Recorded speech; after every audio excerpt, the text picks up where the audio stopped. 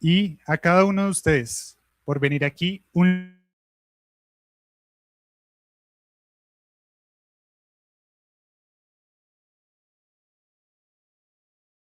las instrucciones de parte de la Universidad Nacional para que pueda certificarse que asistieron a este evento. El International Monday 2026 Main Event es el evento principal en el planeta en el cual celebramos la luna. Por este motivo tenemos una transmisión en línea que busca llegar a todo el mundo. Por este motivo, algunas partes van a ser en inglés. No quiero que se desanimen, no quiero que se vayan, sino tómenlo como una oportunidad para practicar, para reforzar y para que todavía puedan seguir aprendiendo mucho más. De esta manera voy a pasar directamente al inglés. En algunos momentos también les daré la traducción, pero ahorita como esta parte es un poco más extensa, entonces voy a darle en inglés. Let me tell you where this day comes from. The International Monday exists because the Moon Village Association proposed it to the United Nations Office for Outer Space Affairs, UNOSA, as a way to bring the world together once a year around our closest neighbor in space. I have the honor of serving as National Coordinator of the Moon Village Association.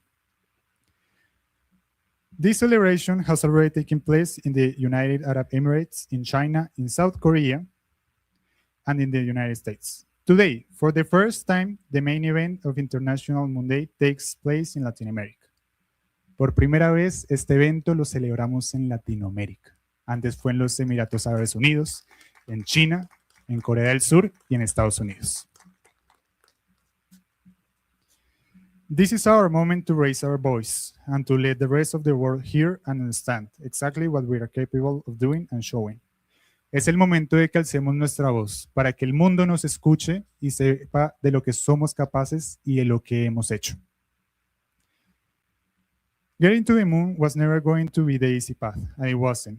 In September 1962, at Rice University, a young American president gave one of the clearest answers humanity has ever offered to the question of why we explore at all. Let me paraphrase what President John Fitzgerald Kennedy said that day in his moon speech. We meet in an hour of change and challenge, in a decade of hope and fear, in an age of both knowledge and ignorance. The greater our knowledge increases, the greater our ignorance unfolds. If this teaches anything, it is that man in his quest for knowledge and progress is determined and cannot be deterred.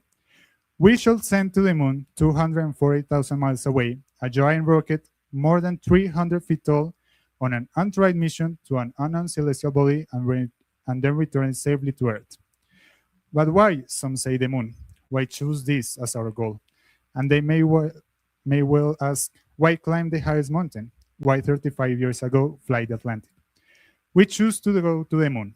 We chose to go to the moon in this decade and do the other things. Not because they are easy, but because they are hard. Because that goal will serve to organize and measure the best of our energies and skills.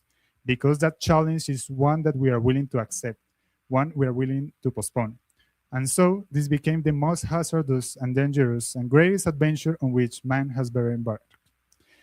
Those words are more than 60 years old, and they're still explaining exactly why we are all in this room today. 57 years ago, that effort paid off, and humanity left Earth and reached another world. Apollo 11 launch arrived, and its crew walked where no human being had ever walked before, then returned safely home. As Neil Armstrong stepped onto the surface, he said the words that are still, to this day, some of the most repeated in human history. That's one small step for a man, one giant leap for mankind. Over the following 3 years, 10 more people followed Armstrong and Aldrin's footsteps across 5 more missions. And then, in September of 1972, as Apollo 17 lifted off from the lunar surface, to quote former President Nixon, "This may be the last time in this century that men will walk on the moon." He turned out to be exactly right. No human being will return to the moon for the rest of the century, and for 25 years into the next one. Now, in April of 2026, humanity returned to the moon with the flight of Artemis II. And this new chapter looks different from the last one. This time, therefore, is not only about who gets there first through Artemis.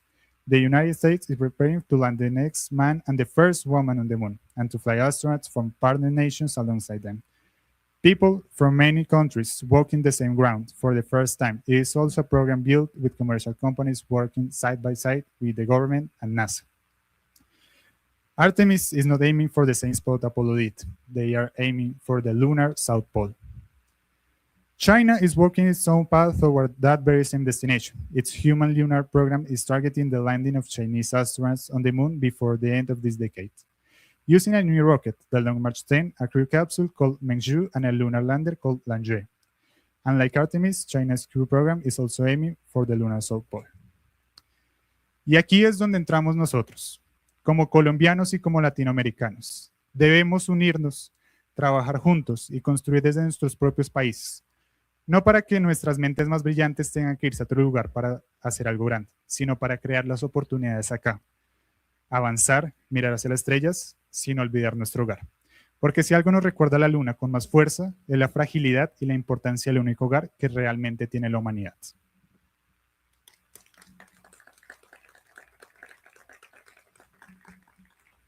A continuación tendremos unas palabras de Irina López, la directora de la Agenda Cultural y Científica de Maloka.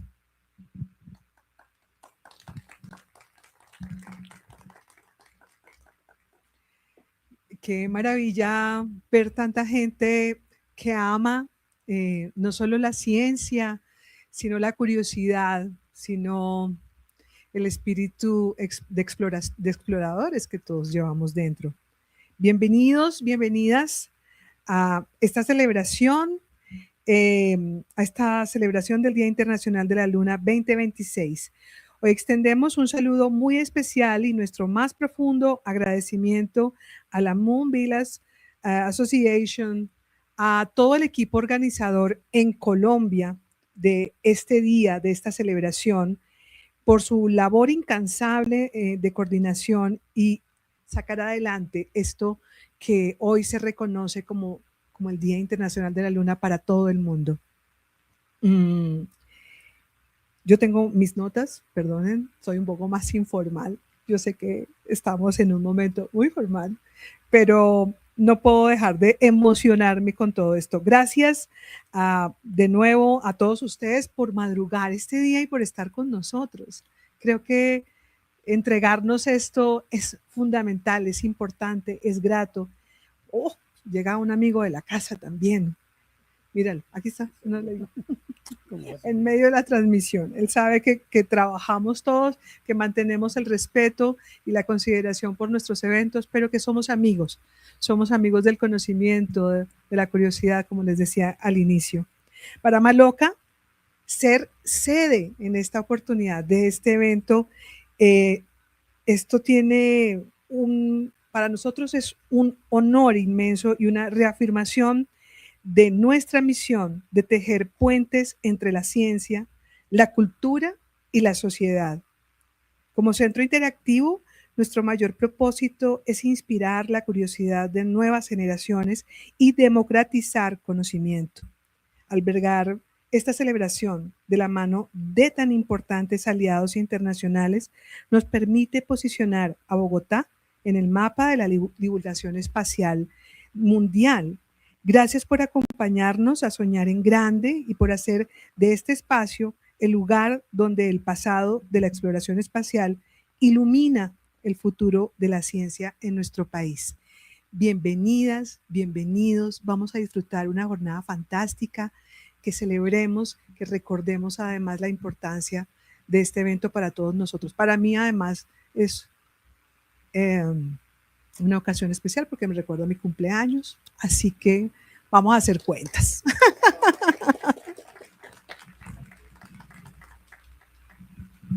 Muchas gracias, Irina. Feliz cumpleaños.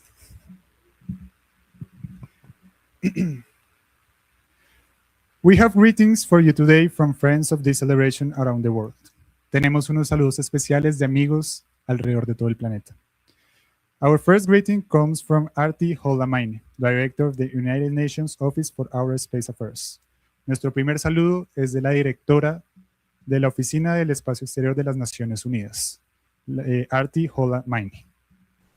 Dears Francisco, Dr. Al-Sahaf, Dr. Ribaldi, distinguished guests, friends of the moon, greetings from Vienna. I'm very sorry that I'm not with you in person in Bogotá, a city that has long stood as a beacon of knowledge, culture, and ambition in Latin America. But I'm with you in spirit, and I'm very happy to be part of the 5th celebration of International Moon Day, particularly in this year when the moon has once again captured the world's attention. Today, the 20th of July, we mark something that still defies description. 57 years ago, 2 human beings stepped onto another world, not as representatives of one nation alone, but as the emissaries of an entire species. The Apollo 11 crew carried with them a plaque that said, "We came in peace on behalf of all humankind." But the real question is, how do we continue to explore our nearest celestial body and increasingly make more use of its resources and still remain true to that statement? Especially when private industry, rather than governments, is often the driver of these activities. At a time when so many countries are now spacefaring, are we, with lunar activities, at risk of repeating old patterns where only a few countries benefit from these activities? With more than 100 missions to the moon planned by 2030 by space agencies, commercial operators, and a generation of entrepreneurs who see in the moon not just scientific wonder, but economic opportunity, this is one of the fundamental and toughest questions of today's space age. And this is where the UN comes in. It's only through continued dialogue among the international community that we can hope to find the answers to how best to govern shared spaces wisely and in the best interest of all humanity. When it comes to the moon, as you know, in June 2024, COPUOS, the UN Committee on the Peaceful Use of Outer Space, established the Action Team on Lunar Activities Consultation, known as ATLAC, to develop recommendations on how we consult and eventually coordinate activities on the moon. It's the decisions and positions of all participating nations that will determine the outcome of the work of the action team. Meanwhile, the spirit that we see in national activities is encouraging. China has been sharing samples from its Chang'e missions with scientists from all around the world. On its historic Artemis II mission, the US included a non-American astronaut. To my mind, these steps are a welcome affirmation of those countries' commitment to ensuring that the benefits of lunar exploration will continue to extend to countries beyond their own. To accompany the formal governance process through the Action Team and COPUOS, UNUSA has created the One Moon for All project as a means to include the voices of non-governmental actors and convene informal dialogues on relevant topics. I invite you to reflect on how you can contribute to that project. For example, with your ideas on the role of emerging spacefaring nations, including across Latin America and the Global South, for the inclusiveness and fairness of this new lunar era. Under this initiative, UNUSA has, over the past 2 years, convened an annual lunar conference. The first conference spearheaded the establishment of ATLAC in 2024, and the second one convened industry leaders to make them aware of lunar-related efforts at the UN and further bring their perspective into the multilateral discussions. Building upon the success of these events, I'm pleased to share that this year we will organize the 3rd edition of the conference to support ongoing discussions for a potential international lunar mechanism. Please mark your calendars for December 9th to 11th and keep an eye on UNUSA's communication channels for more information in the coming months. The history of the world is littered with dark precedents on how humanity has accessed and used new frontiers. But let's remain optimistic and find reassurance in the 1967 Outer Space Treaty, the bedrock of international space law that states continue to refer to, that nobody can own the moon. Key principles prevent national appropriation of outer space and foster its exploration and use as the province of all humankind. Besides the law, we should remember the very features of the moon itself. They stand as somewhat a natural shield against abusive behaviors. One famous book says that the moon is a harsh mistress. Its unique terrain properties, the lack of both atmosphere and magnetosphere, as well as the reduced gravity and relatively smaller size, are all factors that complicate very much anyone's ability to secure exclusive control over it. Conversely, we can find some comfort in knowing that these same factors are in fact the best incentives and assurances for international cooperation. The moon, in so many ways, is a mirror. What we see there reflects back the choices we're making here on Earth. We have a genuinely historic chance to demonstrate that the global community can manage a shared frontier with wisdom, inclusion, and foresight. Colombia is a fitting host for this reflection. This country has produced scientists, dreamers, and explorers who share the same moon reached by Apollo 11 almost 60 years ago. Today, Latin America is increasingly becoming a spacefaring region in its own right, and its voice in shaping the governance of outer space, including the moon and other celestial bodies, matters enormously. To everyone gathered at the Maloka Museo Interactivo today, and to the young people especially, I want to say this. The moon belongs to you as much as it does to any astronaut. Your generation has a key role to play in building a better future on the moon, but you have to act upon it and not let others decide it for you. UNUSA is committed to walking that path with you, one moon for all and all for one moon. Thank you so much for having me with you. Muchas gracias, Bogotá.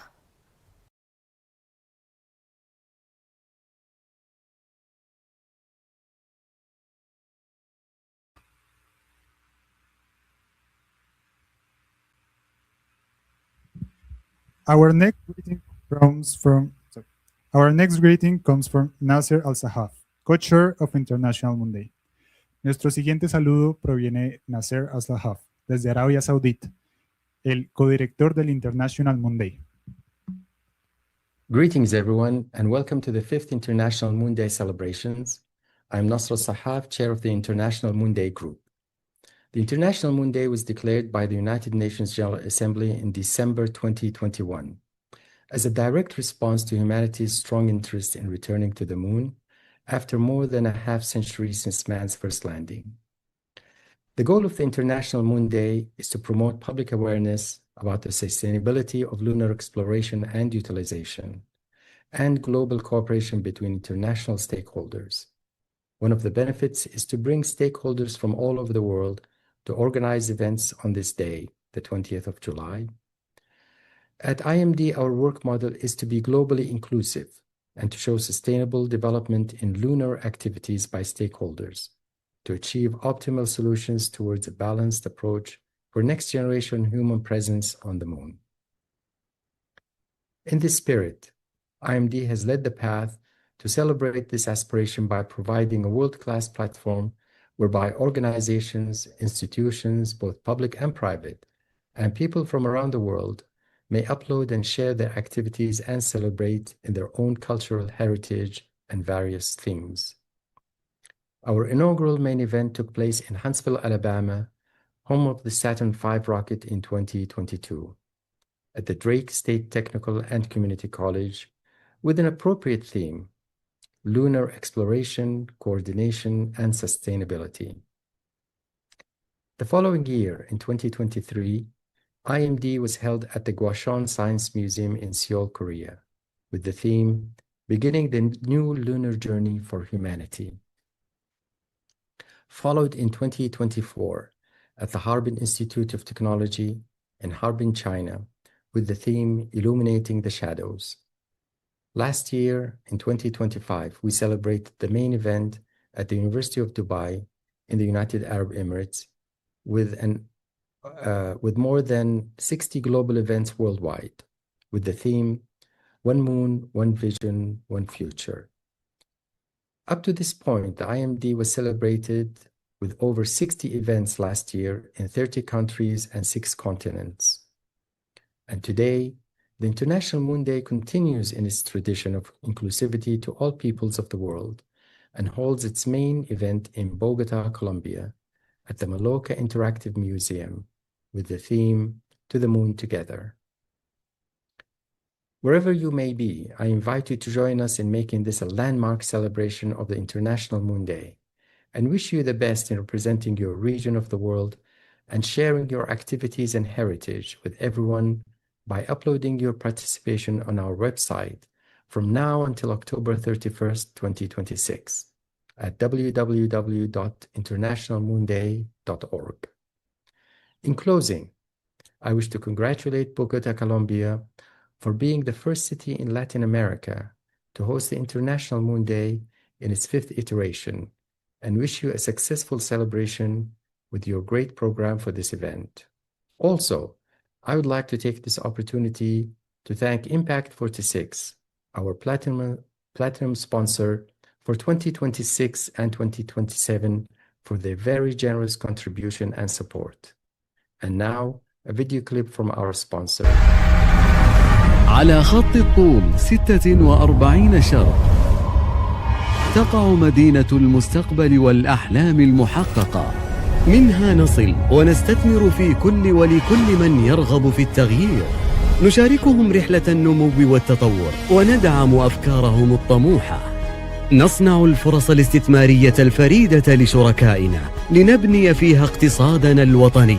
في إمباكت 46 نرى الاستثمار من مختلف الزوايا التي تساهم في ابتكار الفرص وتطويرها لتصل بنا وبشركائنا إلى نجاحات لا حدود لها. لأن كل تأثير أساسه استثمار ناجح، فكل استثمار ناجح نتيجته هي التأثير.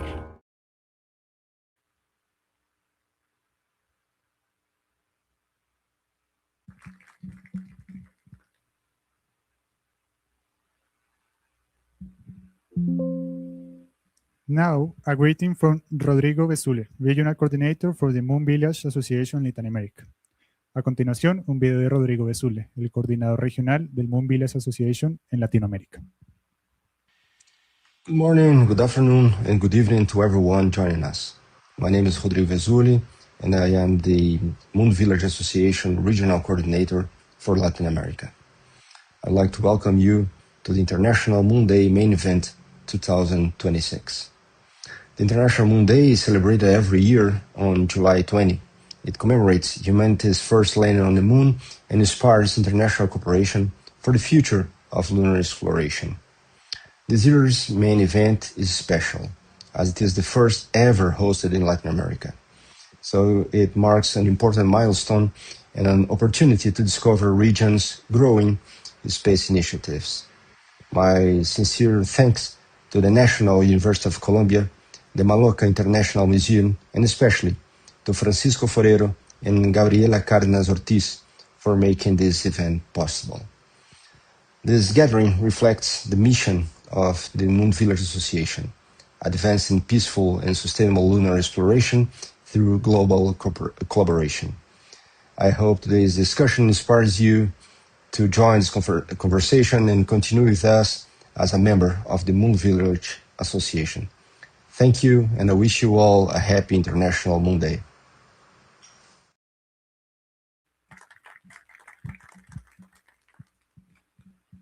Aquí nuevamente quiero agradecerle a Rodrigo por habernos apoyado. Yo creo que este evento no habría llegado a existir si no fuera por su apoyo.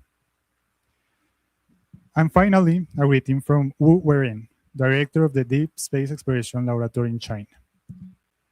A continuación, del director del Deep Space Exploration Laboratory en China, el profesor Wu Weireng. Pero antes, quiero que dirijan su mirada aquí hacia la derecha en la mesita. El modelo de la derecha fue un préstamo que nos hizo la Embajada de China en Colombia. Ese es un modelo de la sonda Chang'e 6, que voló a la Luna en 2024 y trajo 2 kilogramos de muestras del lado oculto de la Luna. Más adelante, si quieren, se pueden acercar un poco. Por favor, no tocarlo, porque si no, ahí sí tenemos un poco de problemas. Pero aquí le volvemos a agradecer a la Embajada por apoyarnos con esto.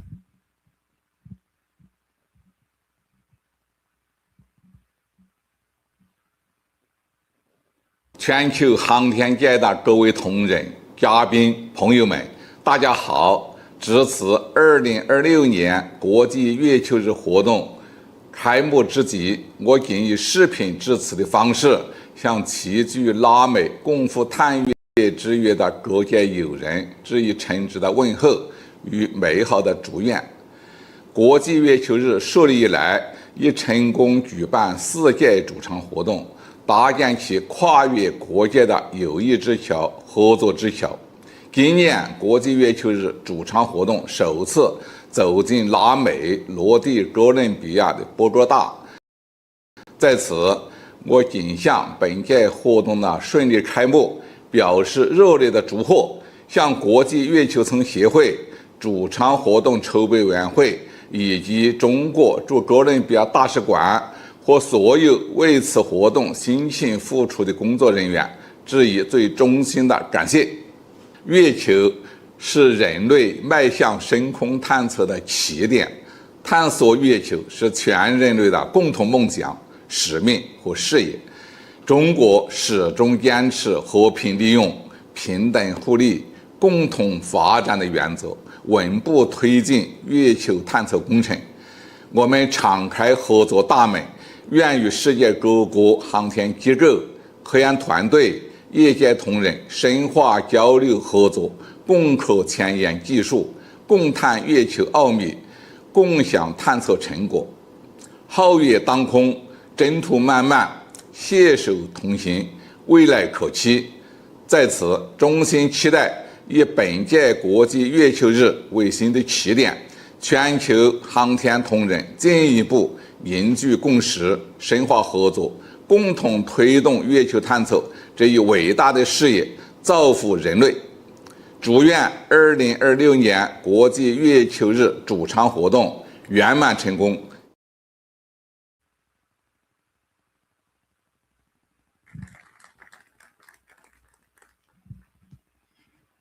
Aquí en este evento estamos reforzando el español, el inglés, el árabe y el chino, por supuesto. Que se note que es el Día Internacional de la Luna. Today, the 20th of July, is not only International Moon Day. In Colombia, it is also our Independence Day. I find it fitting that our first speaker's work is born out of an institution that has carried the torch of Colombian astronomy since before that independence was even won. Armando Higuera is the director of the National Astronomical Observatory of Colombia. Since 1803, with the founding of the first observatory in the Americas, the Astronomical Observatory Santa Fe, the National Astronomical Observatory, has trained astronomers and astrophysicists for generations. Today, alongside its academic programs, it is developing new instrumentation projects and designing a proposal for visual exploration and an experiment in the Gravito crater on the far side of the moon. Because astronomy has never only given us tools, it has given us freedom, it has given us progress, and it gives us a future. Please welcome Armando Higuera with Objective 2030, Gravito Crater.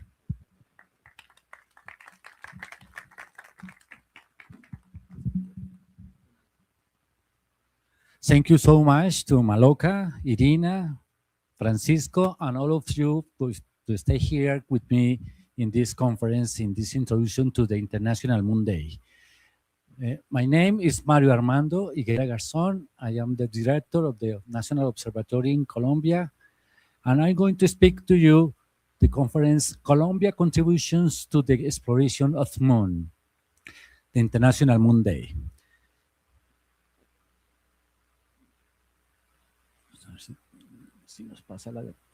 Okay, this is my first slide. In the upper side, you can see the building of the Historical Astronomical Observatory in Bogotá. This is the building that José Celestino Mutis created in 1803. In 1803, began the activity of astronomy in Colombia. But just this building has another important element. Yesterday, I sent in my social reads, social media, this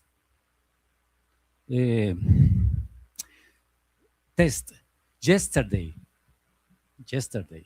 and it did 216 years ago.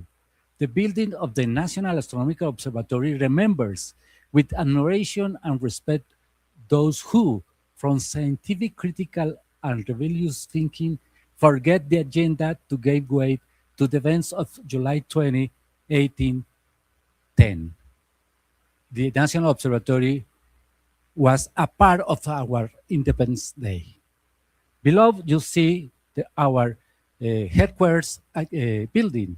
In this place, more or less 40 students attend our classes in astrophysics, astronomy, cosmology, and also in space science.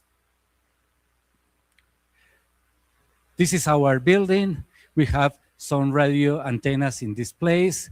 This is the two domes with a new telescope donated by Professor Rodolfo Ginás to the observatory, and this small dome contains another telescopes. We have activities in our for our students in our master and PhD programs, also students from physics, mathematics, and chemics. And also we have activities like seminaries, symposias, and colloquios for the introduce some aspects on astrophysics, cosmology, and space science to the young people. But also we have activities for the public. Every Tuesday, we have an activity, a conference called Thursday Under the Stars, Jueves Bajo las Estrellas at 6 p.m. I am going to invite you to assist our conference in these days. Okay. The moon. This is a spectacular image taken by Andrés Felipe Molina of the front side of the moon. But what is the interest in Colombia in the moon? We have approximations with two entities. The first one is NASA. Colombia in 2020 make an agreement with the Artemis Accords in order to join the efforts to improve experiments, to improve ideas in order to understand and study the moon. Colombia is one of the 68 countries that signed these accords. But not only with Artemis we have relations.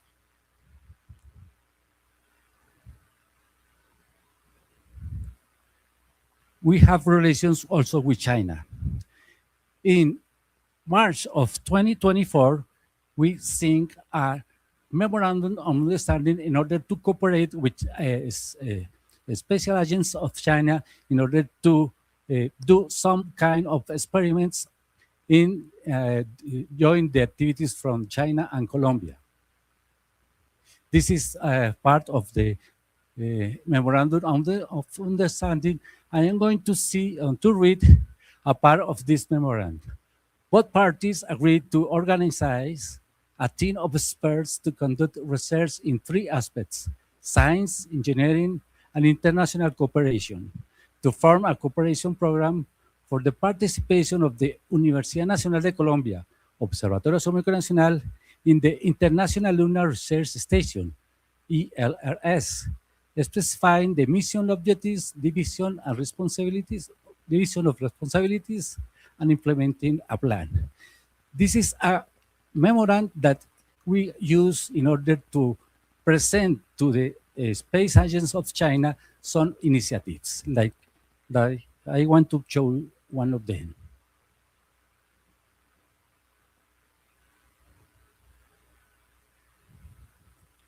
Please. Okay. As a part of this cooperation with China, we have the first China-Latin America Academic Cooperation Forum on Space Science for Professors was held on the Colombian Society of Engineers in Bogotá, December 2 and 3, 2024, as a part of the 5th Colombian Special Activities. This academic gathering provides an opportunity to share research in space science being conducted by both countries, China and Colombia. In the picture, you can see the ambassador of China in Colombia, Mr. Xu Yuan, some professors of the Behan University, some professors or students of the National University Observatorio Astronómico Nacional, and general public are the people of the academic Society of Engineers of Colombia. This is an opportunity to exchange research making from students from Colombia, also from students coming from China. The next, please. And what is the idea with the moon and Colombia and moon? This is an idea, this is a dream. It's the idea is to build a rover or an experiment and put this experiment in the surface of the moon. The name is Selene CO1. We're done. But this idea comes from a special activity that was realized in August 27 of 2020. The 50 years that the International Astronomical Union named a special region of the far side of the moon with the name of the Julio Garavito Armero. But in this celebration, August 27, 2020, we express or we remember the 2000th anniversary of the founding of the National Observatory and express this test. I'm going to read to you. My hope is that future generations of Colombian astronomers who join the National Astronomical Observatory will maintain the same dedication of their work as those who dream and continue to dream of this institution, and that their vision will transcend time and space. Perhaps they will have the honor of working at a station in the high mountains of our homeland, or perhaps beyond our national borders, in that distant lunar crater named with our astronomer Julio Garavito. I said that in 2003 in the 200th celebration of the founding of the National Observatory, and remember this in August 27, 2020, in the celebration of the 50 years of the crater Garavito.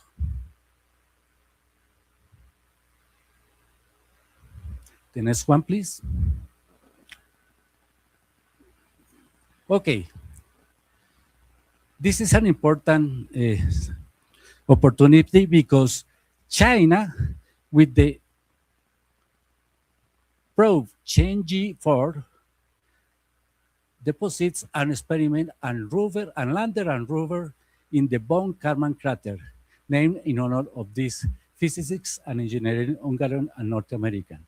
But von Karman crater is 415 kilometers away from the region of the Garavito craters.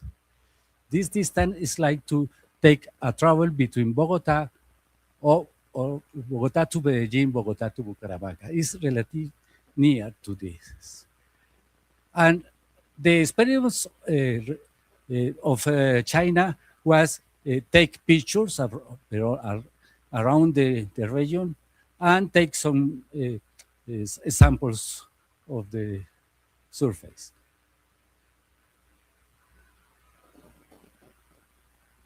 Next, please. But what is the region of craters Garavito? Initially, the Garavito principal does this. This is the crater. This is in 1970, the International Astronomical Union says this is the name of this crater is Garavito. But in 2006, Q, Wave, C, and D also have the same name. This is the region of the Garavito craters.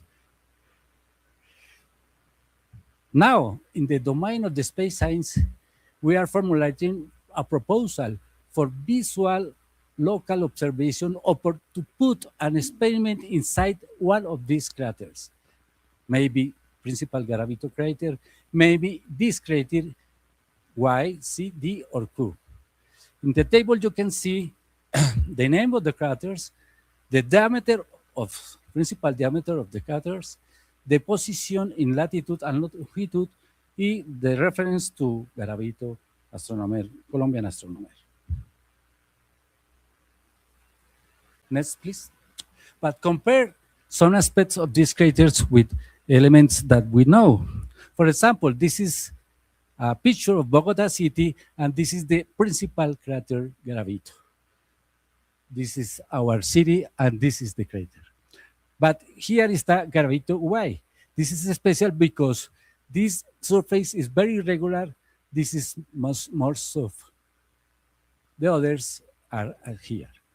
In this place, at right side of the slide, you can see the diameters in long and wide of the other craters. But our work also have students involved. Eduardo Andrés Monsalve is in his thesis of Master Science. He studied many properties of the craters, the region of the craters Garavito. The principal is morphological characteristics and make a special description about the profundity of the craters, the slope on the craters, and irregularity or regularity of the surface. Especially Garavito Y has a soft, smooth surface in order to put an experiment or an rover inside. He also make a studies of temperature and slopes. The temperature of this region range between 420 kelvins to 0 kelvins. 400 is the yellow color. The order, the 0 Kelvin is the dark zones in this picture. And the other, we have the slopes. The blue color is slopes less than 5 degrees. The red and white colors are slopes bigger than, or the order of bigger than 40 degrees. This is a part of the thesis, master thesis of Eduardo Andrés Monsalve. The next one, please. Okay. I'm going to speak a little about our project. Selene Co-1 project. It has 3 phases: Earth phase, orbital phase, and moon phase. The first one, implementation of mechatronics laboratories in order to build an instrument, maybe a rover, maybe a sound, to make studies in this Garavito, in one of the Garavito craters. But also we have to calibrate our instruments, studying vibration, acoustic tests, vacuum and thermal chambers, electromagnetic compatibility. Also we have to build a data center. Also we have to construct a terrestrial antenna service, maybe 8 meters in size, in order to design our instrument. The next phase, orbital phase, estimate the trajectory window of opportunity. I'm going to mention to show that Francisco, the leader of this meeting, is working in that idea in order to calculate the orbit and the trajectory to put an experiment into one of the Garavito craters. Select a content and launching company. Fernando, ¿dónde está? Fernando told me 5 minutes ago that there is a possibility to Japan join an effort to put an experiment in this place, in the craters Garavito, and monitor our working with ground-based instruments. And the last one, the moon phase, successful landing, put the experiment or rover in the crater, instrument deployment and activation, data collection and submission, communications with Earth, analysis data, and publications. This is our project.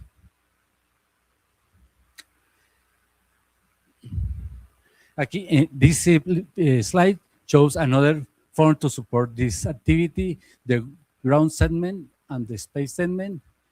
We need the cooperation with space agencies like NASA, Japan, CNCA, or private enterprise in order to take a rocket, put our experiment, and go to the segment of space, put in this dark side of the moon in the Garavito craters.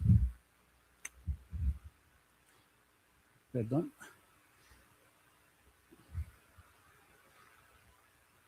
The financial cost about that.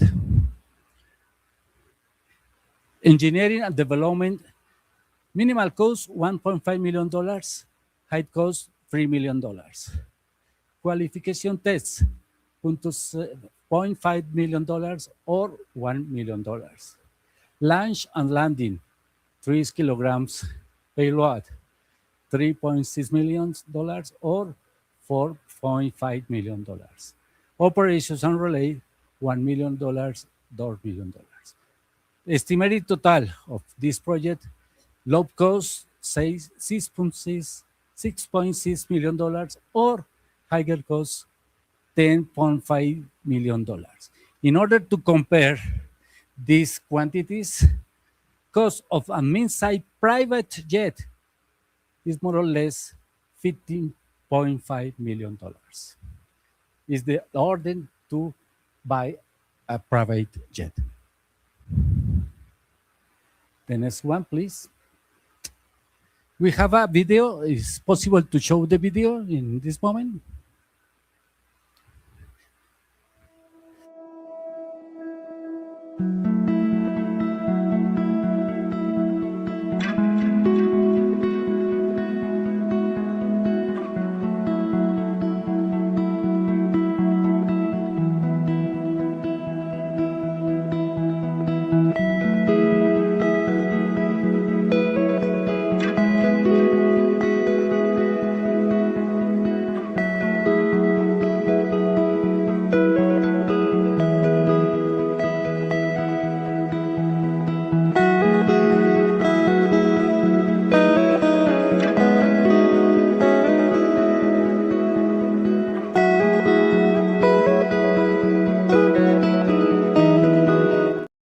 You start the video again, please.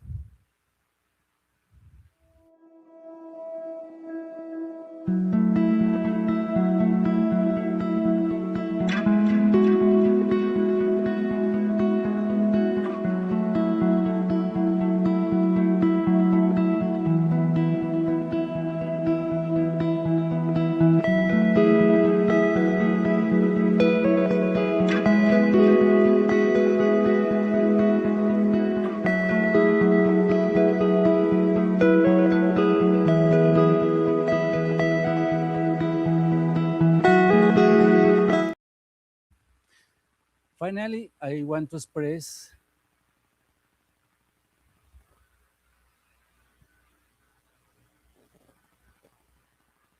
the next one. I want to express my deep gratitude to Maloka, our home today. The International Moon Day, Francisco, thank you so much for your invitation. The Corporation Secaldas, the National Observatory of Colombia, the National University of Colombia, AGDA, Astronomer Association, the Enterprise and CISO Systems, and Planet AI Nature. The last phrase to me for you. The future is today. Join us. Thank you so much.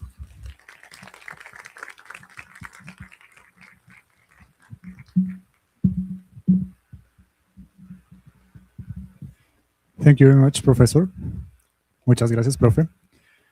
Aquí quiero hacer un pequeño resumen de lo que hablamos, como para que todos estemos a la misma página.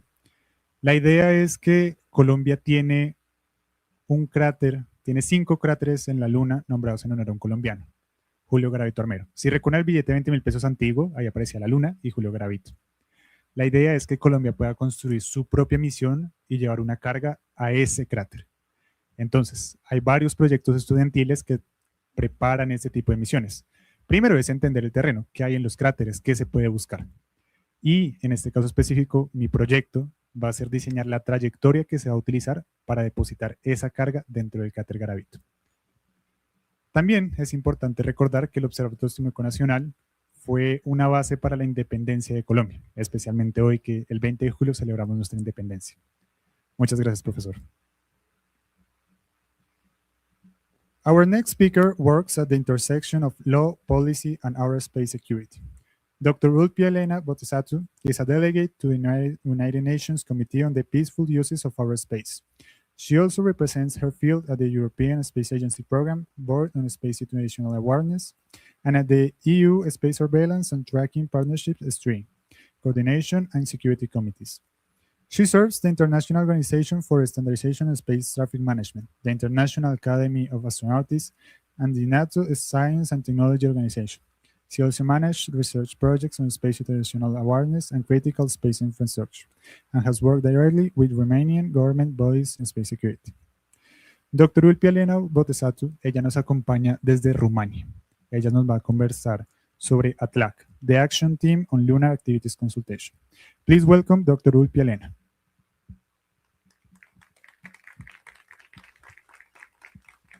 Good morning, good afternoon, everyone. I hope I'm audible. I also hope that my video can be shared. Right, okay. So first of all, happy International Moon Day.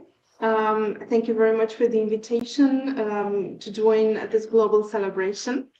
The International Moon Day invites us to remember a historical achievement, but also it asks us to look ahead. The next chapter of lunar activities will not be written by one mission, one country, or one institution. It will be written through the intersection of many scientific, governmental, and commercial programs operating in an environment that is both promising and demanding. This is why consultation matters. Today, I would like to introduce the work of the United Nations Committee on the Peaceful Use of Outer Space Action Team on Lunar Activities Consultation, or ATLAC, and to explain the simple idea at the heart of its mandate. And that is, before operational complexity becomes friction, the international community needs practical habits of communication, consultation, and trust. I will briefly address these questions. Why are better consultation arrangements becoming necessary these days? Why is ATLAC, or what is ATLAC doing in response to that? What could a future international framework for lunar activities consultation look like without prejudging or thinking beforehand the outcomes of our ongoing deliberations?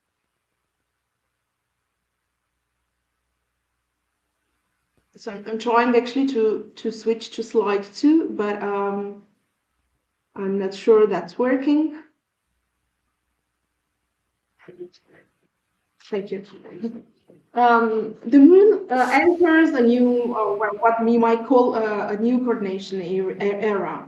For much of the space age, lunar missions were rare, separated in time, and conducted by a small number of actors. The emerging environment nowadays is completely different.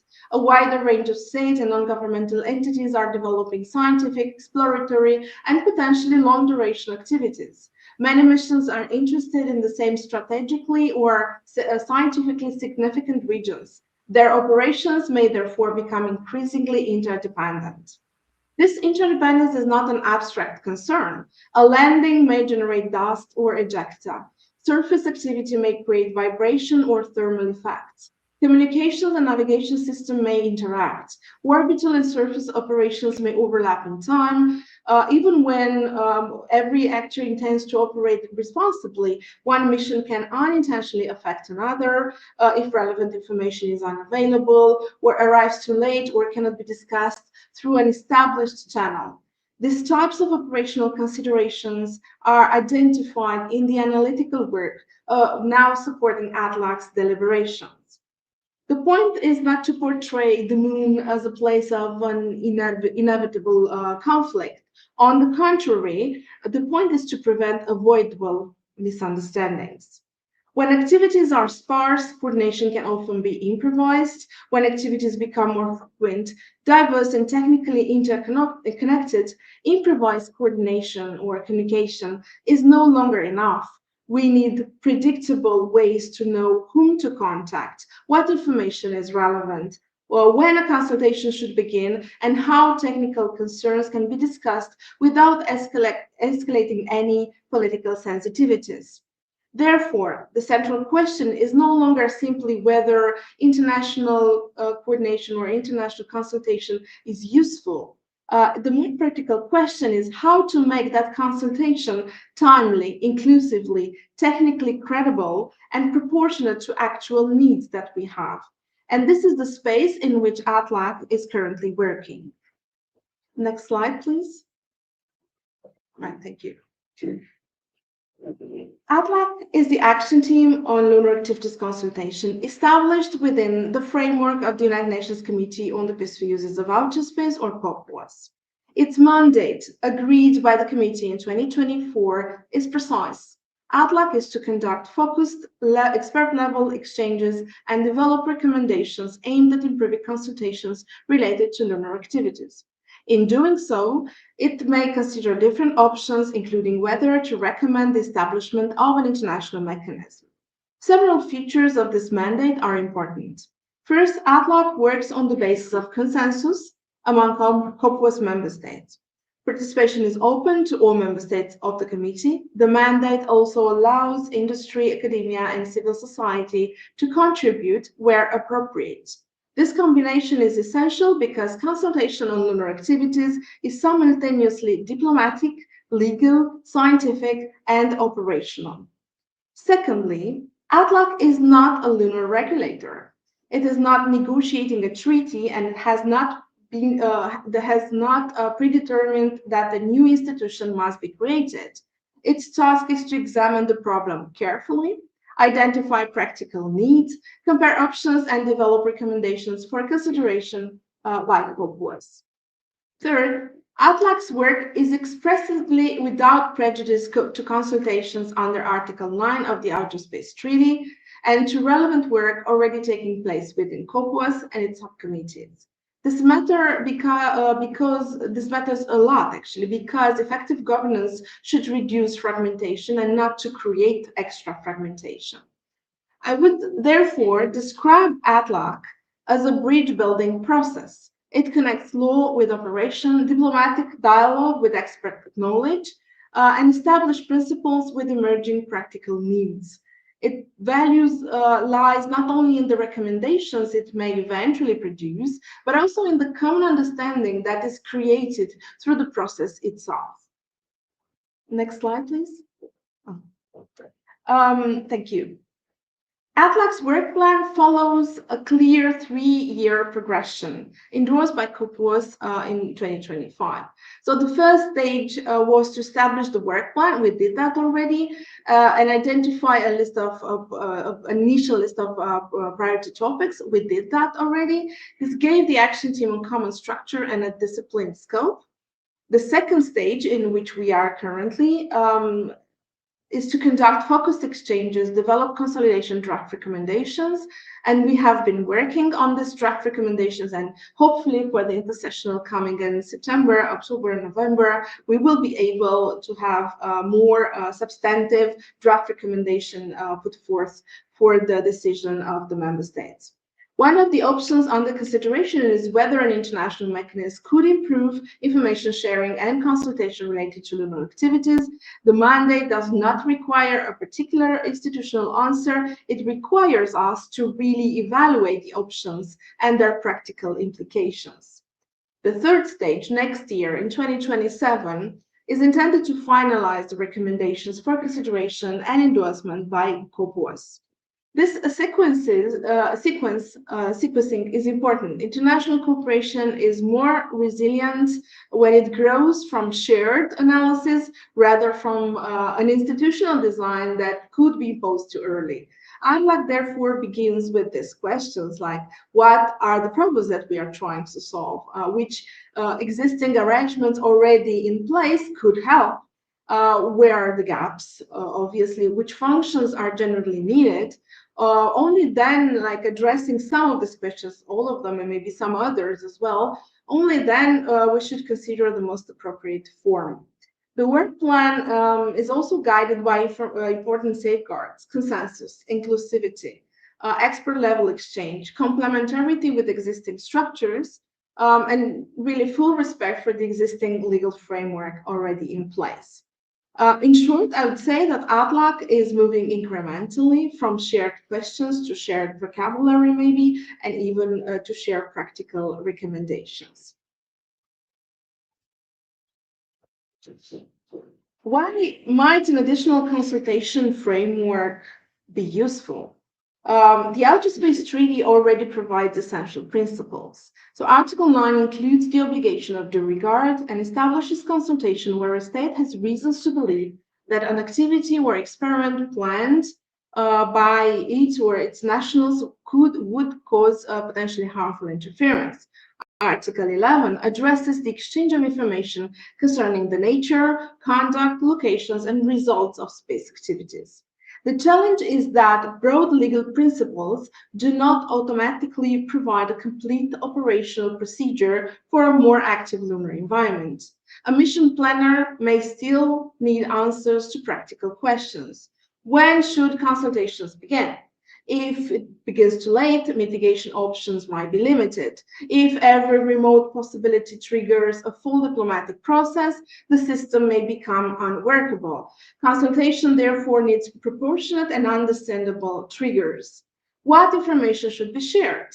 Different actors may use different formats, levels of details, and timelines. A useful framework would need to identify information that is genuinely relevant to safety and coordination while respecting legitimate legal, security, and commercial considerations. Whom should an operator contact? Diplomatic channels remain essential, of course, but some situations also require timely technical exchange. Reliable national and operational points of contact could help information reach the right experts before a concern becomes urgent. And finally, how should consultation proceed? Without a shared procedural baseline, actors may disagree not only about the substance of a problem, but also about the process for discussing it. The analysis supporting ATLAC has therefore highlighted gaps involving timing, channels, points of contact, common terminology, and lunar-specific parameters for assessing the potential of harmful interference. This does not mean that the existing law is inadequate. It means that the law becomes most effective when principles can be translated into usable procedures. The missing layer is therefore not simply another declaration of good intentions, it is standing procedural infrastructure, a trusted way to exchange information, clarify concerns, and explore mitigation before proximity becomes friction. Let me now turn to the possible shape of a potential future framework. I must emphasize that ATLAC's deliberations are still ongoing. No final decision has been taken on whether to recommend or not an international mechanism or what form it should have.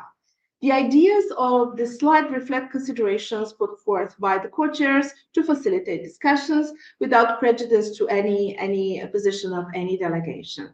With that important clarification, a useful direction is becoming visible. A potential mechanism could be facilitative, consultative, and non-regulatory. It could provide a structured platform for voluntary information sharing, notification, consultation, possible coordination where appropriate, the exchange of good practices, continuous technical dialogue. It could also help make existing legal duties and principles more operational without rewriting them. Such a framework would not need to become a supranational authority authorizing lunar missions. It would not need to be a new treaty or a new legally binding instrument. It would not replace bilateral or plurilateral arrangements, and it would not function as a court or a dispute settlement body. It would also not avoid duplication of work of other COPOS mechanisms or other competent international organizations. The distinction is central. The objective is not to control lunar activity from a single center or anything like that. The objective would be to create enough common procedure that diverse actors can operate with a greater predictability and confidence. The architecture could be modular. Some functions may be built on existing institutions or registries. Others may require perhaps new arrangements, such the directory of points of contact that perhaps has to be built from the scratch, shared notification practices, technical expert exchanges, or procedures for initiating consultations. The institutional form should follow the functions that member states ultimately agree are necessary. I would suggest 5 tests for any future framework. It should be operational rather than merely declaratory, incremental rather than over-designed, scientifically informed, technically credible, and flexible enough to evolve with experience. The strongest framework may therefore not be the most centralized one. It may be the one that actors can, build trust, use, and improve the framework throughout over the time. What subjects might benefit from structured international discussions? The co-chair's analysis in 2026 presents an open and evolving set of priority topics. And if you've seen my first slide, it had a QR code linking you to the official website of ATLAC. And there you can also find most of our CRPs, conference room papers, CRPs by member states, contributions from member states, from the permanent observers of the committee in regards to what we as co-chairs, myself and my co-chair Hassan Abbas of Pakistan, we have been asking delegates to support us with information in our decision making. So this set of priority topics should not be understood as a finalized program or anything like that. They're a way to organize practical questions that consultations may need to address. So we came up with this several layers, the first layer being foundational. It includes structured information sharing, notification practices, points of contact, approaches to avoid harmful interference, end of mission practices and residual objects, technical interfaces and compatibility, shared knowledge of the lunar environment. These are basically the basic building blocks of mutual predictability. The second layer would be mission enabling and protective layer. It includes lunar traffic awareness, communication and navigation, continuity of operations, interoperability of infrastructure. It can also include the protection of the lunar environment, sites of scientific value and heritage, as well as consultation concerning resources, potentially competing uses of key locations, and so on and so forth. The purpose is not to predetermine substantive outcomes, but to identify where early dialogue could reduce uncertainty and preserve options for all. The third layer is a cross-cutting institutional one. It concerns legal operational readiness under the existing legal framework, the possible design and resourcing of consultation arrangements, cooperation with existing institutions, and participation by actors with different levels of technical capacity. Capacity building is particularly important. A consultation framework cannot be genuinely international if only the most experienced actors are able to interpret the information, participate in technical exchanges, or make their concerns visible. Inclusivity is therefore not separate from operational effectiveness, but is actually a part of it.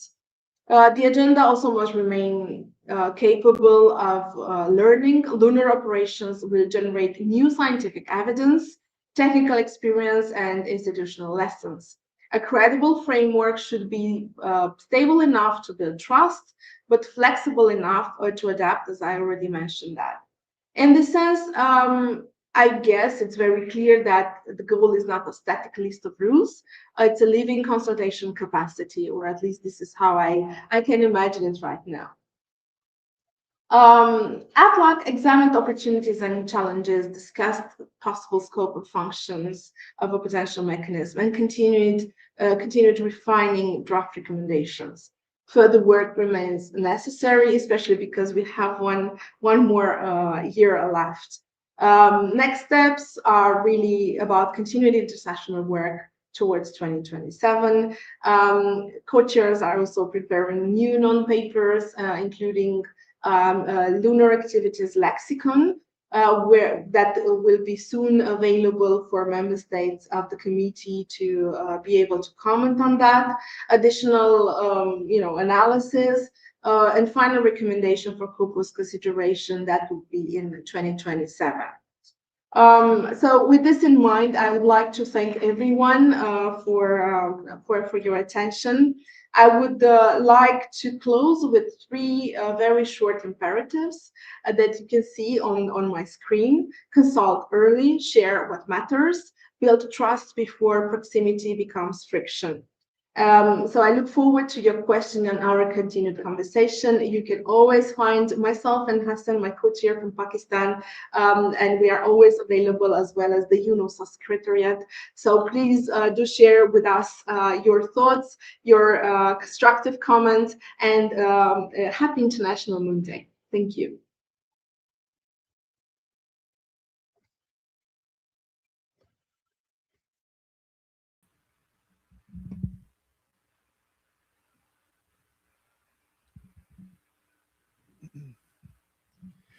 Our next speaker has spent a career turning Colombia's space ambitions into something structured and real. Retired Colonel Raúl Gutiérrez is recognized for his leadership in structuring, sharing, and promoting Colombian space development. Both during his military career and since his retirement, he holds a degree in aeronautical administration, a specialization in national security and defense, and a master's degree in aerospace administration. Within the Colombian Air Force, he directed the Center for Research in Aerospace Technologies, managed the Valle del Cauca Aerospace Cluster, and served as head of space affairs. After retiring at what is now Colombia's Ministry of Science and Technology, he formulated the project for the development and use of satellite technologies for Colombia. He has also built a career in the private sector as Business Development Director of Satellite Square in the United Kingdom, and as co-founder and Business Development Director for Latin America of Oakland Aerospace Consulting in Canada. He led the creation of, and now serves as President and CEO of, the National Space Society Colombia. Most recently, in 2024 and 2025, he coordinated the Technical Committee of the Colombian Space Commission at the Agustín Codazzi Geographic Institute. Please welcome Colonel Raúl Gutiérrez with Colombia Looks Up, a New Chapter in Space. Welcome.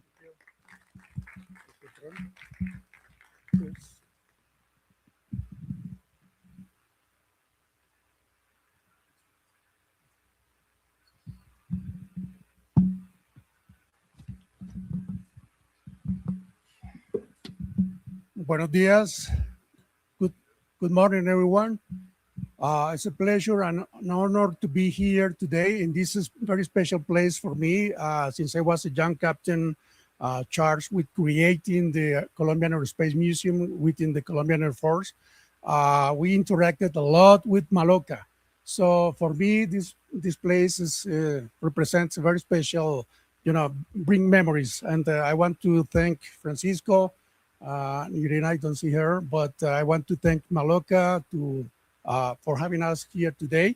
And I am very honored and pleasure, and it's a pleasure to share with you this short presentation about the future, the past, the present, and the future of Colombia in the space development. So a short video.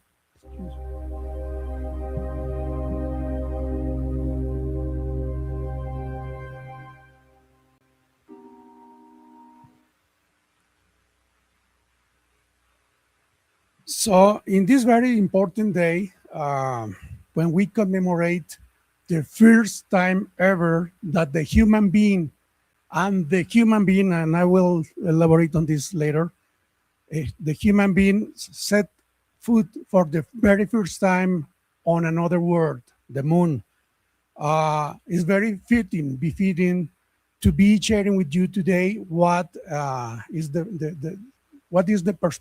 the perspectives of Colombia regarding the space development. But before going to that, I want to bring a comment. I said the human being, and as well a human being. So Neil Armstrong, Buzz Aldrin, they were the ones setting foot on the moon, but they were not alone. They were representing the whole of humanity, the human being as a whole. So, and that was a very special time for everyone living at that time. I was 3 years old and 1 month, 3 years and 1 month old when that happened. And I remember that day as it was yesterday. So it created a vision for myself, for my life, which I pursue when I entered the Colombian Air Force and began since the beginning of my career working to promote the development of Colombia in the space subject. So we're going to see today Colombia's space legacy, the Colombia as an emergent space actor and the future of Colombia, not only regarding the countries of the moon, but also the space as a whole. So I will present a timeline of some of the most relevant sorry, I am missing the word here. Algunos de los hitos más relevantes, some of the most relevant landmarks or milestones in the history of Colombia regarding space. So the first real step of Colombia into space was the creation of the Chocontá Space Communication Center, or Chocontá Ground Station. That was on March 1970. So little less than 8 months after the first moon landing, Colombia had its first real approach to space by having the first satellite communication center, which was provided by the Intelsat satellite in geostationary orbit. Then it took 32 years for the next following big step. That was when Colombia hosted the Fourth America's Space Conference in Cartagena. In that time, the country agreed to create an organization, a framework, let's say, more than an organization, a framework to respond and to be able to interact with the other American countries in the matter of space. So it was agreed at that time to create something. So we as a country said, the people in the government at the time said, okay, we are not mature enough to create a space agency. So we'll create the Colombian Space Commission, which is a gathering of 15 government entities. At that time was presided by the Vice Presidency of the Republic, and today is by the presidency itself, and it is confirmed by 8 ministries and 6 entities along with the presidency of the Republic. Among those entities is the National Planning Department, the Colombian Air Force or Colombian Aerospace Force, the IGAC, Instituto Geográfico, the IDEAM, and the International Cooperation Agency, among others. So at that time, when the Colombian Space Commission, sorry, there is a mistake there. So it says 2002, it's 2006. So it took 4 years after the Space Conference of the America's Space Conference to create the Space Commission. And at that time, in 2006, it was expected to create the Colombian Space Agency within 3 to 4 years after the creation of the Space Commission. So today, 20 years later, we still don't have a space agency. That can sound like it's something sad for the country, but the Colombian Space Commission has worked to develop the space capabilities and coordinate the space development of the country. Something's happening here. Next slide, please, if you can help me. Okay, now, so 5 years later, University Sergio Arboleda launched the first object developed in Colombia to space, the Libertad 1 CubeSat, a very small satellite, 10 centimeters.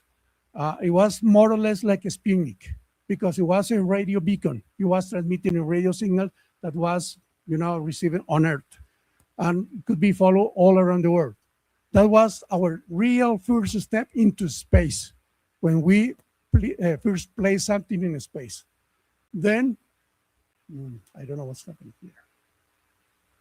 Okay, then in 2016, it was created the Colombian Data Infrastructure, Infraestructura Colombiana de Datos Espaciales, to organize the acquisition and distribution of information, of space-generated information. Then, in 2018, the Colombian Air Force launched the FACSAT-1, the first operational satellite, It was 3 times bigger than that. Oh, sorry, excuse me. Okay, sorry.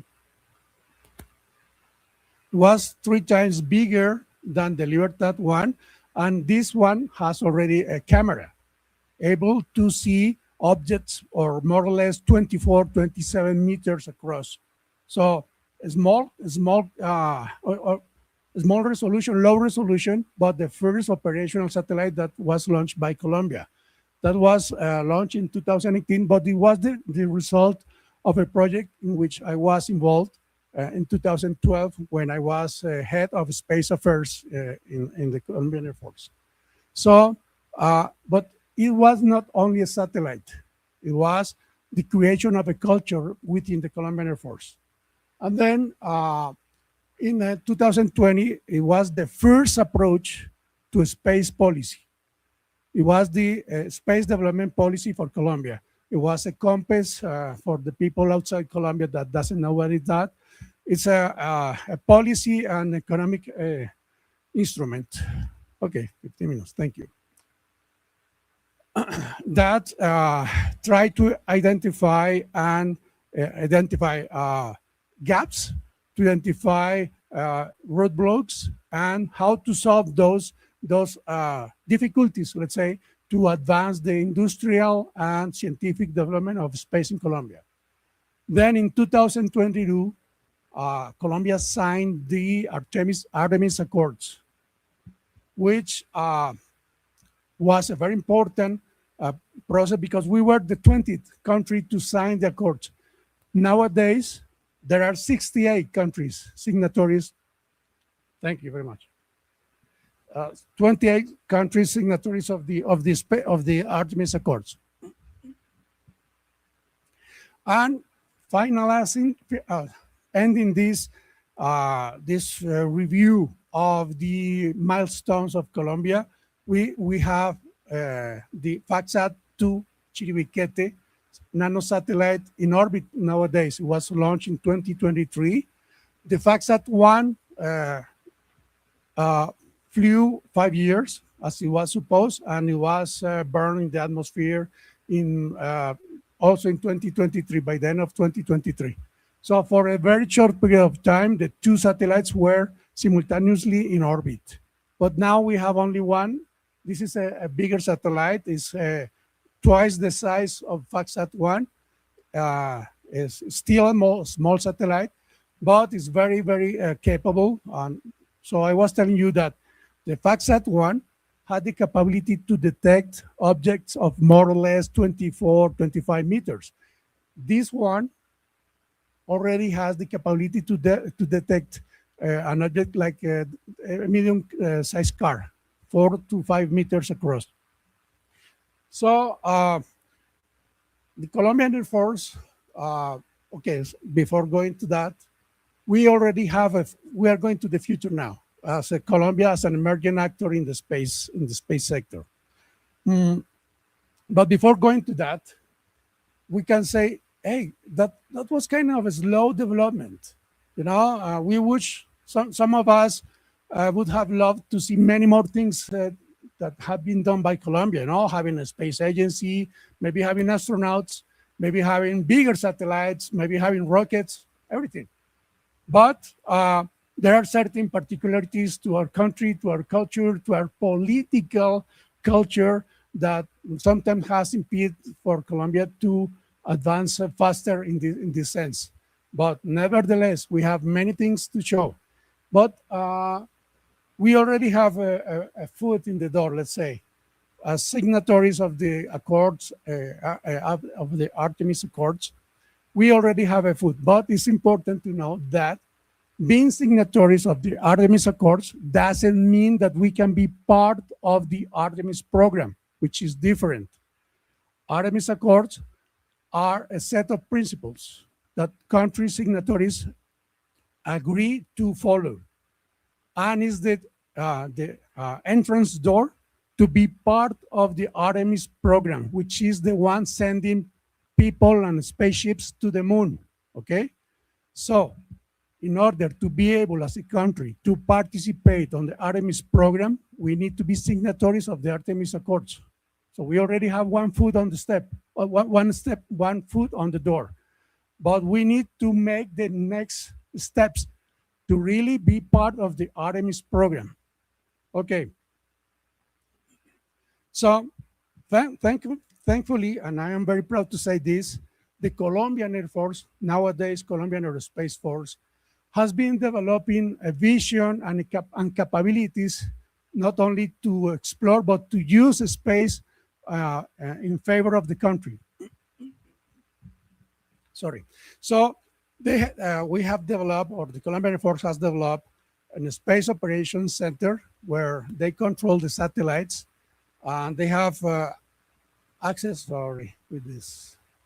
They have access to the SAR, that means synthetic aperture radar constellation. Cosmos SkyMed is an Italian constellation, but when those satellites are over Colombia, the Colombian Air Force, thanks to the Space Operations Center, can have full control of those satellites to command the taking of the images we require.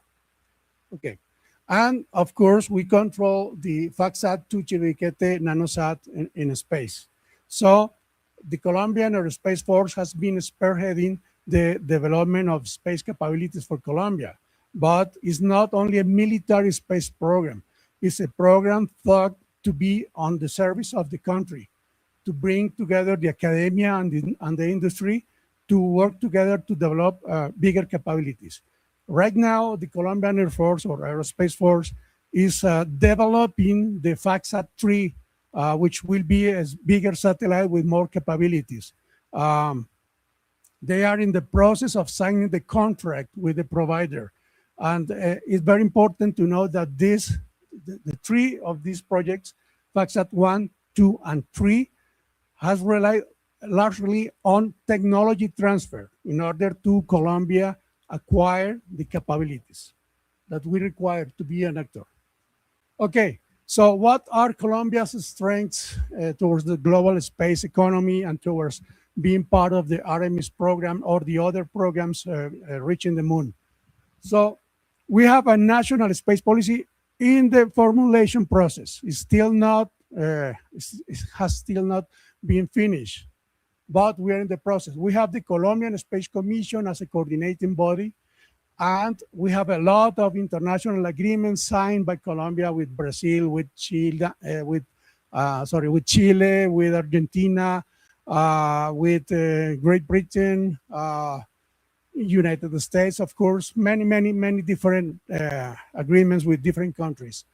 And as well, we are working on the process to create the National Space Agency. Okay, on the tech and industrial side, we have many industries that are very close to the space sector or that can be really easily transformed to be providers of products and services in the space sector. So in this part of the slide is one of the strengths I think that we have to aim, because we have a lot of capabilities in the given or thanks to the academia, we have a lot of strengths in the software development. So I think that, of course, we need to develop satellites or parts of satellites. We need to develop some rocket capabilities. I don't think that we should be, trying to compete with companies like SpaceX or others.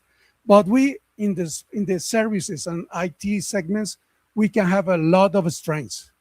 And thanks to the integration of academia, of the government, and of the society, what is called the quadruple helix interaction. And the National Space Society, which I am proud to preside, is part of this four helix. It represents the community or the society. So we have a lot of experiences, we have a lot of results, and especially a lot of potentials, But what we have lacked, and we need to develop, is an integrating vision, is the articulation of the different stakeholders and actors. That's what we have lacked. We have advanced in that sense, but we still need more of that.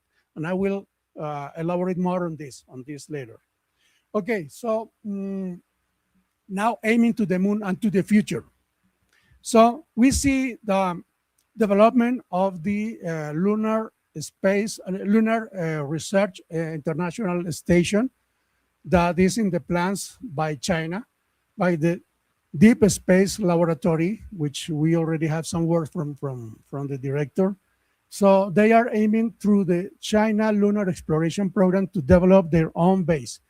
China is very aware and is very focused on understanding and taking advantage of the importance of space exploration, especially regarding the exploration and exploitation of lunar resources.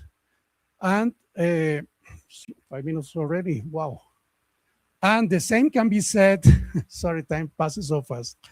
So the same can be said about the current US space program led by NASA. So they have a very clear vision on how to develop a permanent crew moon base, so a lunar moon base. Okay, so when this happens, we'll have a flourishment of not only space science and technology, but of science and technology in all the different branches of the humanity technology development. But as well, it will have a profound, dramatic impact on the human society as a whole. So many countries will require to be playing a role there. And not only United States and its international partners, or China and its international partners, the whole of humanity, because this will be a new frontier for humanity. And what we have seen is that when new frontiers are open, humanity has flourished a lot. Sorry. So the question is, in this new frontier, in this new development that will have dramatic impacts on the whole of humanity, what role will Colombia play? What we want to do there? What we can offer? What can we do to be part of this? So we were seeing that we have a lot of strengths, a lot of potentials, but what we require now is to develop or answer the questions of how we can be a real actor player. We have a lot of strengths, but we need to integrate those strengths and those potentialities in order to be real good players in this new space economy. So we are signatories of the Artemis Accords. Now, for example, we can seek as a country to be part of the Artemis program, to be able to send something to the moon. It could be the moon rover as presented by Professor Higuera, or a nanosatellite or something else. But we need to have a vision. And even if we don't have a space agency or a space program or a space policy, we need to develop those steps in order to be able. But in the meantime, we can promote as a country the development of the space industry, the space technologies, in order to offer niche solutions to the space industry. We need to identify where we can be competitive in order to be playing a role in the big space economy. And then from that point, we can grow and be part of the bigger programs. And in order to reach that, the proposed road is, let's have a national space policy. From this national space policy should be derived the creation of the National Space Agency and a national space program. That's the road. First the policy, then the agency and the program, in order to be able to participate in programs such as Artemis or the Lunar Space Exploration Program. And in many ways, the future of humanity lies in space. And what we will see is, as I was saying, a flourishment of the space, not only the space economy, but the economy and the industry and the science and technology with deep impact in the cultural landscape in the whole of humanity. And Colombia needs to be a player there. So we have the means, we have many things in order to take advantage of that, but we need to dream big in order to be able to hop on the train, not train, on the rocket of the space exploration. So we must take concrete steps and dare to dream. I'm about to finish there.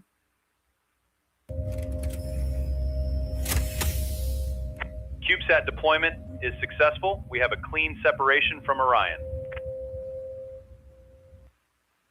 So let's dream big, because Colombia has many things to offer and to do. Want to see the video again? It's very short.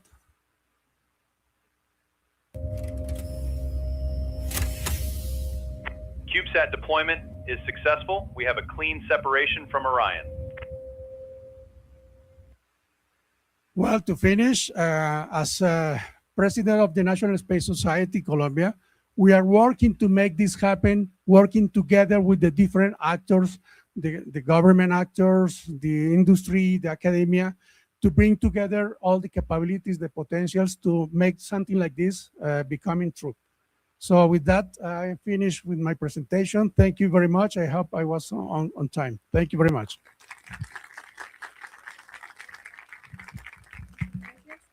Muchas gracias, coronel retirado Raúl Gutiérrez, por su presentación.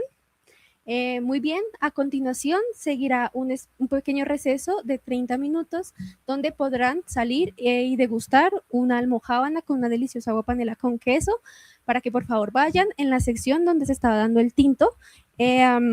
We will take a small break of 30 minutes and then return with the main panel. Los invitamos que después de esto sigue el panel principal para que no se lo pierdan. Muchas gracias.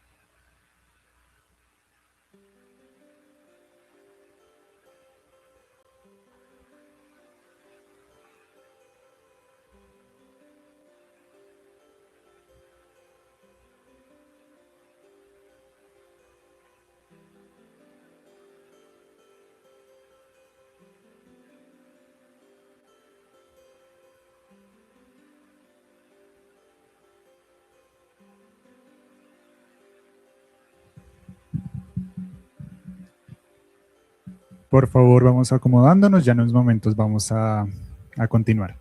Les recordamos que por medio de este QR pueden encontrar instrucciones para conseguir un certificado de participación de parte de la Universidad Nacional.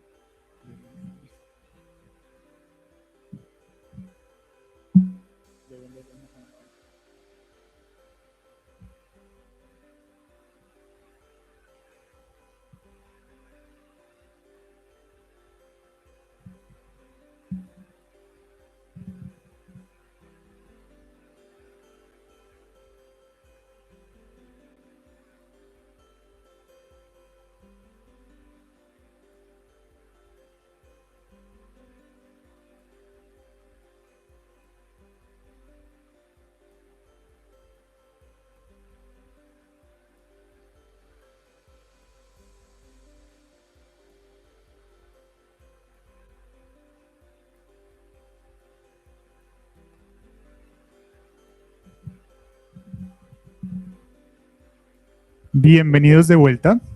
Espero hayan disfrutado del refrigerio. Y continuamos entonces con nuestra agenda. Para iniciar, les vamos a mostrar otro video de saludo, en este caso de Marco Antonio Chamón, presidente de la Agencia Espacial de Brasil. Eso es importante porque Brasil es un potencial aliado de Colombia. Tenemos que poder establecer esas relaciones con el país. Brasil tiene centros de lanzamiento de cohetes, entonces no necesitamos desarrollarlo desde Colombia, sino que podemos aprovechar las propias tecnologías que ya cuentan ellos. Distinguished representative. A greeting from Marco Antonio Chamón, President of the Brazilian Space Agency. Distinguished representatives of the Moon Village Association, esteemed colleagues, ladies and gentlemen. It's a great honor for Brazil to join the celebration of International Moon Day 2026. Today, we commemorate one of the humanity's greatest achievements, the first human footsteps on the moon. More than 50 years after Apollo 11, that moment continues to inspire people across nations, cultures, and generations. The moon has accompanied humanity since the dawn of civilization.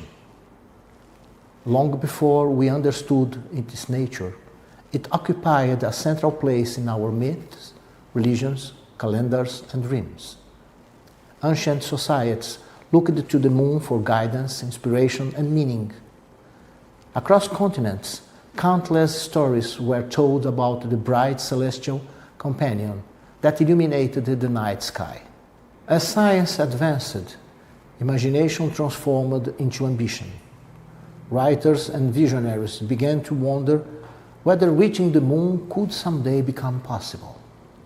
One of the most remarkable examples was Jules Verne's 1865 novel From the Earth to the Moon, which imagined a voyage to our natural satellite more than a century before it became reality.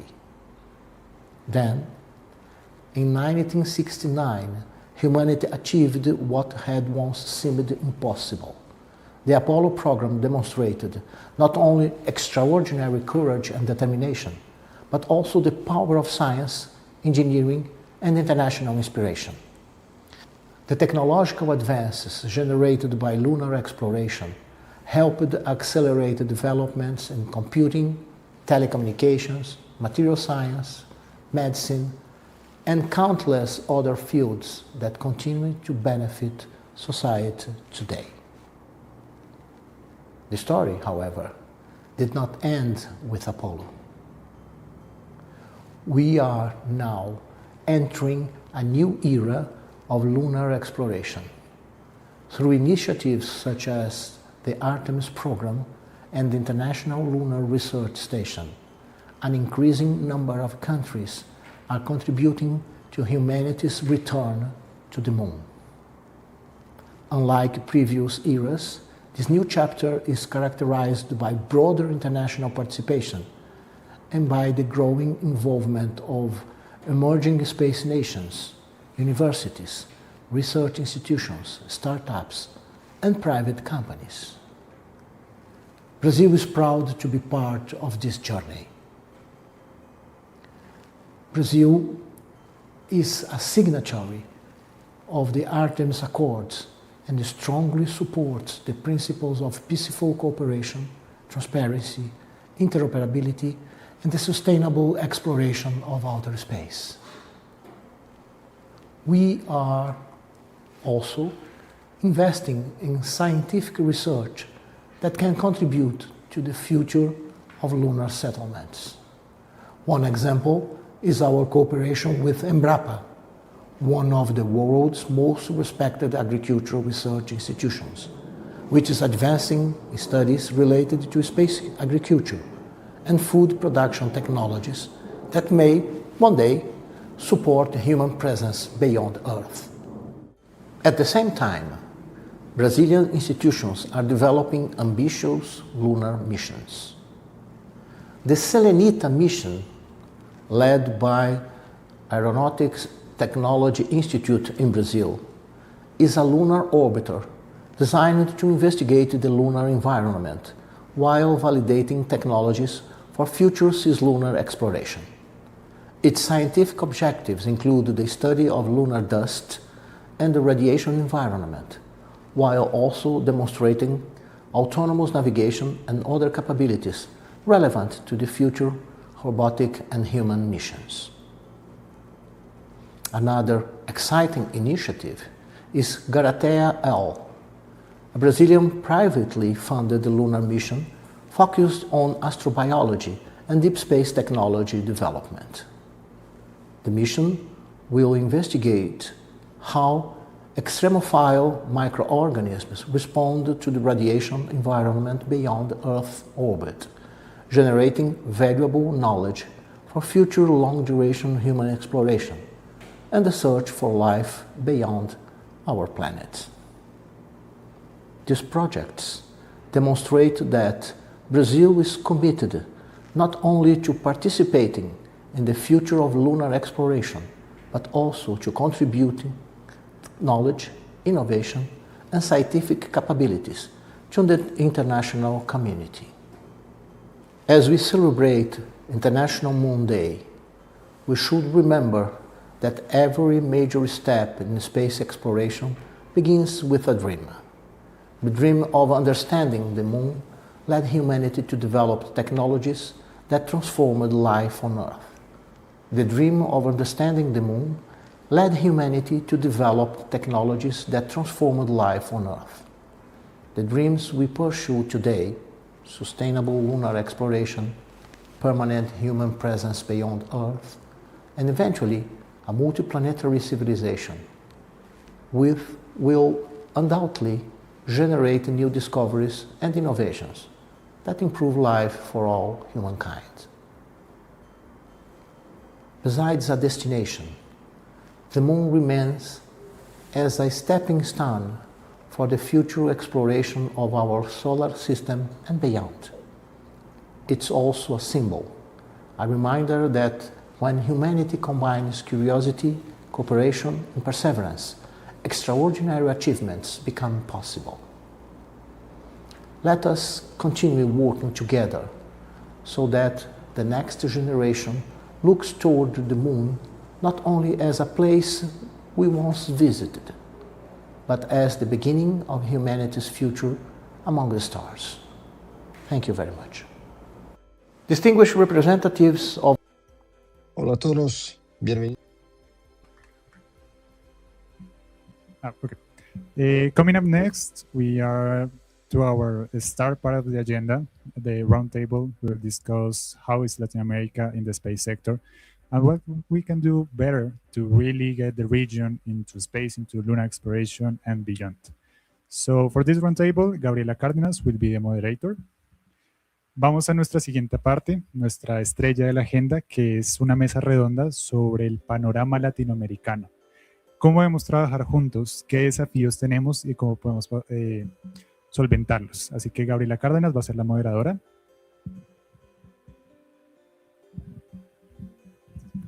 Antes de esto, tenemos un video de Rodrigo Besule como introducción a la mesa redonda. Hola a todos, bienvenidos a esta mesa redonda sobre la regulación de las actividades espaciales en América Latina y las tendencias futuras para nuestra región. Es un honor contar con la participación del doctor Iván Luna de Colombia, de la doctora Marcia Alvarenga de Brasil, del doctor Lucas Fonseca también de Brasil y del doctor Fermín Romero Vázquez de México, a quienes agradezco por compartir su experiencia con nosotros. También agradezco a Gabriela Cárdenas Ortiz, quien moderará esta conversación. Bueno, esta actividad se conecta también con el Latin American Lunar Exploration Working Group, la LEX, que es una iniciativa, un grupo de trabajo de la Moon Village Association, que reúne a expertos de distintos países para analizar cómo América Latina puede fortalecer su participación en la exploración lunar y economía cislunar. Los invito a visitar el sitio web de la Moon Village Association para conocer un poco más sobre el ALEX y considerar sumarse a nuestra iniciativa. Confío que este diálogo de hoy aportará nuevas ideas para afrontar nuestros desafíos y fortalecer la cooperación espacial en Latinoamérica. Les deseo así una excelente discusión. Muchas gracias. Hola a todos. Bienvenidos a esta mesa redonda sobre la regulación de las actividades. Muchas gracias, Rodrigo. A continuación, queremos colocar un video de homenaje del científico colombiano César Ocampo, el cual ya nos dejó en el 2024, pero su influencia sigue tocando nuestros corazones.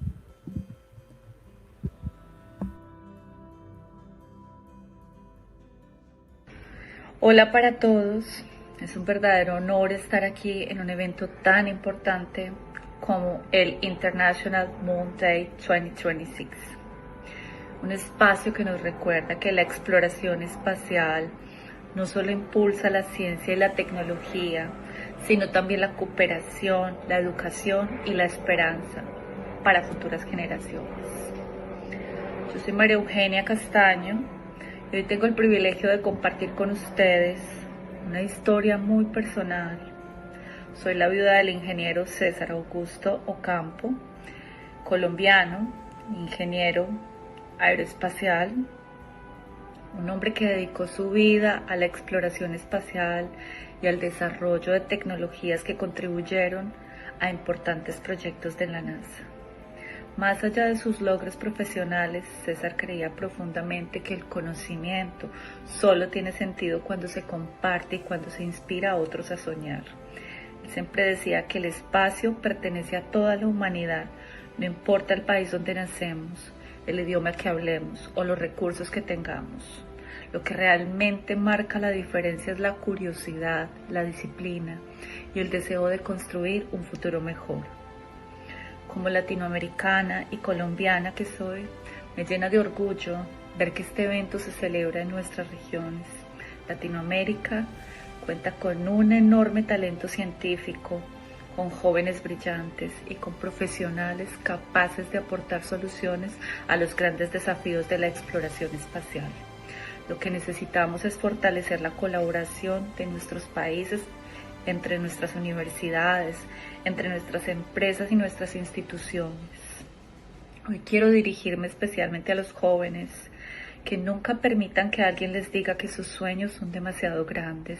Las grandes misiones comienzan con una pregunta, una idea y una decisión de no rendirse. El próximo gran ingeniero o científica o astronauta o líder espacial de Latinoamérica podría estar hoy ahí en ese auditorio. También quiero recordar que el verdadero legado de una persona no son únicamente los proyectos que realiza, sino las vidas que inspira. César ya no está físicamente con nosotros, pero su pasión continuó viviendo cada vez que un joven decide estudiar ciencia, ingeniería o tecnología, y cada vez que alguien cree que desde Latinoamérica podemos hacer historia. Mi deseo es que este encuentro fortalezca los lazos en nuestros países y nos recuerde que cuando trabajamos unidos somos capaces de llegar a un mundo más lejos de lo que imaginamos. Gracias por permitirme compartir este momento con ustedes. Sigamos inspirando, colaborando, contribuyendo a un futuro donde Latinoamérica tenga un papel cada vez más importante en la exploración espacial. Muchas gracias.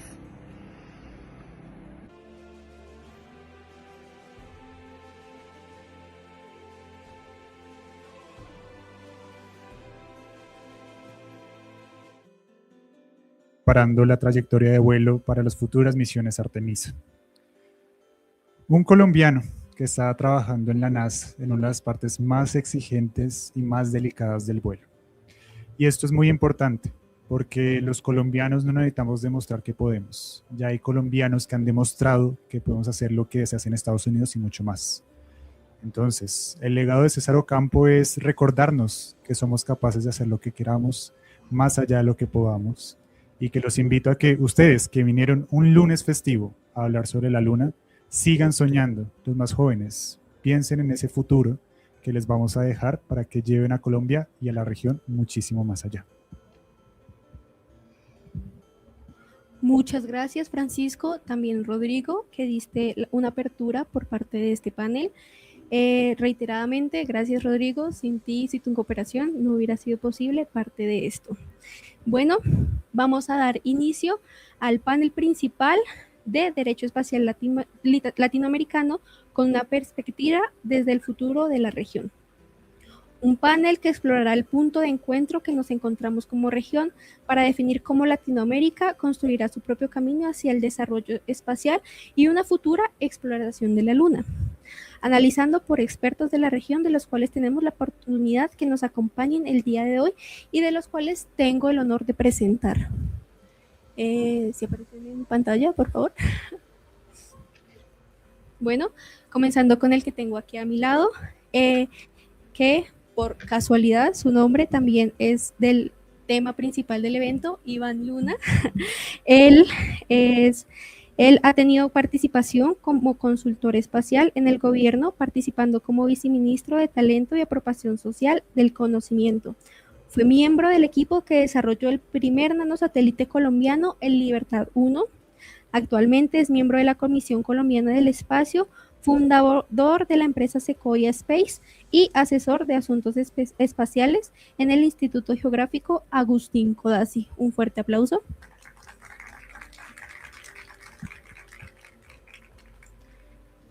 Bueno, también vamos a contar con la presencia de la doctora en Derecho Espacial, Marshall Barenga, de la Oficina de Cooperación Internacional de la Agencia Espacial Brasileña.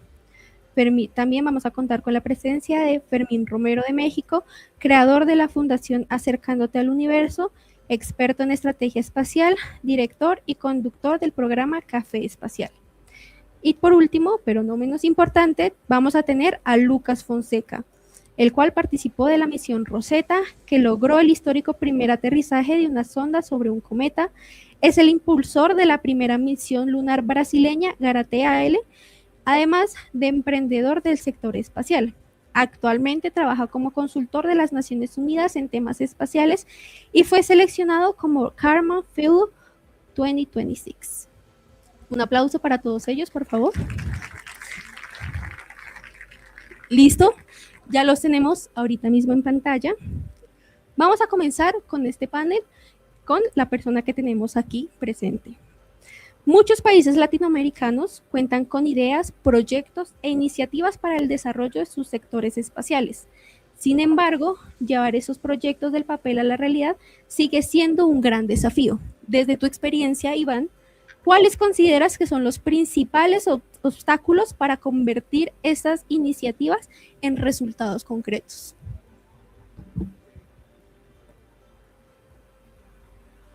Hola, buenos días para todas y para todos. Un saludo a los que están presentes, los que están conectados, también a mis compañeros de panel. Muchísimas gracias por la invitación y por el espacio. Esa es una gran pregunta, porque pues de hecho no es una dificultad, sino es una serie de desafíos y eso. Yo creo que pasa por varias cosas. Por un lado, pues hay un ecosistema que tiene que desarrollarse más fuerte en Latinoamérica en particular, para que estas ideas puedan como calar y encontrar un espacio donde crezcan con mayor facilidad. Pero si no está eso, porque pues también son las condiciones, es lo que hay, no quiere decir que no se pueda hacer. Entonces, curiosamente, ahí los desafíos, por ejemplo, en la experiencia que yo he tenido, más como fundador de Sequoia Space, una empresa que desarrolla tecnología espacial, el problema ahí no es técnico. Fácil, yo soy ingeniero electrónico y el equipo con el que trabajamos en el desarrollo de hardware y software, pues eso es como lo que sabemos hacer, para eso estudiamos, para eso tenemos la experiencia. El problema no es ese, el problema era financiero, el problema era en ventas, eso era el rocket science. Realmente lo más difícil no era ahí lo técnico, o no es lo técnico. Entonces, pero como les digo, no es que no se pueda hacer, hay que hacerlo y tiene que hacerse. Yo creo que es clave pensarse en tener las cosas, digamos, en el sentido de tener una soberanía tecnológica, en desarrollar los proyectos, en hacer las cosas, en formularlo e ir a tocar las puertas. A veces uno va a tocar las puertas solamente con una idea o un PowerPoint o algo así, y eso no funciona muy bien. Eso no funciona muy bien, y menos en donde no hay como les digo, un ecosistema desarrollado fuertemente, donde uno lleva una idea y de pronto ya la puede poner en acción. No, hay que trabajar un poco más, pero vale la pena hacerlo. Entonces yo creo que yo lo reduciría es un poco, los desafíos generalmente no son de orden técnico, son de orden legal, son de orden financiero, son de orden comercial. Hay que pensar muy bien esas cosas y abordarlas lo más pronto que se pueda. Apenas uno esté comenzando, o en el momento que esté, digamos, es buen momento hoy para abordar esos temas, que creo que si uno los tiene en mente y está dispuesto como a aprender de eso, a rodearse de gente que sepa, pues puede superar como los desafíos. Muchas gracias, Iván, por tu perspectiva.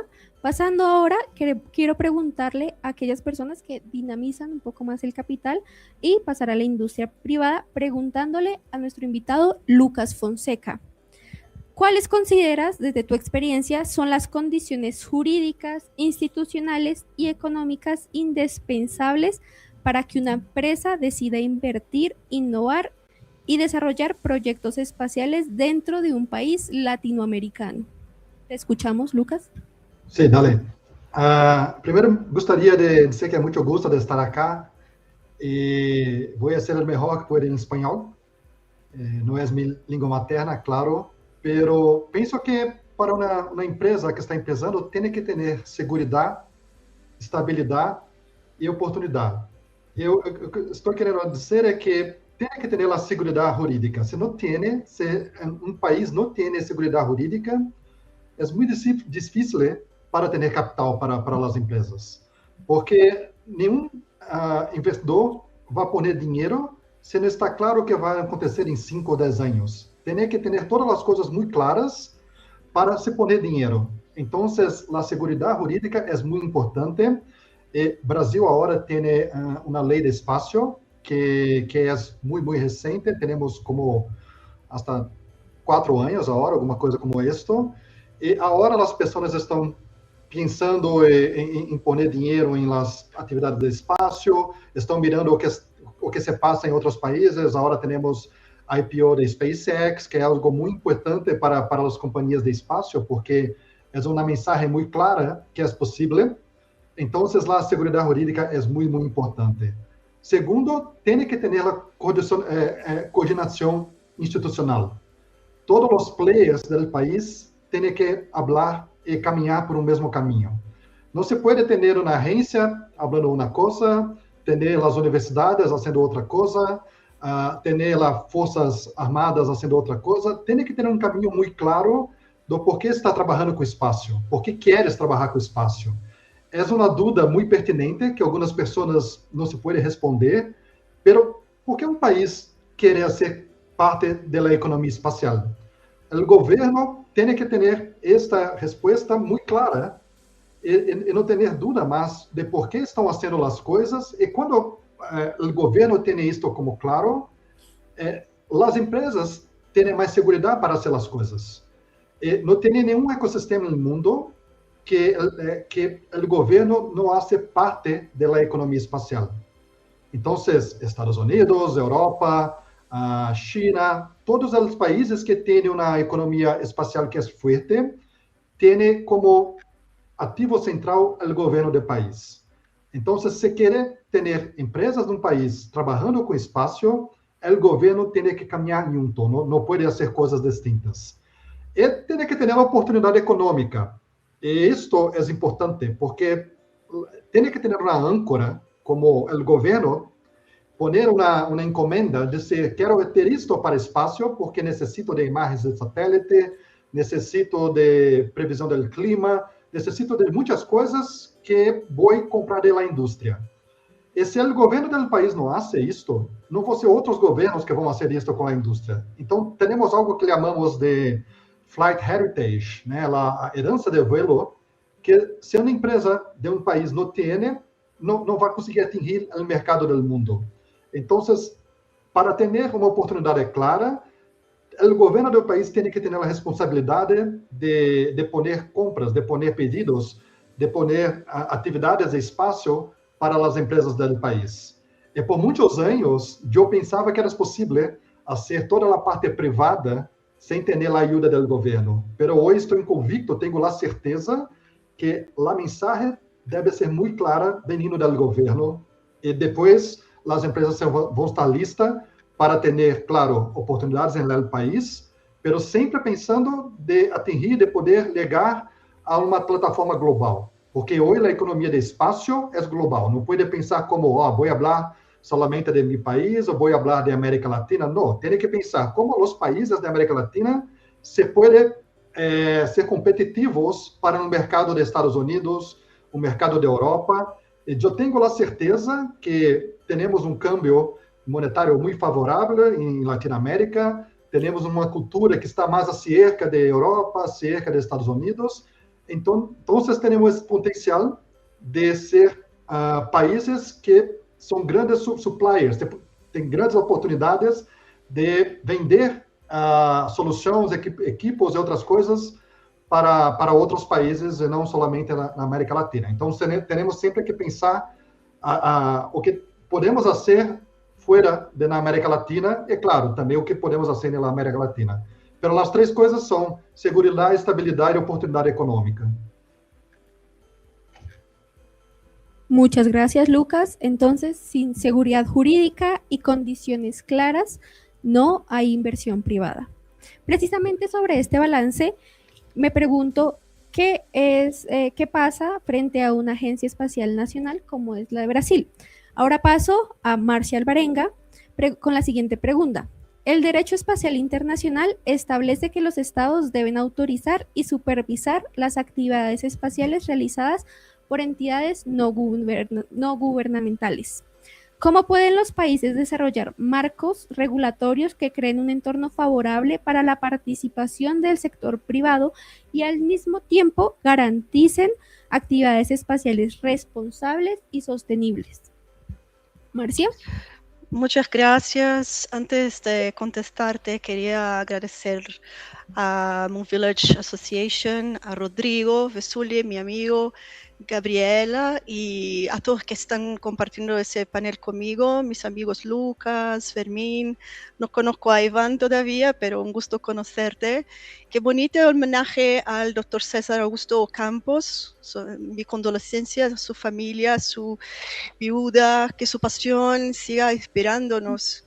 Yo creo que muchos ya dijeron de que la ciencia espacial es difícil. Mi amigo, mi compañero Iván dijo que el ecosistema necesita desarrollar, que hay desafíos y que muchos de esos son de orden legal, jurídica. Lucas habló de seguridad, oportunidad. Bueno, la actividad espacial es compleja y de alto riesgo, sabemos, es ultra peligrosa, se dice. Así que hay riesgos tecnológicos, financieros, geopolíticos, ¿por qué no? Y un marco regulatorio con una buena regulación es posible ofrecer más previsibilidad y seguridad jurídica, que son elementos esenciales precisamente para que el sector privado invierta, innove, asuma riesgos con confianza, no con miedo. ¿Sí? La ley que Lucas ha mencionado, la ley 14.946 de 2024, es un gran avance para Brasil. No es perfecta, pero creo que ninguna lo es desde el primer día. Y constituye una base sólida por la cual se puede seguir construyendo el marco regulatorio moderno, con reglamentos, con normas técnicas y otros instrumentos. Y un aspecto especialmente relevante es claridad, ¿sí? Claridad, como Lucas habló, de camino, pero también normativa. El sector privado necesita saber con precisión cuáles son sus derechos, sus obligaciones, sus responsabilidades. Por ejemplo, conceptos, definiciones son muy importantes para el derecho. Por ejemplo, operador espacial. Yo soy un operador espacial, yo soy una empresa, soy un operador espacial, tengo un satélite o controlo ese satélite. Necesito autorización de quién es el responsable. Todos esos términos hay que estar en un marco regulatorio porque es fundamental para quienes desean invertir y desarrollar proyectos espaciales. Al mismo tiempo, el crecimiento del sector debe acompañar un firme compromiso con la sostenibilidad, porque no se puede hacer actividades espaciales por siempre si todavía tenemos un montón de desechos espaciales. La propia legislación brasileña incorpora ese principio cuando establece obligaciones relacionadas con la mitigación de desechos espaciales. O sea, reducción de riesgos en colisiones en órbitas. ¿Sí? Corresponde desarrollar regulaciones específicas que permitan a los operadores conocer con anticipación los estándares que deben cumplir.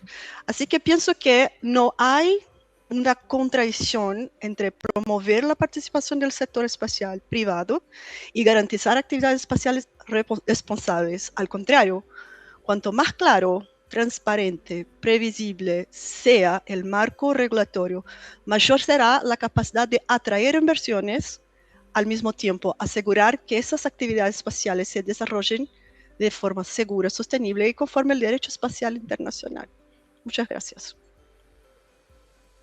Muchas gracias, Marcia. Un equilibrio regulatorio fundamental. Ahora, para amarrar la regulación y el mercado con las políticas de estado de largo aliento, Fermín, de acuerdo con tu experiencia profesional, ¿cuáles consideras que son los elementos fundamentales para que un país pueda construir una estrategia espacial nacional coherente, sostenible y con una visión a largo plazo? Fermín. ¿Qué tal? Muchas gracias. Antes que nada, agradecerles igualmente, como ya lo hizo mi querida amiga Marcia, a los organizadores, a International Mundial Association, a International Moon Day, a Gabriela, a Rodrigo, también compartir con amigos en este panel. Y bueno, respondiendo a tu pregunta, muchas gracias por ella, es muy, muy interesante. Para que un país trascienda los esfuerzos aislados y construya una política de Estado perdurable en el sector espacial, creo que es imperativo articular una estructura basada al menos en 4 pilares que son fundamentales. El primero de ellos, ya mis compañeros que me antecedieron en la palabra lo han recalcado, es una regulación de vanguardia que le daría viabilidad a largo plazo con marcos legales nacionales sólidos que armonicen con los tratados espaciales internacionales, con la regulación orbital, y todo ello que dé certidumbre jurídica como cimiento indispensable para estructurar fondos, garantizar la sostenibilidad del entorno espacial Y dentro de ello me refiero básicamente a la mitigación de los desechos, la prevención de una carrera armamentista, entre otros aspectos, para que ello permita atraer capital de inversión a un sector de alto riesgo, como ya lo mencionó Marcia, y de retorno prolongado.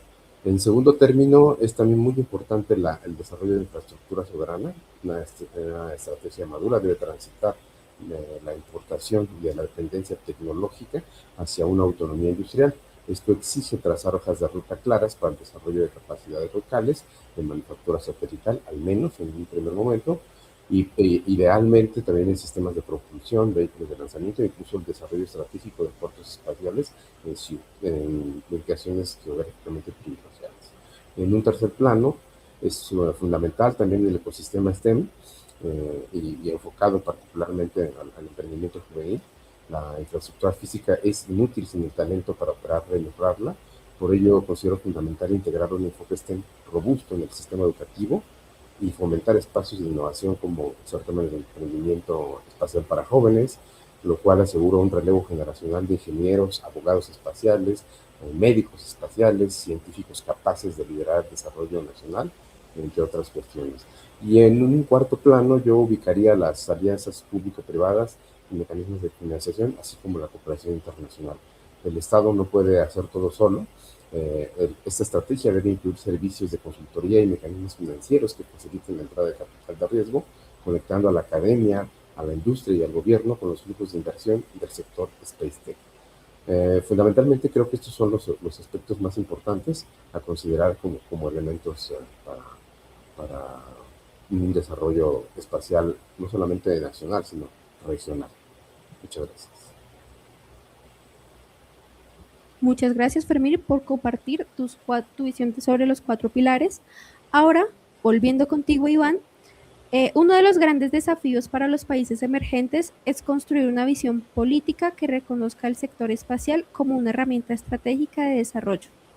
Desde tu experiencia, ¿cómo pueden los países latinoamericanos fortalecer la legitimidad política y social necesaria para impulsar la inversión pública sostenida en actividades espaciales, incluyendo las futuras oportunidades relacionadas con la exploración lunar? Bueno, yo creo que uno de los principales desafíos ahí, creo que por ahí se puede abordar, es el tema de crear una conciencia espacial generalizada, de que se entienda muy claramente que desde lo privado esto es un muy buen negocio, que desde lo estratégico el desarrollo de capacidades lleva a temas de soberanía, un poco que se muestre que de pronto una carrera espacial no es quien vuelva a aterrizar nuevamente, a lunizar, perdón, o quien mande la mayor cantidad de satélites, sino quien realmente llegue a desarrollar las capacidades. Entonces, lo que pasa es que eso no, el ciudadano de a pie no lo tiene tan claro, a pesar de las múltiples aplicaciones y que todos utilizamos tecnología espacial todos los días. La persona del supermercado, el campesino, la persona a pie no lo tiene del todo claro. Es para que si hay tantos desafíos como, pues tenemos mucha pobreza, desigualdad muy grande en general, nos hacen falta vías, nos hacen falta casas, hay unos temas de riesgo y de inundaciones. Entonces la gente dice, ¿por qué no invertimos en eso y por qué vamos a gastar plata, gastar dinero en el espacio? Y son preguntas y conversaciones desde los años 60, pero aún sigue siendo vigente. Y en esa misma línea, los formuladores de política pública puede que no lo tengan tampoco tan claro. Acá en Colombia, pues está el Ejecutivo, está, digamos, todo el gobierno nacional con todas sus entidades, pero también está el Congreso de la República, quien formula leyes, quien puede crear, por ejemplo, instituciones como una agencia espacial o quien puede crear una política espacial, en este caso colombiana. Esa conciencia debe estar ahí. Esto no son, a veces no son temas que electoralmente sean muy fuertes, no traen muchos votos, Entonces eso, hay un desafío muy grande en ese sentido. Creo que hay que, desde un punto de vista y en clave siempre como de la soberanía tecnológica, yo insisto mucho en eso, hay que fortalecer las instituciones públicas, hay que poder participar en la toma de decisiones de qué compramos, qué hacemos, qué fabricamos, con quién nos aliamos, y poder participar en esas tomas de decisiones. Si no hay entidades públicas, si no hay empresas públicas que puedan hacerlo, esa alianza que mencionaban ahorita de la alianza público-privada, pues no funciona porque la parte pública no está. Entonces creo que es fundamental que los países desarrollen esas capacidades soberanas, que no nos quedemos esperando un poco en esos ideales de transferencias tecnológicas, de que alguien va a venir a enseñarnos cómo hacer las cosas, sino que nosotros mismos tenemos que tener una contraparte para poder hacer cosas.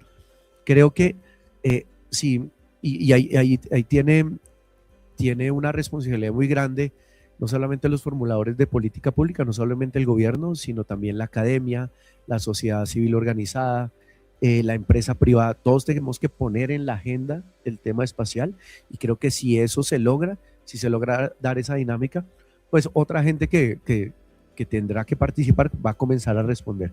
Entonces creo que es por ahí, y desde, como digo yo, insistiendo, hay que desarrollar, eso es desarrollar el ecosistema, y a veces si un país no lo puede hacer solo, porque estos son, pues como lo comentaban también, estos son temas de riesgos grandes y eso, pues podemos hacer, y estamos listos para cooperaciones regionales. Hay muchas iniciativas que creo que deben unirnos como pueblos y como naciones para poder emprender proyectos de escala regional.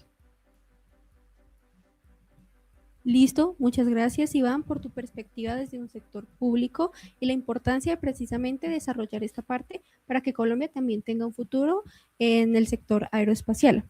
Pasando otra vez, digamos, a una experiencia en el sector privado, volvemos a Lucas. Considerando la evolución del sector espacial hacia una mayor participación comercial, ¿qué capacidades deben desarrollar las empresas latinoamericanas para convertirse en actores relevantes de la nueva economía espacial, incluyendo las futuras oportunidades relacionadas pues, con la exploración lunar, que es lo que nos atañe aquí? Lucas.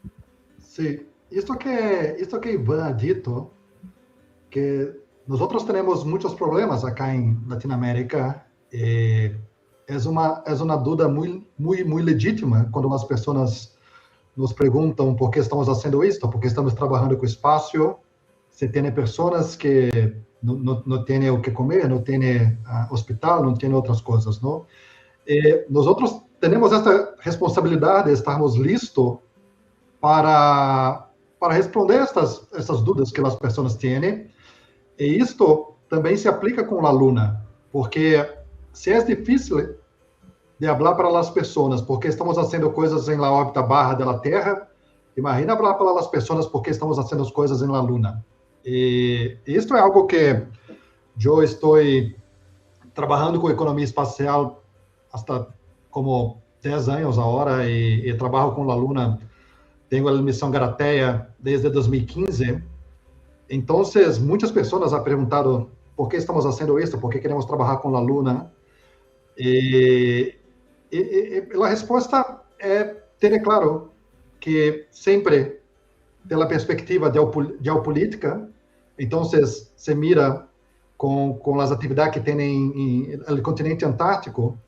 Temos base de Brasil, temos base de Chile, base de Argentina, e não se queda na Antártica solamente por investigação. Tem todo um motivo geopolítico para isto. Pero a mim me interessa muito também a questão de economia. Então, se vamos falar de trabalhar com espaço, temos que ter esta situação de economia espacial muito bem definida, clara para todos. E isto, as empresas têm que também ter muito claro como que estão trabalhando, está claro como a parte de economia se queda, como podemos fazer todas as atividades comerciais sempre pensando na sustentabilidade econômica das coisas. Então, para uma empresa em Latinoamérica ter sucesso, tem que ter, claro, capacidade técnica, e eu penso que acá em Latinoamérica temos muitas pessoas, chicos e chicas, que estão listos para trabalhar com espaço, pero tem que ter a capacidade comercial. Então, vamos estar listos para falar de igual para igual com todos os outros países. E para isto, temos que ter segurança jurídica e todas as outras coisas que eu dito. Pero temos que ter muito claro esta visão internacional. Como Latinoamérica se queda em uma economia que é global.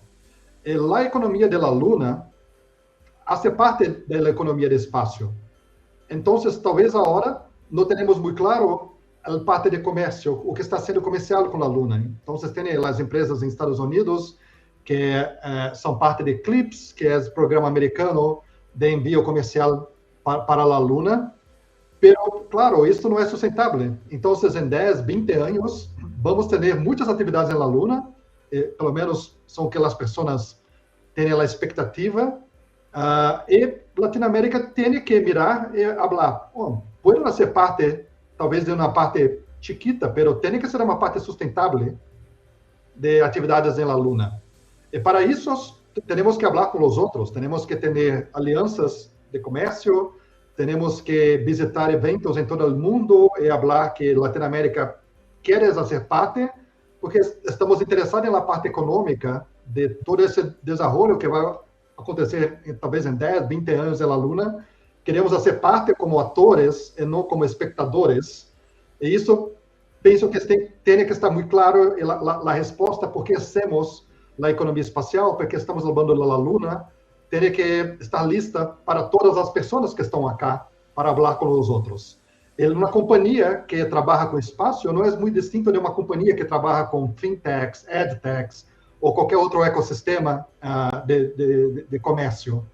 Pero temos coisas muito específicas de geopolítica, temos de deep techs, desenvolvimentos muito específicos para espaço, e eu tenho a certeza que a Latinoamérica pode participar disto. Pero, claro, temos que ter STEM, então, falar para as pessoas do porquê é importante. Temos que ter universidades com muita qualidade temos pessoas listas para trabalhar com isto. Pero, mais claro, temos que, de alguma forma, ser parte do ecossistema do mundo. Não podemos quedar acá em Latinoamérica e falar, não hacemos muita coisa em Latinoamérica, o que podemos fazer? Não, temos que parar com isso e falar, vamos ser parte da economia do espaço do mundo e estamos listos para isso. Temos as pessoas, temos as oportunidades, porque, claro, como é dito, a parte da moneda acá muitas vezes tem preço muito mais competitivo.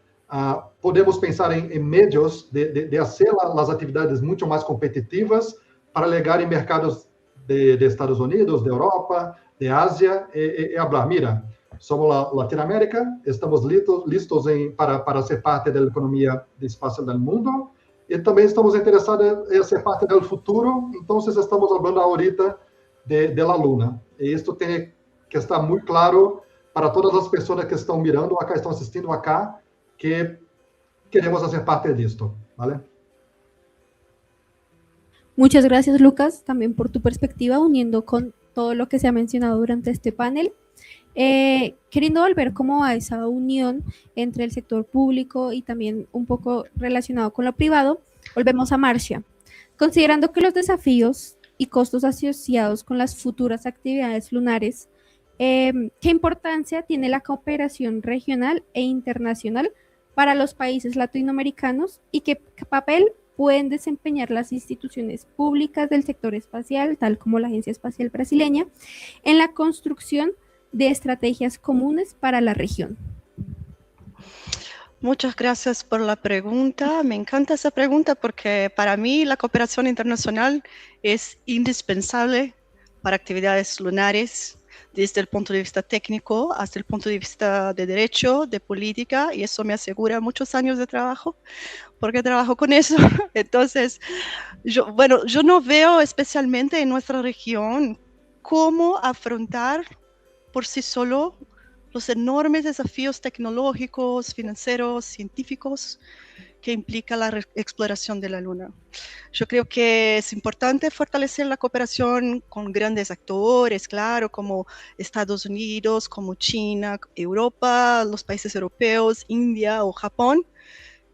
Sin embargo, no deberíamos limitar nuestra visión únicamente a alianzas bilaterales. Tenemos que mirar hacia nuestra propia región porque compartimos desafíos que son comunes. También contamos con capacidades complementarias. Brasil, por ejemplo, posee una amplia experiencia en aplicaciones espaciales para la agricultura. Y el monitoreo ambiental es otro ejemplo. Otros países de la región se destacan en áreas como observación de la Tierra, o monitoreo ambiental también, o tecnologías de observación del espacio profundo, o clima espacial. Así que la cooperación regional nos permitiría aprovechar esas fortalezas y evitar duplicaciones, ya que no tenemos tantos recursos financieros, y construir capacidades que puedan beneficiar a todos. Yo creo en eso de manera muy, muy fuerte, que agencias espaciales y, claro, instituciones públicas de una manera general tienen un papel que es también fundamental, no solo porque impulsionan proyectos conjuntos y intercambio de conocimiento, sino que también coordinan políticas públicas. Como hablaban mis compañeros, promueven la formación de capacidades, representan los intereses de la región en foros internacionales. Muchas veces se ve la región latinoamericana en foros internacionales sin una coordinación previa, sin hablarse, ¿sí? Sin definir reglas de cómo debería ser esa gobernanza lunar. Por eso esa charla de hoy, este panel de hoy es buenísimo, sí, le felicito por eso.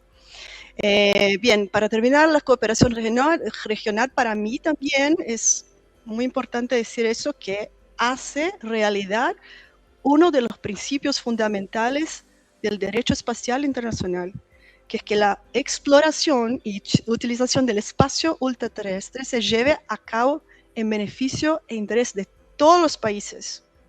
Si América Latina quiere participar de una manera significativa en la próxima etapa de la exploración espacial, debe hacerlo como conjunto y no como países individuales solamente.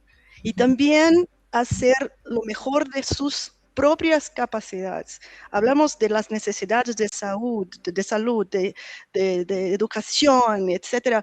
Pero cuando se va al espacio se lleva todo eso.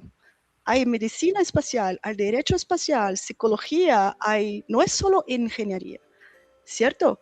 Entonces tenemos que cooperar regionalmente. Yo hablo eso de manera repetida a veces, construir posiciones comunes y aportar soluciones que también van a contestar nuestros propios desafíos regionales y globales.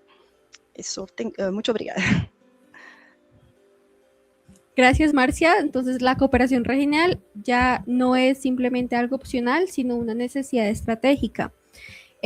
Retomando lo que se mencionaba por parte de Lucas sobre el consumo que nosotros tenemos como Latinoamérica, le pregunto a Fermín, a medida que el sector espacial mundial avance hacia una nueva era de exploración, ¿qué decisiones estratégicas deberían tomar hoy los países latinoamericanos para garantizar que la región no sea solamente consumidora de tecnologías espaciales, sino también un actor activo en la futura economía lunar?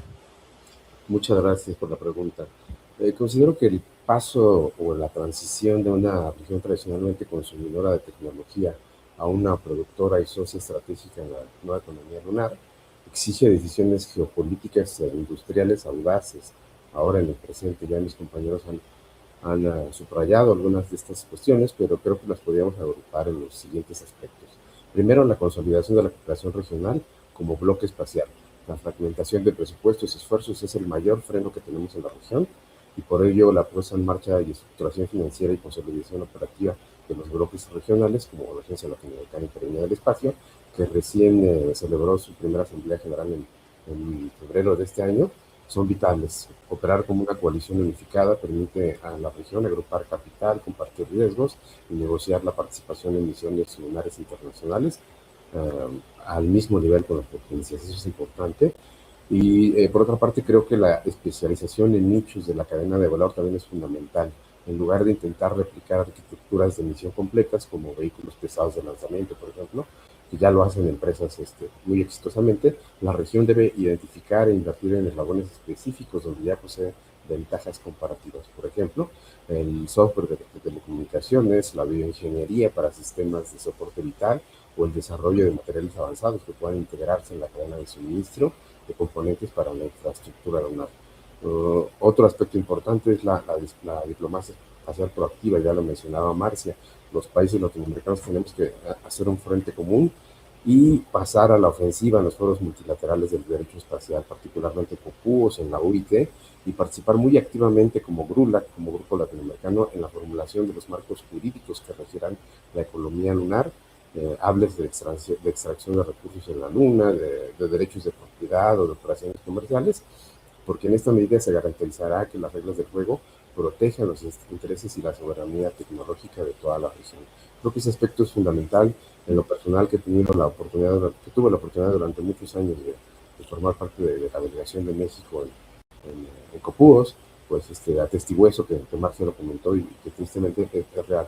Llegamos sin una estrategia colectiva y creo que es momento de tomar decisiones y enfrentar estos nuevos procesos de codificación del derecho internacional en estos foros de una manera común y con una estrategia y un plan perfectamente delineado. Y por último, considero que la apertura a la comercialización y el New Space son fundamentales. Se deben promulgar leyes que incentiven la creación de startups aeroespaciales locales o regionales. Si América Latina quiere exportar tecnología a la Luna, necesita hoy fondos semilla y aceleradoras de negocios que entiendan los tiempos y las métricas de la industria espacial comercial. En ese sentido, creo que sin una articulación de la triple hélice en toda la región, como puede ser gobierno, industria y academia, y como también lo mencionaba Iván, la sociedad civil organizada, creo que será inoperante o muy difícil poder tener una nueva faceta a nivel internacional y lo que hagamos no será tan relevante como si lo hiciéramos de manera unificada y consolidada. Muchas gracias. Muchas gracias a nuestros 4 panelistas por ceñirse también de tiempo y también por compartirnos su visión sobre el futuro espacial, ya sea privado o público, y lo que nos falta a nosotros como región. Cerramos la ronda de preguntas, para abrir las preguntas del público. Si tienen preguntas, por favor, acérquense o les pasamos el micrófono para poderlos pensar.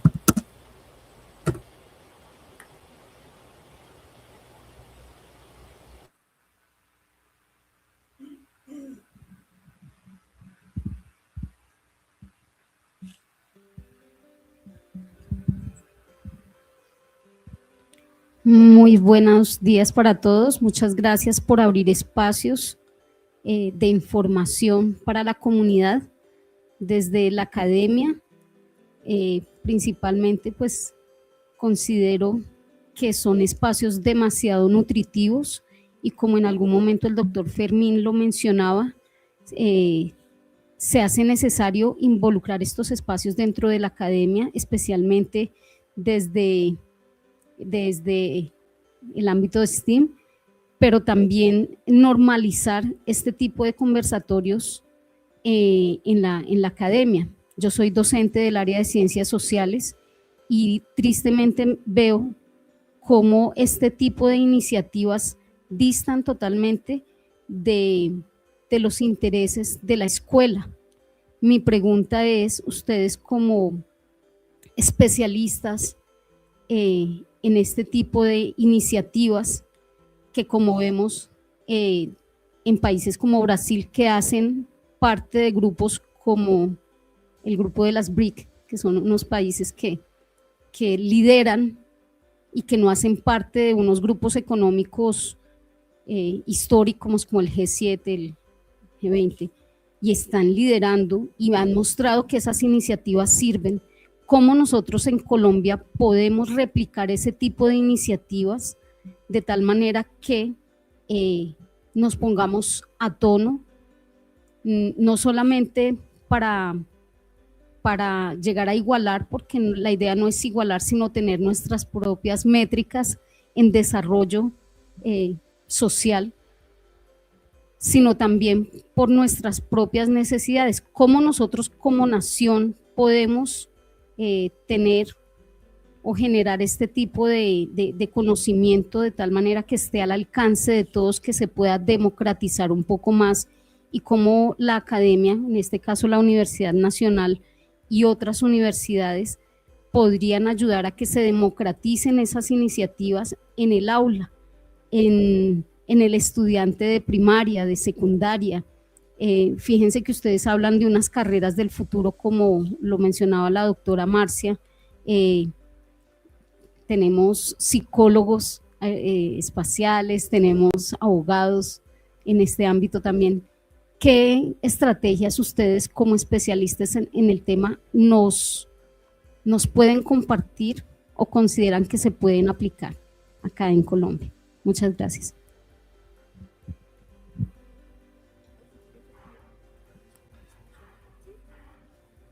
Bueno, gracias. Respondo. Yo creo que esa pregunta es fundamental, y yo creo que es una pregunta que va más de fondo, y es la pregunta por qué queremos hacer, y también si consideramos que somos capaces de hacer algo o no. ¿Y a qué me refiero?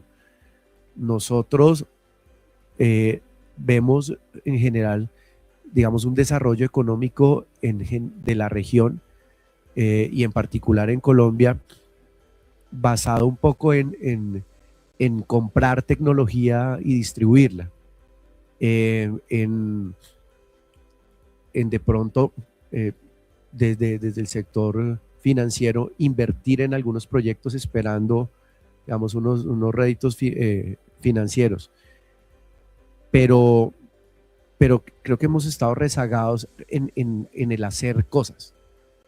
En Colombia hace años había una fábrica de bicicletas, ya no está la fábrica de bicicletas.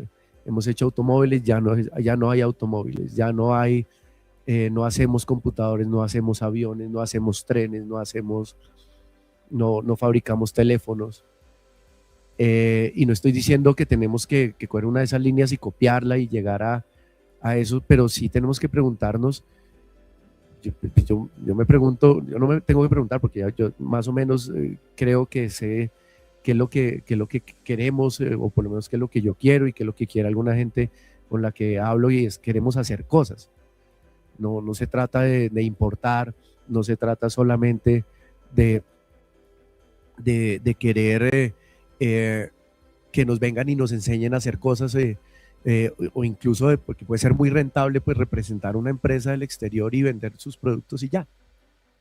Tenemos que hacer algo más. Entonces yo creo que esa pregunta que va más en ese sentido, porque si estamos de acuerdo en eso, si estamos de acuerdo en la industrialización de un país, en hacer cosas y en generar conocimiento, una sociedad basada en el conocimiento, etcétera, si estamos de acuerdo con eso, entonces, ok, ahora sí, ¿cómo podemos en esa ruta tener experiencias de países hermanos y cercanos como el Brasil, por ejemplo, que han logrado una cantidad de cosas? Ustedes saben, los aviones Gripen, por ejemplo, esos casas de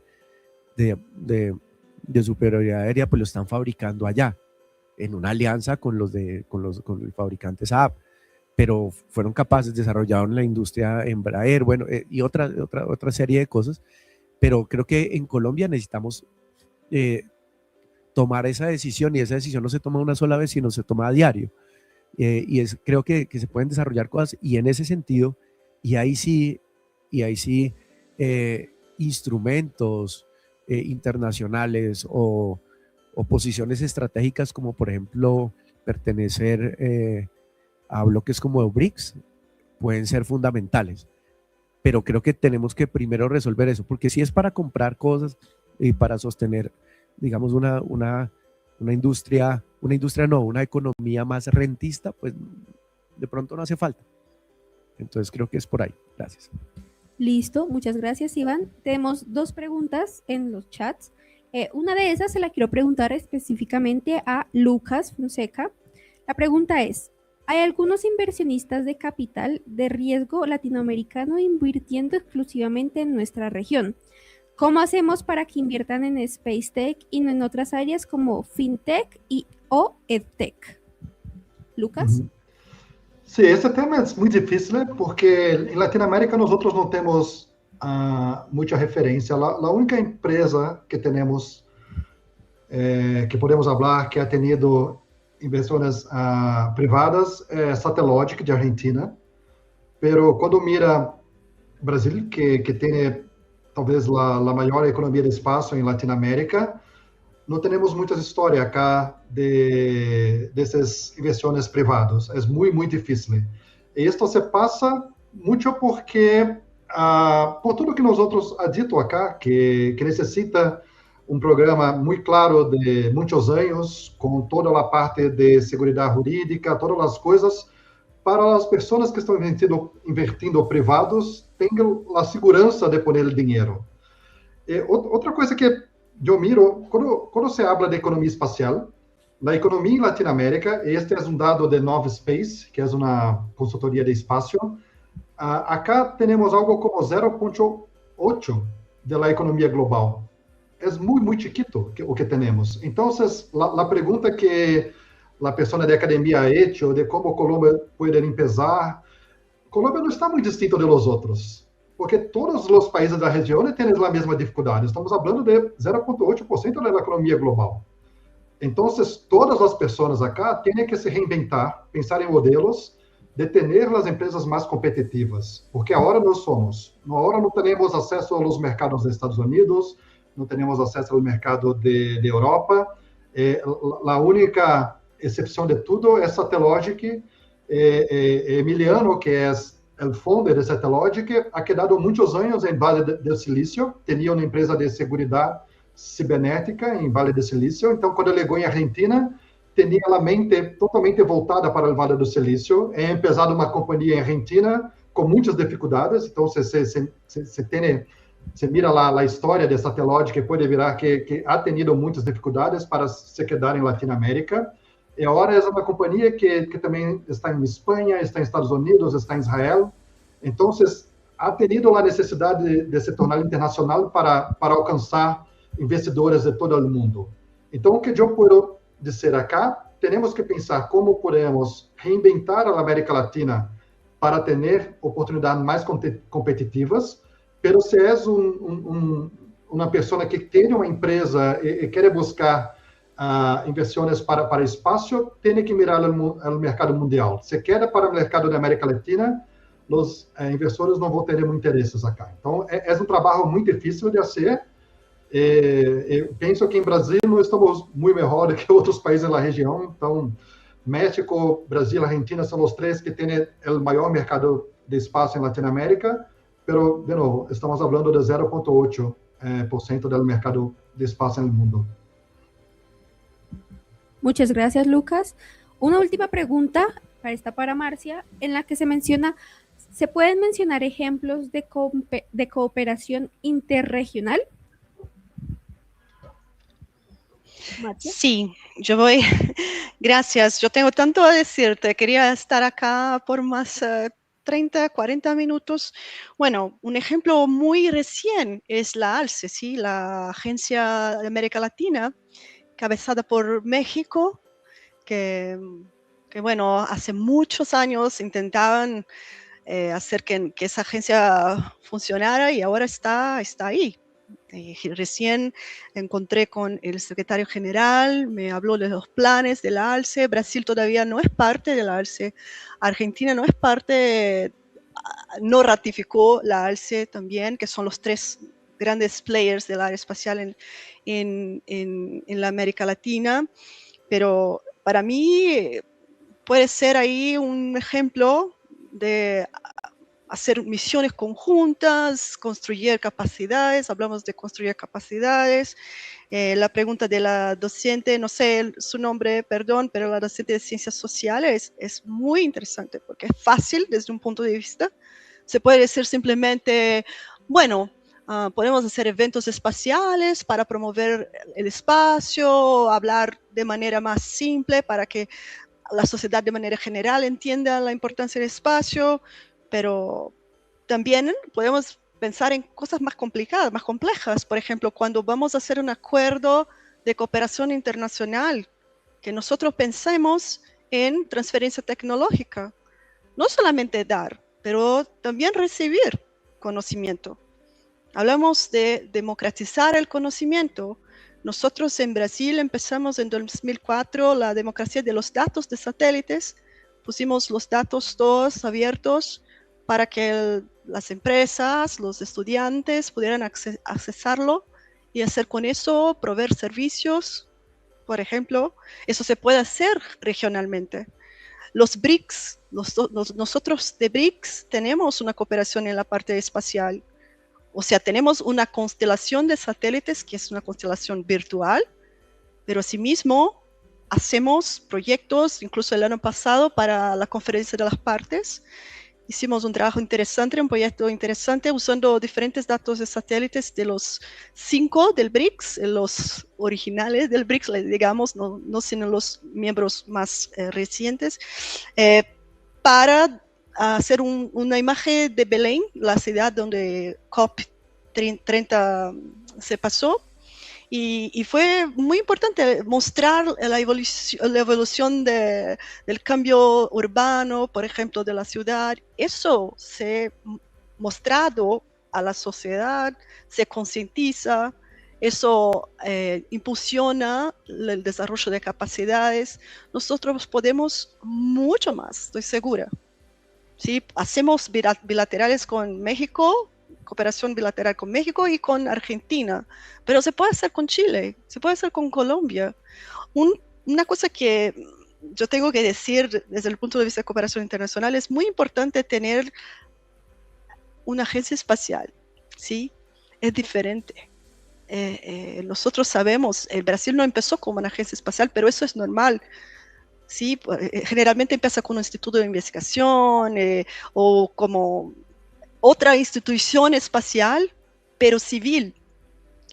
Sí, CONAI, por ejemplo, de Argentina es una institución civil. Agencia Espacial Brasileña es civil, pero por ejemplo, Colombia y Chile trabajan la parte espacial con los de defensa. Es mucho más difícil hacer cooperación en el área de defensa, mucho más. Se puede hacer capacity building, que decimos, ¿sí? El desarrollo de capacidad con instituciones civiles, agencia a agencia, mucho más tranquilo. Gracias. Muchas gracias, Marcia. Esta sería nuestra última pregunta. Cerramos este fabuloso panel. Gracias por estar aquí pendientes. Muchas gracias a nuestros panelistas. Fermín se tuvo que retirar, pero igualmente sus aportes fueron muy valiosos junto a los de nosotros. Muchas gracias por aceptar la invitación, poder participar acá. Muchas gracias también, Iván, por poder participar. Y sigamos conversando sobre la luna, que esto no se ha terminado.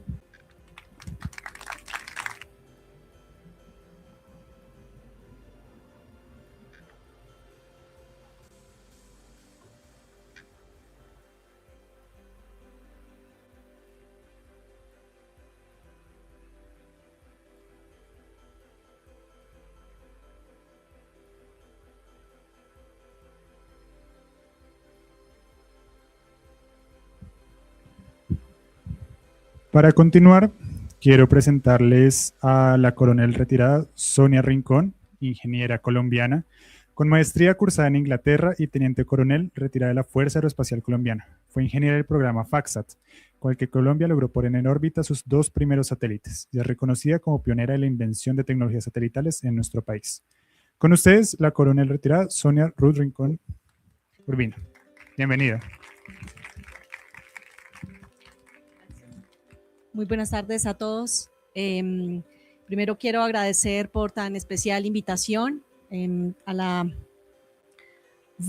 asociación o la Moon Village Association por esta organización y por tomarse también el espacio y el esfuerzo de congregar a tantos participantes internacionales y nacionales de todas las entidades, academia, industria, Estado, porque dentro de la evaluación que se ha buscado de las necesidades para desarrollar capacidades espaciales, uno de los mayores inconvenientes o retos es la conciencia espacial. Y estos eventos son específicamente, lo que hablaba la profesora, un punto importante para crear conciencia espacial de todos y cada uno de los actores del país y de Latinoamérica. Ahora quiero finalmente igualmente agradecer, y hoy finalizando esta primera jornada, a quienes participaron, especialmente nuestros ponentes, doctor Higuera, coronel Gutiérrez, a Iván, a nuestros ponentes internacionales como Marcia, Fermín y Lucas, quienes han aportado y entregado el conocimiento en esta mañana para quienes hoy estamos atendiendo. El mundo hoy conmemora especialmente el Día Internacional de la Luna, pero también en Colombia se conmemora un día especial, el Día de la Independencia. Y yo llamo a esto especialmente porque aquí nos unimos en dos eventos especiales, pero que se encuentran específicamente en el propósito de que hemos buscado una independencia y gracias a un esfuerzo colectivo y a un impulso y una decisión se logró llegar a la Luna y asimismo se logró la independencia de Colombia. Entonces, tomando este especial día para Colombia, como ejemplo igualmente para Latinoamérica, yo resalto lo que hablaba el panel y es la importancia específica que nos unamos en cooperación para desarrollar tecnologías espaciales y explorar el espacio, ya que indudablemente son necesarias estas capacidades no solo tecnológicas, sino también el tema de legal, el tener el soporte específicamente también de la academia, quienes tienen dos grandes retos en este escenario, y el primero es la formación de nuestro talento humano, la formación de esos nuevos líderes para el espacio y la generación del nuevo conocimiento. Es en la academia donde encontramos precisamente el poder argumentar todo lo que se genera y el poder, gracias a la difusión científica y a lo que llamamos ahora bueno, se me va esta palabra de que usamos del enviar todos los papers y hacer el poder lograr poder ser visibles a nivel internacional con todos nuestros desarrollos. Por otra parte, como lo mencionaba, la industria tiene un gran reto.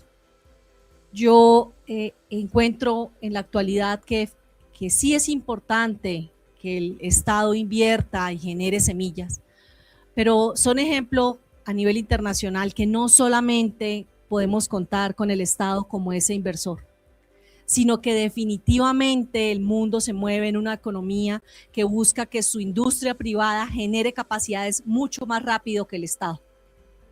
Es un ejemplo de ello SpaceX, Virgin y muchos otros, quienes hoy por hoy sí iniciaron dándole una solución al Estado, pero que finalmente son los que están jalonando todo el desarrollo de las tecnologías espaciales. Entonces, Latinoamérica no se queda atrás. Tenemos tanto profesionales, industriales y capacidades en talento humano que puede permitirnos desarrollar nuevas tecnologías y hacer ese jalonamiento industrial. Al Estado, y como lo decía Marcia, sí, la defensa, de cual hacía parte hace menos de 2 meses, tiene una misión, pero no es la misión de desarrollar la industria, no es la misión de desarrollar cada una de las actividades académicas. Tiene la misión de cuidar y salvaguardar la soberanía, pero definitivamente requerimos de todas las participaciones. El país y Latinoamérica requiere de la industria, de la academia, de las entidades y sociedades como COXA y como la National Space Society, que impulsan y que se unen a la academia para realmente tener soluciones. ¿Cuál es la gran preocupación que enfrentamos hoy en día? Y es que no podemos quedarnos solo en unos discursos, que debemos llegar a unos hechos concretos.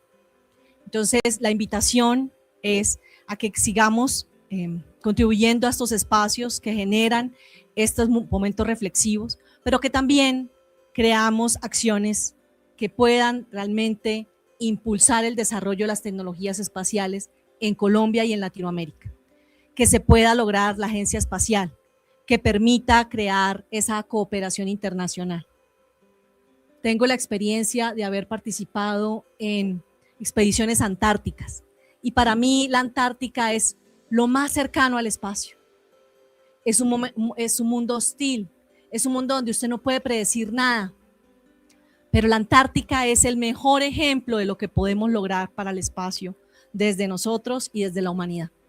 En la Antártica, cuando usted está allá, no tiene bandera, no tiene uniforme para los que somos militares o fuimos militares, no tiene un color de piel, todo es cooperación, porque si no nos cooperamos no logramos salir al continente, porque si no nos cooperamos no logramos llevar los abastecimientos o remover la basura, como está en la basura espacial, allá también se genera basura. Entonces la Antártida es el mejor ejemplo que la humanidad sí puede lograr una cooperación para buscar la exploración del espacio y lograr todos los beneficios que con ello llevamos.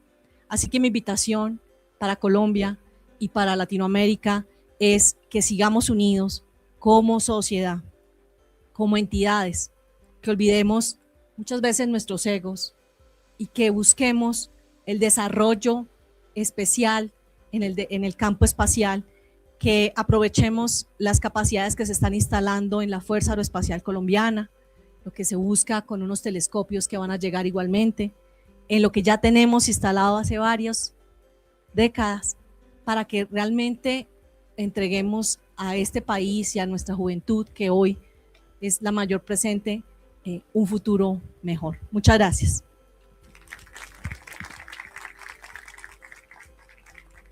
Muchas gracias. Ya estamos en la parte final de esta jornada en la mañana. Les recordamos que a las 2 de la tarde los volvemos a esperar acá. Tenemos otras conferencias ya completamente en español que no se las pueden perder. Por favor, ¿podemos colocar la imagen?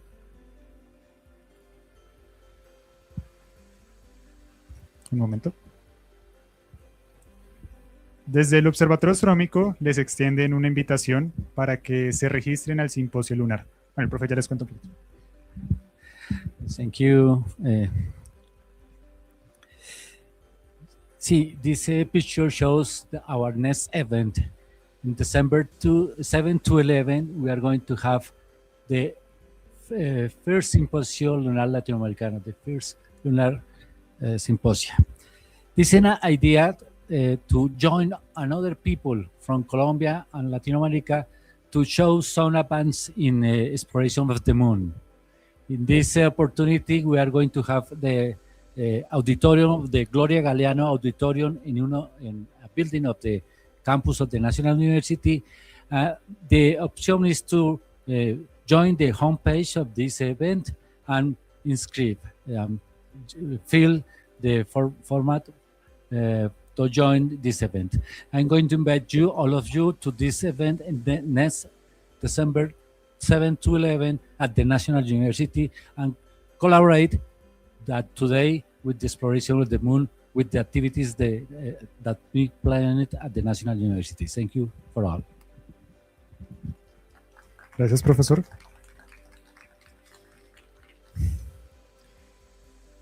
Antes de terminar, quiero darle las gracias por afrontar el reto de quedarse con nosotros durante este día. Sé que muchos no se sienten tan cómodos en el inglés, pero espero que aún así hayan podido aprender, descubrir y reflexionar sobre lo que ya sabían de materia lunar, tanto en el planeta como lo que se ha hecho aquí en Colombia.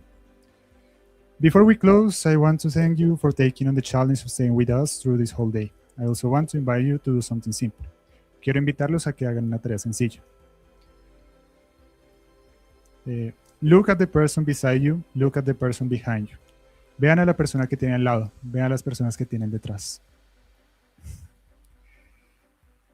Piensen por un momento en lo que significa que cada uno de ustedes esté hoy en este espacio. Take a moment to think about what it means that each of you is here today in this room. Venir a un día festivo para hablar de algo tan importante ya es en sí mismo un primer paso hacia ese objetivo. Coming out on a holiday day to talk about something this important is in itself a first step. Este es apenas el primer reto de muchos, y el camino hacia el futuro está hecho de retos pequeños como este. This is only the first of many challenges, and the road to the future is built out of small challenges like this one. Que iremos superando uno a uno. Esa persona que tiene al lado, con su propio aporte, por pequeño que parezca, es con quien vamos a construir ese programa espacial colombiano que tanto hemos anhelado. Esa agencia espacial colombiana que nos lleve mucho más allá. Ya hemos demostrado que somos capaces. Lo que sigue ahora es dejar nuestras diferencias de lado y trabajar juntos. The person sitting beside you, with their contribution, however small it may seem, is who you will help build the Colombian space program we have wanted for so long. The Colombian Space Agency that takes us much further. We have already proven that we are capable. What comes next is setting our differences aside and working together. Y ya que hablamos de seguir dando pasos, los invito a dar el siguiente. Organicen su propio evento del Día Internacional de la Luna. Visiten la página www.internationalmonday.org y organicen desde sus propios espacios, comunidades, con la gente que conocen, con quienes los acompañaron hoy. Inviten a más gente a discutir sobre la Luna, a discutir sobre el futuro de este país. Muchísimas gracias a todos por venir.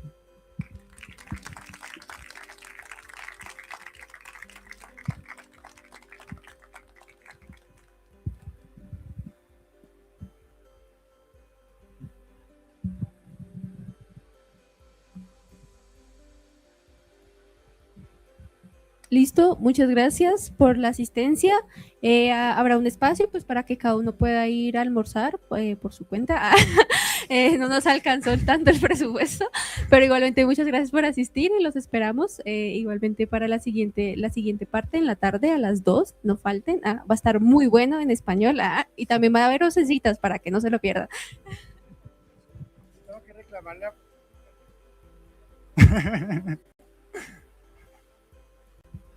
Muchas gracias.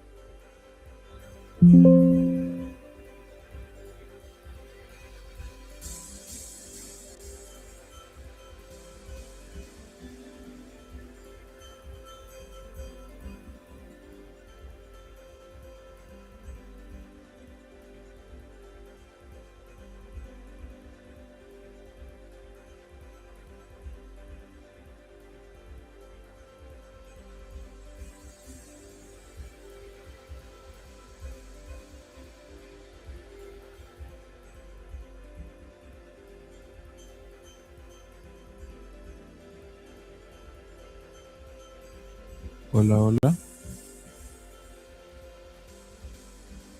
Hola, hola.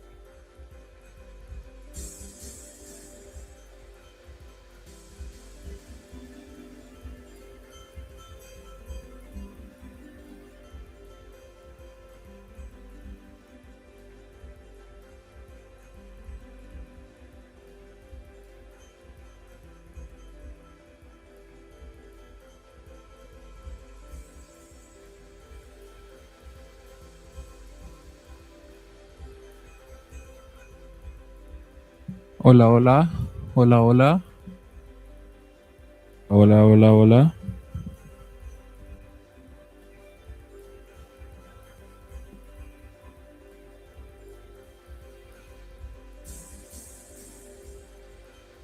Bien. Daniel, hágame un fa, ponga la diapositiva y probamos dónde es que se ve mejor el cambio.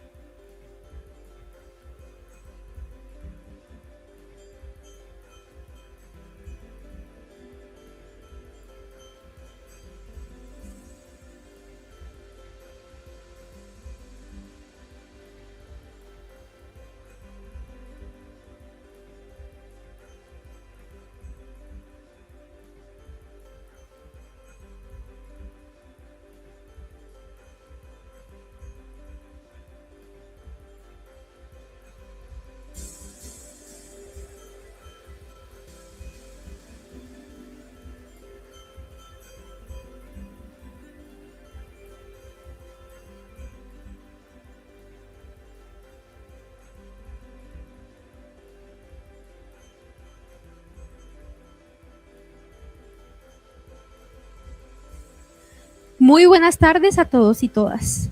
Les damos la bienvenida a esta segunda jornada del International Monday 2026, el evento principal. Durante la mañana tuvimos el privilegio de escuchar a distinguidos invitados a nivel nacional e internacional que compartieron sus perspectivas sobre el presente y el futuro de la exploración espacial en la región, dejando reflexiones muy valiosas para todos los asistentes. Ahora damos inicio a esta segunda parte del evento, en la que continuaremos explorando diferentes visiones sobre la Luna, el desarrollo espacial y las oportunidades de estos temas que representan para América Latina y para las nuevas generaciones.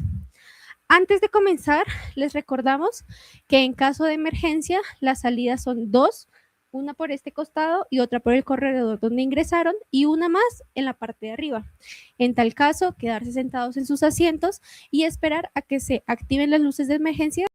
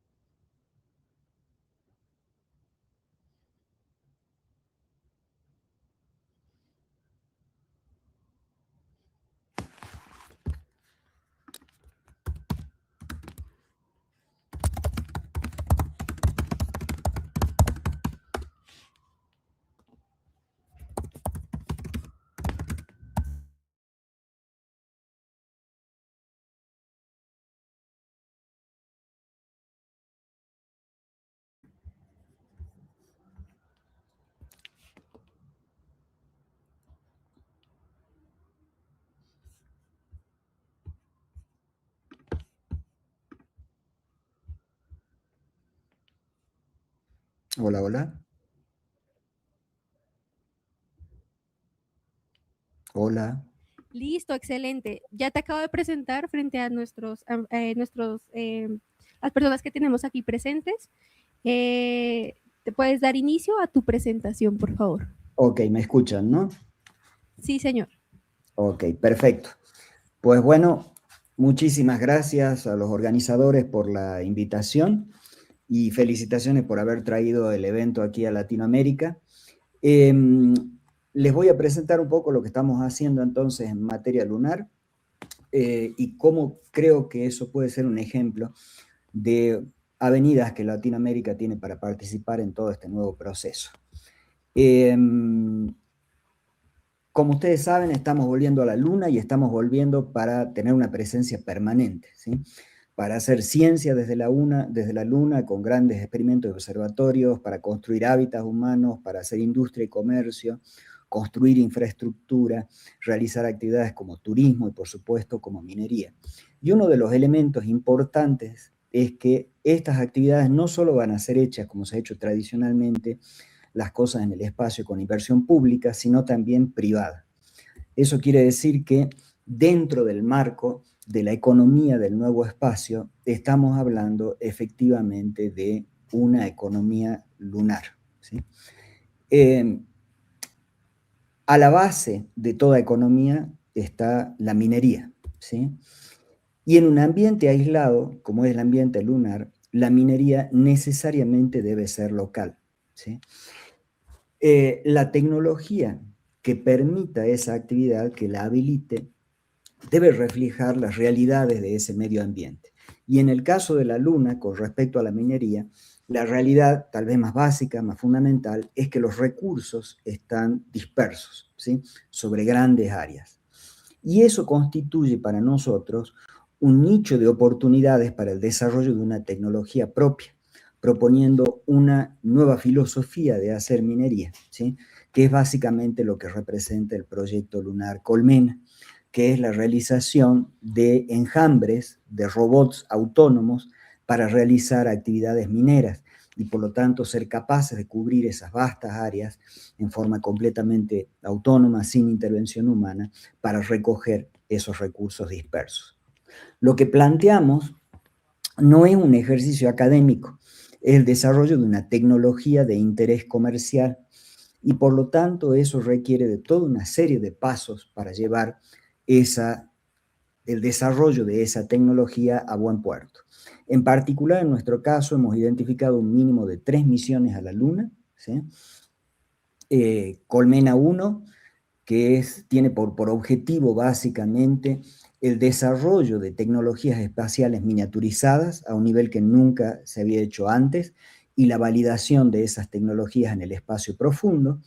Colmena 2 ya es la realización de los primeros rovers para actividades de minería en la Luna, ¿sí? Y Colmena 3 esencialmente se trata de llevar el producto a lo que llamamos TRL9, o sea, al máximo nivel de desarrollo en el ambiente en el cual va a ser utilizado, al nivel de sistema, como un todo. La primera misión, Colmena 1, ya fue realizada en 2024, ¿sí? Y de ella les voy a hablar un poquitito. Con Colmena 1 realizamos 5 robots, ¿sí? Muy pequeños. Se trataba de llevar al límite la miniaturización, ¿sí? Cada uno de ellos se logró hacer de 56 gramos y dentro de esa pequeña masa incluir operación reversible, es decir, tienen paneles solares de los dos lados, pueden navegar en cualquier condición, tienen sistemas de condicionamiento de potencia, sistemas de emergencia de potencia, computadoras de bordo, sensores de voltaje, de proximidades, de temperaturas, de dirección, de potenciales electromagnéticos, sensores para el campo magnético, para ver la posibilidad de ondas magnetohidrodinámicas en la superficie de la Luna, desde 1 Hz hasta 200 kHz, transmisores y receptores en más de 13 bandas de radiofrecuencias, giróscopos, acelerómetros y magnetrómetros tridimensionales, sistemas de telecomunicaciones y, por supuesto, motores independientes para movilidad. Los rovers no pueden ser llevados solos hasta la Luna, deben ir dentro de un contenedor. Entonces eso constituye otro sistema más de la misión que le llamamos TTDM, ¿sí? Que es un sistema que básicamente tiene un contenedor que los va a proteger a los robots durante el lanzamiento, durante el viaje cislunar y el alunizaje, y aparte de eso, llegando a la Luna, tiene que ser capaz de desplegarlos sobre la superficie lunar porque no hay un astronauta que los baje. El sistema que se hizo es una catapulta, que ustedes pueden ver acá, es la primera vez que se montó una catapulta sobre un cohete, ¿sí? La realizamos nosotros, es muy difícil técnicamente de poner una catapulta en un cohete porque es básicamente un resorte. Y ese sistema, ese TTDM, es mucho más que un contenedor en alta catapulta, es también todo un sistema de telecomunicaciones y de procesamiento de datos, y tiene toda su electrónica en la base, que permite hacer las comunicaciones entre los rovers y el sistema de control en tierra y operar también la catapulta. Todo eso junto, ese sistema de TTDM, de despliegue más los 5 robots, se consiguieron hacer con una masa de 608 gramos. Eso es único, nadie ha conseguido hacer algo con una masa tan baja de ese nivel de sofisticación para espacio. Aquí pueden ver los modelos de vuelo, ¿sí? A la derecha está todo lo que es el payload, la carga útil, con el TTDM, la catapulta y los rovers adentro. Allá adentro hay 5 rovers. Y del lado izquierdo pueden ver uno de esos robots de vuelo, ¿sí? Hecho todo polímeros, tienen sensores embebidos dentro de esa estructura, más paneles solares flexibles para aguantar vibraciones, en fin, y toda una serie de tecnologías que se tuvieron que desarrollar para poder hacer eso a ese nivel tan bajo de masa. Y les recuerdo de nuevo, todo eso con 608 gramos, como son 56 gramos cada rover, quiere decir que la mayor parte de la masa en realidad está en el sistema de deployment, en el TTDM. Colmena 1 fue lanzado en la nave Peregrine de la compañía Astrobotic el 8 de enero de 2024, desde Cabo Cañaveral, ¿sí? Con dirección a Sinus Viscositatis en la superficie lunar, y la nave Peregrine fue lanzada por el cohete Vulcan Centauro de la empresa ULA. Vean que son todas empresas, ¿sí? Aquí no hay participación de la NASA o de cualquier otra agencia espacial internacional. Esto es realmente nuevo espacio, empresas y nosotros, la academia, inclusive la academia, pero participando con un objetivo de realizar una tecnología de valor comercial. Aquí pueden ver la nave Peregrine para tener una idea de la escala, y arriba de ella montada Colmena 1. ¿Sí? Colmena 1 y la nave Peregrine pudieron separarse perfectamente del cohete y comenzar su trayectoria hacia la Luna. Acá la pueden ver, esta es una fotografía tomada desde la nave Peregrine hacia la Luna, una vez que ya se cruzó la magnetopausa, es decir, estamos afuera de la magnetósfera en espacio profundo. Lamentablemente en ese punto hubo un problema con una válvula del oxidante del combustible de uno de los motores de la nave Peregrine, y eso llevó a pérdidas de combustible que volvieron imposible el alunizaje. No obstante, ya estando en espacio profundo, eso nos permitió a nosotros poder activar todos nuestros sistemas y validarlos, ¿sí? Y de hecho operarlos básicamente durante casi 2 semanas en condiciones de espacio profundo. Hicimos esencialmente un viaje como el que hizo la nave Artemisa 2 hace poquito, ¿sí? Cruzando la órbita de la Luna. Con eso pudimos llevar toda nuestra tecnología propietaria, todo lo que se realizó para poder tener operación miniaturizada en espacio profundo, hasta el nivel máximo de desarrollo ATRL9, ¿sí? Lo que valida realmente el que se pueda seguir con todo el desarrollo del proyecto, aunque no se haya ido hasta la superficie de la Luna, ¿sí? Desde el punto de vista del proyecto, los objetivos fueron realmente todos alcanzados desde el punto de vista de la tecnología.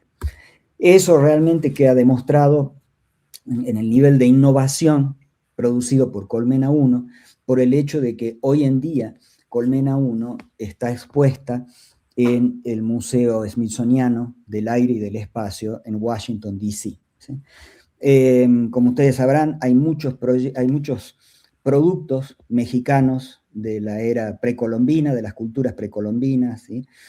Aztecas, mayas, olmecas, etcétera, expuestos en diversos museos del mundo, pero este es el único producto tecnológico mexicano expuesto en un museo internacional y del releve del Smithsoniano. Hecho esa primera misión, entonces, hoy en día nos encontramos trabajando en Colmena 2. Colmena 2 pretende poner en la Luna los primeros robots realmente de minería, ¿sí? Son modelos completamente diferentes, pero que sí van a ser prototipos para lo que son las tareas de prospección, que es la tarea más básica, más fundamental de la minería, ¿sí? Por donde se empieza para hacer minería. Tratando de llevar recursos naturales a convertirlos en resources, ¿no? Esos van a trabajar durante un día lunar, ¿sí? Para que tengan una idea de cómo son esos nuevos modelos, que ya están al nivel de los primeros modelos de ingeniería, la idea es que la masa objetivo que estamos buscando no supere los 3 kilogramos de masa. Eso es sumamente pequeño para lo que es este tipo de instrumento, ¿sí? De nuevo, nunca se ha hecho algo tan chiquito para ese nivel de sofisticación y operación en la Luna. El objetivo es que operen en forma diurna, es decir, durante un día lunar, 15 días terrestres aproximadamente, y en la medida de lo posible que sobrevivan a una noche mediante hibernación. Esto es si la nave que nos transporta permite hacer una comunicación durante la mañana del día siguiente. tienen que ser capaces de hacer posicionamiento espacial. Ustedes saben que en la Luna no hay GPS, pero para hacer prospección minera se necesita tener coordenadas absolutas. Entonces también tiene sistemas para obtener esas coordenadas absolutas. Son capaces de navegación semiautónoma, no completamente autónoma, pero se mueven autónomamente hasta encontrar algún tipo de problema que ellos mismos decidan a través de su inteligencia artificial, que es una situación de demasiado riesgo como para que ellos la manejen. En ese caso entra un operador terrestre, ¿sí? Para eso tienen, por supuesto, machine learning, inteligencia artificial, sensores de visión óptica a 360 grados, lidares bidimensionales, traqueadores estelares para navegación. Y deberían ser capaces también de hacer, a nivel de prueba, una navegación más allá del horizonte, ¿eh? También tienen diversos sensores para prospección minera, todos desarrollados también por nosotros y miniaturizados, espectrómetros de reflectometría en el ultravioleta, óptico e infrarrojo próximo, espectrómetro de fluorescencia en rayos X, Laser Induced Breakdown Spectrometer, LIBS, ¿sí? O sea, espectrómetros con un láser que, digamos, vaporiza elementos en la superficie para hacerle espectrometría, espectrometría Raman, medidores de resistividad de suelo, susceptibilidad magnética, permitividad dieléctrica, temperatura subsuperficial y volómetros infrarrojos. Además de eso, lleva también sensores para hacer ciencia en la Luna en un aspecto que a nosotros nos interesa mucho, que es la caracterización de la capa límite de plasma polvoroso sobre la superficie de la Luna y esos primeros milímetros o primer centímetro de el regolito lunar, ¿sí? Para eso lleva medidores de campo magnético para detección de ondas magnético-hidrodinámicas en ese plasma, medidores de potencial electrostático sobre la superficie lunar y medidores también de resistencia a tracción del regolito, ¿sí? Acá los pueden ver un poquitito cómo funciona. Esto tiene más o menos unos 50 centímetros por 30 centímetros a la base, más una altura de unos 70, 80 centímetros, ¿sí? Con paneles solares verticales para poder ser usados desde latitudes medias hasta latitudes altas, ¿sí?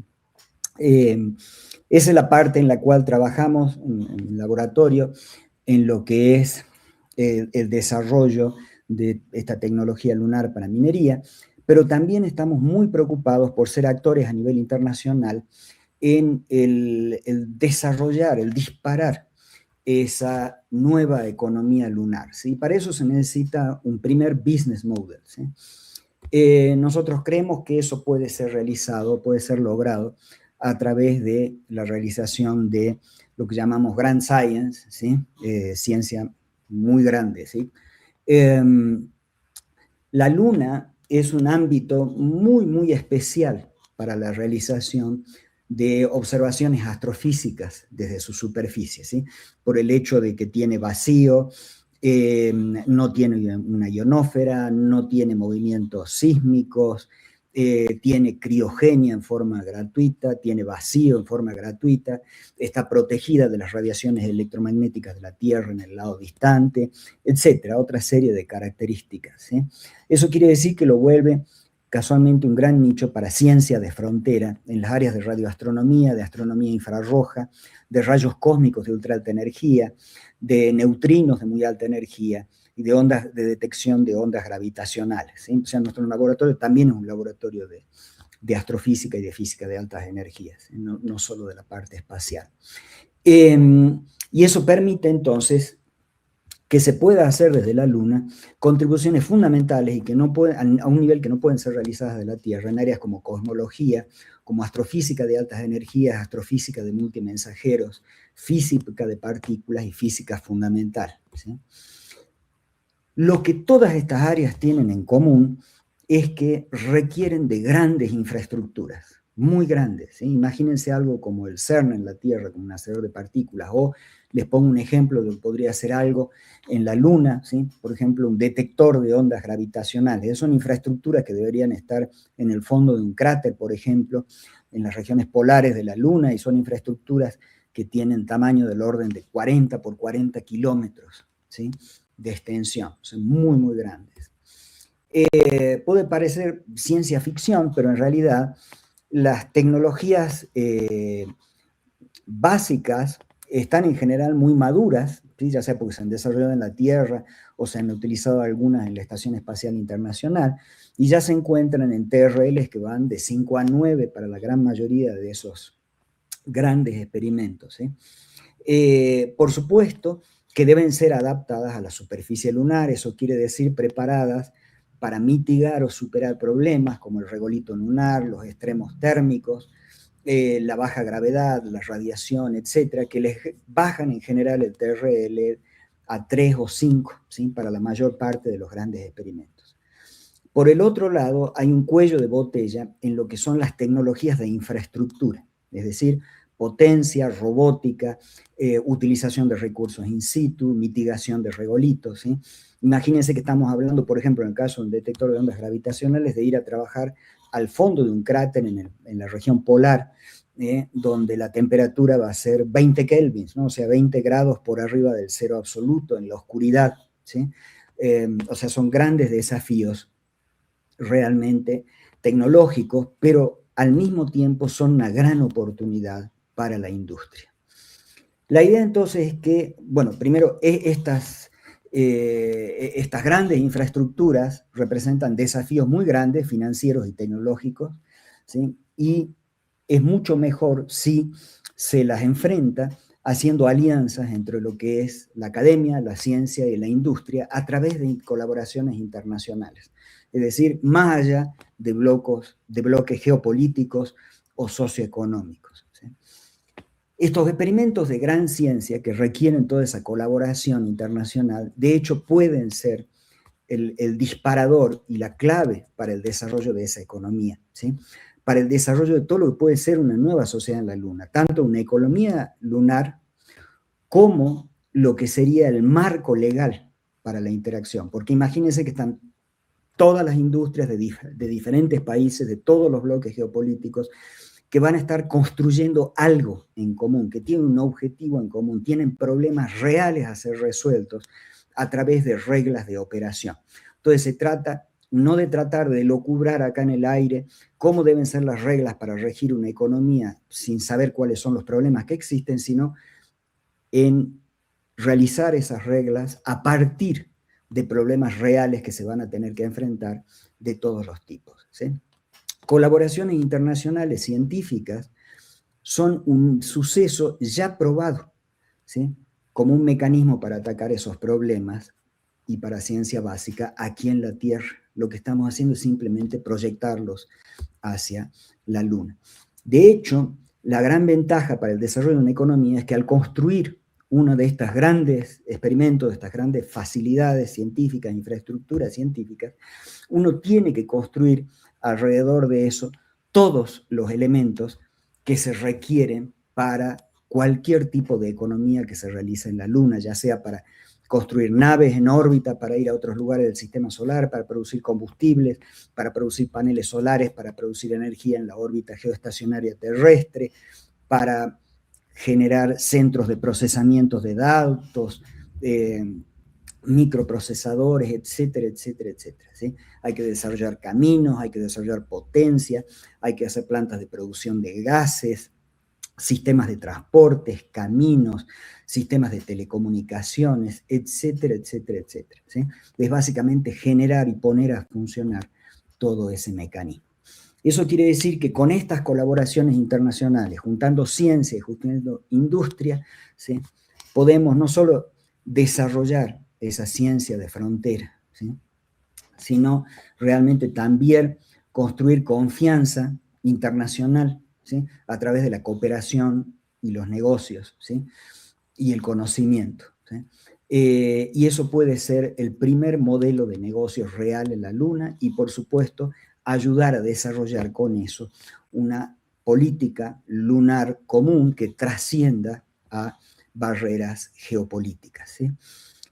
Esto es algo que como chair del Space Astrophysical Technical Committee de la Federación Internacional de Astronáutica, yo estoy proponiendo y estoy moviendo por lo que va a durar mi mandato, que son los próximos 6 años. Estamos trabajando ya juntando academia e industria de todo el mundo, y eso incluye desde China hasta Estados Unidos, pasando por Europa, y esperemos que Latinoamérica, ¿sí?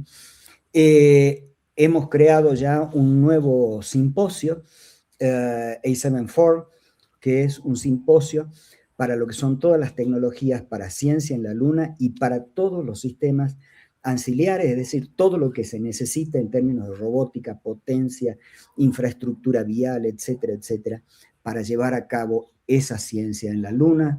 Estamos contactando a la International Astronomical Union, la Chinese Academic Society, COSPAR, vamos a presentar todo esto en COSPAR ya ahora también dentro de 2 semanas. Hemos hecho propuestas a Tlaco, PUS, y estamos contactando a la industria global para llevar esto adelante.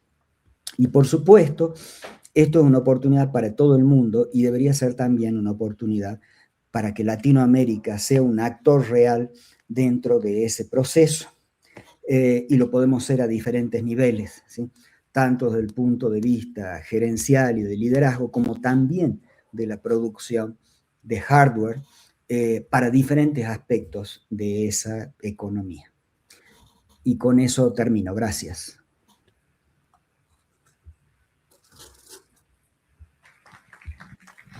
Muchas gracias, doctor Gustavo Medina. ¿Sí se me escucha? Sí, sí, los escucho. Excelente. Muchas gracias, doctor Gustavo Medina, por tu intervención. Gracias por presentarnos lo que es el proyecto Colmena y, por supuesto, esperamos que en estos 6 años que te quedan a ti al frente del laboratorio podamos hacer cosas muy grandes. Muchas gracias. Gracias, hasta luego. Hasta luego. Bueno, a continuación tenemos un invitado también muy especial, el geólogo planetario David Tovar. También es astrobiólogo con experiencia en proyectos de investigación relacionados con procesos planetarios superficiales, geoquímica planetaria, comparativa y clasificación de análogos terrestres en diferentes partes del mundo. Es investigador asociado al Programa Antártico Colombiano, codirector del Grupo de Ciencias Planetarias y Astrobiología de la Universidad Nacional de Colombia, director científico de Corp Laguna y presidente de Europlanet Colombia, además de ser editor del libro Astrobiology and Planetary Science in Latin America de la editorial Springer. Además, es investigador principal del proyecto EarthX, el cual evalúa análogos terrestres en Colombia y el mundo, incluyendo Volcán Nevado del Ruiz, Isla Gorgona, Isla Decepción en la Antártida, Islas Milos en Grecia, entre otros. Un fuerte aplauso.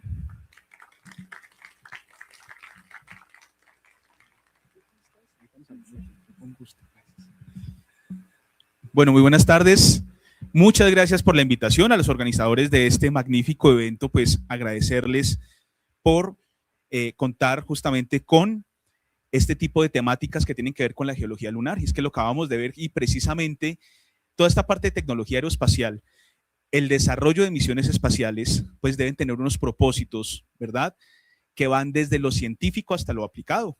Y justamente la labor en geología planetaria es importantísima porque justamente definir los lugares de alunizaje de varias misiones, de varios rovers, depende también de la geología del lugar, depende también de qué queramos resolver, para qué vamos a los lugares que vamos, por qué aterrizar en la Luna, en dónde, cuáles son los desafíos geológicos composicionales del terreno que componen la superficie lunar. Entonces, entre muchas más cosas. De tal manera que la labor que hacemos en geología planetaria, comprendiendo de qué están hechas las rocas de la superficie lunar, comprendiendo cuáles han sido esos procesos que han dado paso a los diferentes tipos de estructuras en la superficie de la Luna, permite establecer pues ya un equipo de trabajo que junto con ingenieros potencia ese desarrollo tecnológico en temas aeroespaciales y cuenta, por supuesto, con la participación no solamente de geólogos, de ingenieros, sino de otros científicos de diferentes áreas, físicos, inclusive hasta biólogos. El preguntarnos, por ejemplo, bajo condiciones extremas, ambientes extremos, e incluso, ya les voy a contar algo muy interesante que hemos encontrado aquí en Colombia, cómo inclusive dentro de las rocas pueden vivir microorganismos. Bien, entonces justamente esta parte exploratoria nos abre una gran oportunidad de trabajo mancomunado que nos permite justamente entender varios de esos procesos que han ocurrido en la Luna. No sé si aquí pueda yo pasar con la tablet la siguiente presentación para la... ¿Aquí? ¿Sí? Perfecto, muchas gracias. Perfecto, mil gracias. Muy bien. Entonces, vamos aquí, mientras tanto, a ver un videito. No sé si se pueda poner allí desde arriba la presentación del video. Es un video que muestra justamente la superficie lunar. Muestra inclusive, vamos a ver si se puede, a ver. Ya, allí, muy bien. Entonces muestra inclusive un movimiento que es el movimiento de la libración lunar, ¿vale? Vean que la luna va como bailando un poquito, ¿cierto? Muestra un poquito de un lado y muestra otro poquito de la superficie visible de la luna. Y bien, todos estos rasgos superficiales entre los que están cráteres de impacto que son modelados justamente cuando fragmentos de asteroides de diferente composición, pueden ser metálicos, pueden ser rocosos, impactan contra la superficie lunar y dejan estas cicatrices que de alguna manera nos cuentan una historia evolutiva en términos geológicos. También observamos, y de hecho lo podemos inclusive ver a simple vista, ustedes presten mucha atención en estos días que ya va a estar pronto a ser luna llena, estas regiones oscuras en la superficie lunar, que son los denominados mares basálticos. Se llamaban mares justamente porque en la antigüedad se pensaba que eran regiones que estaban cubiertas por agua. Bien, hoy en día sabemos que la luna no tiene agua líquida en superficie. De hecho, si queremos verlo de manera así como un poco más dramática, el único planeta del sistema solar y de hecho de la región conocida de la Vía Láctea donde hay zonas de habitabilidad que contiene agua líquida en su superficie es la Tierra. Bien, también pues en estas regiones de los basaltos lunares, de los mares basálticos, pues han llegado varias misiones a tocar la superficie lunar y de hecho han sido regiones que han sido exploradas por diferentes astronautas e inclusive diferentes rovers tomando muestras de la superficie lunar. Bien, entonces digamos que en ese contexto la observación de la luna ha sido, digamos, histórica, ¿verdad? Nos ha llamado muchísimo la atención entender justamente esos fenómenos que han ocurrido en nuestro satélite natural, cómo se formó la luna, pero también ha sido desde muchísimo tiempo antes objeto de inspiración para escribir obras literarias, escribir canciones, novelas épicas, bueno, muchísimas cosas. Y justamente desde tierra, sea desde observatorios ya profesionales que estudian la luna. Aquí tenemos un observatorio en China que está lanzando un rayo láser de alta potencia a la superficie lunar para que se refleje en uno de los reflectores que está en la superficie de la luna dejados por las misiones Apolo. Midiendo el tiempo en el que se demora ese reflejo de ese láser, se puede calcular la distancia a la luna. Bueno, entonces es súper interesante cómo, bueno, de hecho, cuestiones tan prácticas se pueden seguir haciendo con tecnología realmente, digamos, muy al alcance de todos en este caso.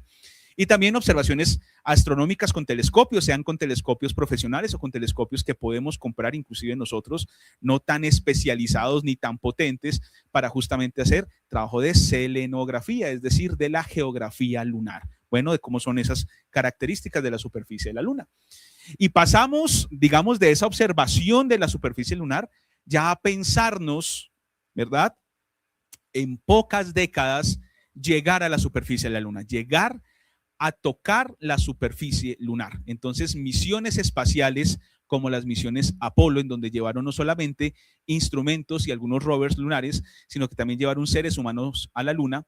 Lo harán próximamente la misión Artemisa, que se espera que para el 2028, primer semestre del 2028, tengamos justamente otros seres humanos pisando la superficie lunar. De hecho, se espera que sea la primera mujer en la luna a cabo que lleve estas misiones de Artemisa, ¿verdad? Y también pensándolo en periodos de tiempo muy corto. Tengamos presente que justamente el avión, no sé si recuerdan cuándo se inventó el avión. Corchados, más o menos, ¿no? Importante ese dato, porque es que ese dato nos da un contexto histórico clave. 1903, ¿vale? Los hermanos Wright inventan el avión. Bueno, por lo menos eso es, digamos, lo que está registrado, ¿verdad? En los primeros vuelos tripulados con máquinas hechas por humanos. 1903, pasamos en menos de 2 décadas, 1914, cuando da inicio la Primera Guerra Mundial, ya el uso del avión como máquina bélica, ¿cierto? Y pensarnos para la década del 60 ya ir a la luna. Entonces es un avance sumamente rápido, ¿verdad? En lo cual, digamos, la exploración lunar cuenta justamente con toda esa tecnología a su favor. Y aquí tenemos dos imágenes, una primera imagen de los sitios de alunizaje de las misiones Apolo. Tenemos el Apolo 11 en el Mar de la Tranquilidad, Apolo 12, Apolo 13, recuerden que tuvo un problema técnico y no pudo llevar a los seres humanos a la Luna, Apolo 14, 15, 16 y 17, siendo el Apolo 15, 16 y 17 las misiones que mayor cantidad de material rocoso trajeron de regreso a la Tierra. En total, se trajeron 382 kilogramos de roca y polvo desde la Luna. Eso es un montón. Y solamente entre Apolo 15, 16 y 17 se trajeron 283 kilogramos. O sea, un montón de muestras. Bien, esas muestras están almacenadas en el edificio H en el Johnson Space Center y son estudiadas permanentemente desde el tipo geoquímico, composicional, etcétera. Bueno, muchos estudios, inclusive hasta mecánico, reológico, para saber cómo se comporta ese tipo de material rocoso bajo diferentes tipos de condiciones. Bueno, y aquí tenemos otras misiones, como por ejemplo, estas son algunas. La misión China, que llegó al lado no visible de la Luna, llegó cerca al polo sur lunar. Bueno, este fue el sitio de aterrizaje de esta misión china, que también trajo pues una gran cantidad de datos a la Tierra. En este caso no hubo muestras que regresaron a la Tierra, pero sí gran cantidad de información. Pero sí que hay una, digamos, creciente interés, por ejemplo, aquí con la Chang 3, ¿verdad? Que es este rover lunar, de estudiar justamente esos componentes de químicos, geoquímicos que tienen las rocas lunares y el suelo lunar. ¿Por qué? Porque es que históricamente, también aquí vemos en las misiones Apolo, se han llevado algunos, inclusive sismógrafos, para comprender un poco la estructura interna de la Luna. Resulta que la manera en cómo podemos saber justamente que la Tierra tiene diferentes capas en su interior es gracias a la sismología. El planeta Tierra, de hecho, hasta el momento y lo que conocemos de los cuerpos rocosos del sistema solar, es el único planeta que tiene una tectónica de placas activa. No hay ningún otro cuerpo que tenga una tectónica de placas activa como lo tiene la Tierra. Y eso obedece justamente a todos esos procesos de transferencia de calor que hay en el interior terrestre. ¿Vieron lo que ocurrió en Venezuela con los sismos, cierto? Han visto y hemos vivido algunos terremotos grandes que hemos tenido aquí en Colombia, en el 99 el de Armenia, en el 83 el de Popayán. Aquí recientemente hemos sentido algunos temblores fuertecitos, activación de las fallas que son de compresión en la cordillera oriental, cerca de los llanos. Bueno, pues la Tierra es un país activo, ¿vale? Sísmicamente activo. Y esas ondas sísmicas, que son ondas mecánicas, viajan a través del interior de la Tierra. Y uno puede conocer cómo varía la velocidad de esas ondas sísmicas en función del medio. Y en función justamente de eso, podemos determinar qué tan espesa es una capa y de qué está hecha, ¿vale? Entonces, en la Luna se intentó hacer lo mismo. Se dejaron de las misiones Apolo algunos sismógrafos para ver si había algún tipo de actividad interna que pudiera servir a los científicos para saber de qué estaba hecha la Luna en su interior y cómo estaba dividida. Y en efecto ocurrieron algunos que se llaman los moonquake o los sismos lunares. Bien, lo curioso, raro, extraño de esto es que ocurrieron en una profundidad enorme que coincidiría casi con la distancia a la cual está el núcleo lunar. El núcleo, que a pesar de ser muy pequeño, está todavía fundido, es decir, es material que está en estado líquido, parte sólido y seguramente tiene algunos tipos de volátiles, es decir, gases metidos allí. Lo que es extraño es justamente que ese tipo de material no se puede romper, ¿vale? No se fractura. Entonces, al no fracturarse, no libera energía, es decir, no tendría por qué haber ondas sísmicas. Sin embargo, sí que se han detectado con estos sismógrafos. Entonces, es algo que todavía sigue siendo tema de debate, tema de estudio. De los 3 sismógrafos, uno ya dejó de funcionar. Creo que los otros 2, hace rato no reviso información al respecto, pero deben estar funcionando. Entonces son una muestra que justamente poner estos instrumentos en la superficie lunar son muy importantes. Justamente también como parte de ese material que se recolectó en las misiones Apolo está el regolito lunar. Vean aquí el tamaño con una monedita para que vean la cantidad de material. Pues con esta cantidad de material, con este poquitico de cantidad de material, se empezaron a hacer experimentos de adivinen qué. ¿Crecer qué? Plantas. Hacer crecer plantas. Bueno, y crecieron con un estrés muy alto. Es decir, en otros términos, crecen con mucha dificultad. De alguna forma, es posible generar cierto tipo de crecimientos de plantas en la superficie lunar con condiciones muy particulares, pero con un alto estrés para las plantas, ¿vale? Entonces, esto nos da una pista justamente de qué se debe hacer y qué tipos de tratamientos se pueden lograr con el suelo marciano, con ese regolito lunar, para poder generar cultivos en la superficie de la luna. ¿Bien? Y esto es importantísimo porque resulta que la composición del suelo lunar, cuando ya lo vemos en microscopio, pues principalmente está hecho de vidrio volcánico o vidrio producido por impactos de asteroides en la superficie de la luna que producen los cráteres de impacto. Ese material se derrite y deja estas microesférulas. Entonces puede ser de ambos tipos de origen. Bueno, ¿qué es lo interesante al respecto? Que la composición del suelo lunar es muy distinta a la composición del regolito del material que tenemos aquí en la Tierra, producto de la meteorización y la erosión de las rocas, sean sedimentarias, metamórficas o ígneas que tenemos aquí en nuestro planeta. Y es que, por ejemplo, este regolito está enriquecido en titanio, pero muy empobrecido en hierro, ¿sí? Y el hierro sí que es un elemento fundamental para el crecimiento de las plantas, junto con otros elementos químicos, fósforo, nitrógeno, oxígeno, ¿bien? Entonces, estas pruebas, estos experimentos sí que nos dan luces para entender un poquito mejor cómo utilizar esos recursos para poder explorar futuros cultivos de futuras misiones que lleguen a la Luna, y como lo veíamos en la charla anterior, efectivamente lo que se está buscando es que sean misiones de permanencia en la superficie lunar. O sea, no solamente ir, quedarnos unas horitas y regresar, sino quedarnos allá por cuestiones de meses. Bien, entonces aquí ya vemos justamente esa composición del suelo lunar. Vemos que el hierro es muy escaso, es muy bajito comparado con la cantidad de hierro que tienen los componentes mineralógicos que forman los suelos aquí en la Tierra, pero tiene una gran cantidad de oxígeno, de sílice. Esto es fundamental, justamente de silicio, para formar la sílice, ¿vale?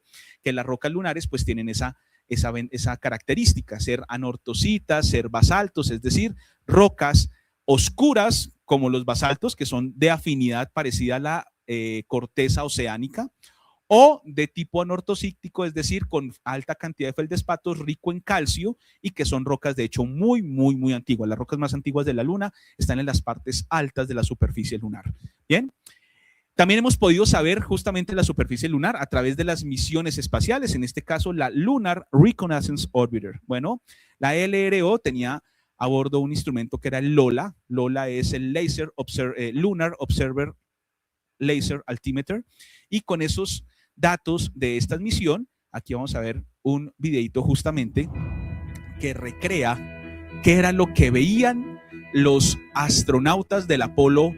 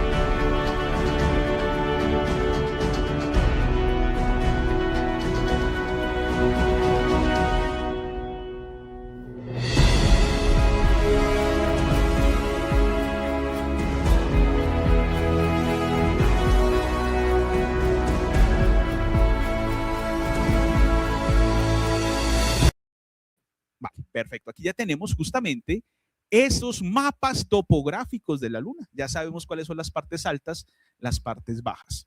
Aquí, ¿cómo sabemos que algo está alto, que está bajo? Lo mismo respecto a qué, ¿cierto? El nivel del mar, ¿cierto? Por ejemplo, Monserrate, ¿a cuánto está? Creo que no tanto, como 3.200 por ahí sobre el, o sea, Monserrate arriba de la montaña, ¿cierto? 3.200 metros sobre el nivel del mar. Bogotá, que alguna vez el logo de la alcaldía de Bogotá era tantos metros más cerca de las estrellas, ¿no? Que fue robado de Caldas ese eslogan. 2.600 metros, ¿cierto? 2.600 metros sobre el nivel del mar. Pues bien, aquí podemos saber qué partes son altas y qué partes son bajas respecto al nivel del mar también, ¿cierto? ¿O no? No, ni por el chivas, porque en la luna no hay agua, ¿verdad? Entonces, ¿con qué lo medimos? ¿Respecto a qué? Pues bueno, en geología planetaria justamente utilizamos otras medidas y otros patrones de referencia para poder hablar de alturas y hablamos del radio planetario promedio. Bueno, resulta que estos cuerpos, tanto satélites naturales como planetas, no son exactamente esféricos, ¿vale? Ustedes han escuchado, recordarán del colegio que nos hablaban que la Tierra está ligeramente achatada en los polos, ¿cierto? Entonces ese achatamiento hace que, digamos de manera muy general, la Tierra tenga un radio polar más cortico que el radio ecuatorial. Bien, entonces se saca el promedio de esos radios y en función de ese radio lunar, uno sabe lo que esté por encima o por debajo de ese radio lunar. Entonces así hablamos de las zonas altas y las zonas bajas. Y para poder visualizar mejor esos datos, pues los pintamos de colores. Bueno, entonces hacemos una escala de colores. En este caso, las partes violetas y azules son partes profundas, bueno, y las partes naranja y roja son partes altas. Bueno, entonces ya podemos tener una idea de cómo es la topografía lunar. Bueno, y esto es importantísimo justamente porque nos da información sobre esa relación que hay entre las partes altas, partes bajas y la composición de las rocas lunares. Y gracias no solamente al retorno de las rocas que se trajeron de la Luna, sino también con los datos espectroscópicos de las misiones que han orbitado la Luna, que podemos saber cuál es la mineralogía predominante de la superficie lunar y por consiguiente asociarlo a los diferentes tipos de rocas, es que construimos estas herramientas tan poderosas que son los mapas geológicos de los cuerpos rocosos del sistema solar. En este caso es el mapa geológico de la Luna. Es un mapa geológico relativamente nuevo, el más reciente es del 2020, ¿vale? Justamente con estas misiones que se han enviado a la Luna a estudiar la superficie lunar y con los datos satelitales de otras misiones orbitándola. Y vemos tanto el polo norte como el polo sur y la región ya que comprende desde los, aquí está, debe estar el Ecuador, más o menos como los 70 grados de latitud norte, 70 grados de latitud sur aproximadamente, ¿vale? Es decir, cubre toda la superficie lunar. De alguna manera podemos saber cuáles son esas unidades geológicas que componen la Luna, es decir, qué tipo de rocas están allá. Bien, y podemos conocer también su composición. Pero ustedes ven colorcitos, ¿cierto? Algunos colorcitos. Bueno, muchas veces estos colores, no puntualmente aquí en la Luna, pero sí en el caso de la Tierra, los colores inclusive hasta nos indicarían posibles edades de esos tipos de rocas. Bueno, al igual que en la Tierra tiene periodos geológicos. Bueno, entonces hablamos, por ejemplo, del proterozoico, del arcaico, del cámbrico, del cretácico, etcétera. Bien, en la Luna también que podemos hablar de periodos geológicos. Bueno, está el periodo copernicano, que es el más reciente, está el periodo erastoniano, bueno, de Eratóstenes, que es un cráter que está en la superficie lunar, y así sucesivamente, el ímbrico, bueno, son los periodos geológicos de la Luna. Bueno, y eso se clasifican en función de la cantidad de cráteres de impacto que hay en la superficie lunar. Entonces podemos saber procesos geológicos, composición de las rocas, más o menos saber qué tan antiguas son y con toda esta información ya empezar ahora sí a seleccionar esos lugares que nos van a servir para futuras misiones espaciales. Es más, podemos entender y comprender justamente estudiando la composición de las rocas lunares, saber en el pasado qué tanta actividad volcánica hubo, porque la Luna tuvo volcanes activos, bueno, y de hecho los volcanes que están extintos se pueden observar en la superficie lunar, y también de alguna manera poder inferir cuál es el papel fundamental que han jugado los volátiles en la construcción, en la formación de una primitiva atmósfera lunar. Hoy en día hablamos de la Luna como un cuerpo que no tiene atmósfera, pero tal vez logró tener alguna atmósfera hace miles de millones de años. Bien, ¿qué objetivos se están estudiando actualmente? El polo sur lunar. Aquí tenemos el polo sur y el polo norte. Ustedes observan aquí unos punticos como de color aguamarina, ¿sí los ven? Esas regiones, ¿por qué son tan interesantes? porque son las regiones en donde se ha encontrado y se sabe y se ha detectado, gracias a los datos de estos satélites que han orbitado la Luna, agua, ¿vale? Agua a manera de hielo, ¿vale? Los hielos astrofísicos son muy variados, es decir, hay muchos tipos de hielos, ¿vale? Hielo de nitrógeno, hielo de dióxido de carbono, que es el famoso hielo seco, ¿cierto? Ustedes han ido a esas discotecas que lo inundan a uno con hielo, con humo de hielo seco, ¿cierto? Eso es un tipo de hielo. Hielos de metano, hay hielos de diferentes composiciones. Lo interesantísimo de esto es que es hielo de agua. Bueno, no está en la superficie como tal, está a profundidad. Entonces, inclusive, desde un punto de vista astrobiológico, esto nos muestra un potencial súper interesante porque bajo la superficie lunar en esta región del polo sur, aquí también en el polo norte hay, ¿vale? Pero se han centrado las misiones de aterrizaje para Artemisa 3 y Artemisa 4 en el polo sur lunar, es la búsqueda justamente de ese hielo bajo la superficie. Sabemos más o menos a qué profundidad está, sabemos en dónde está ubicado, pero no sabemos qué tanto hielo hay. Bueno, entonces ahí es donde viene la etapa de prospección, empezar a buscar, ¿cierto? En esos lugares, a ver qué tanto espesor tiene esas capas de hielo, pero de que lo hay, lo hay. Bueno, ya lo sabemos, ¿ok? Ahora, estas regiones son topográficamente muy complicadas, tenemos varios cráteres, inclusive con nombres muy conocidos, Shoemaker, ¿cierto? El cráter Shoemaker, en homenaje al geólogo planetario Eugene Shoemaker, que junto con su esposa Caroline Shoemaker y David Levy descubrieron el cometa que colisionó con Júpiter en el 94. Bueno, que fue un evento histórico astronómico súper importante. Shackleton, no sé si conocen a este explorador del Polo Sur, Shackleton, que junto con su buque, creo que era el Enterprise, llegaron y naufragaron en el Polo Sur.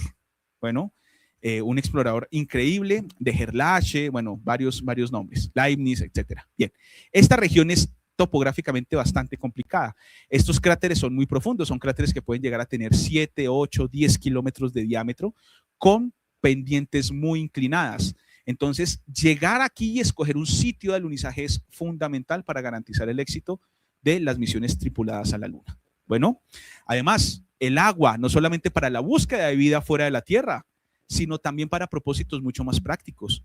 El agua, el H2O, se puede utilizar como insumo para tener combustible que le permita a los futuros astronautas que vayan a Marte suministrarse de agua aquí en la Luna y salir de la Luna a Marte, porque es más fácil en términos gravitacionales. La Luna, al tener una menor masa que la Tierra, le es más fácil a cualquier misión que esté en la superficie salir al espacio exterior porque su velocidad crítica o su velocidad de escape es menor a la velocidad de escape de la Tierra. Es decir, la velocidad mínima requerida para escapar del campo gravitacional aquí en la Tierra es de 11.3 kilómetros por segundo, si mal no recuerdo. En la Luna es mucho menor, entonces requiere menos combustible para llegar y lograr vencer esa velocidad de escape. Entonces, es decir, así en términos sencillos, la idea es utilizar la Luna de bomba de gasolina. Bueno, ¿y en dónde está la gasolina en la Luna? En el Polo Sur.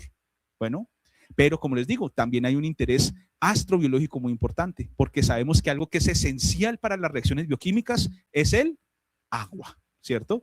Así esté en estado sólido. Por ejemplo, ahora les voy a contar parte de lo que estamos desarrollando aquí en Colombia y que hemos encontrado en otras partes del mundo, que es realmente fascinante.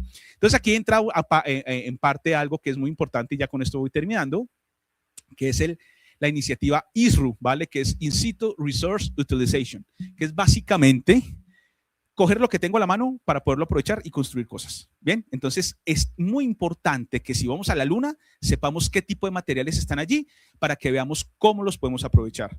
Si vamos a Marte, ¿verdad? Saber y conocer qué tipo de composición tiene el regolito lunar, las rocas lunares, para poder aprovechar y sacarle el máximo provecho a esos recursos in situ y poder hacer construcciones de facilities, de instalaciones, ¿cierto?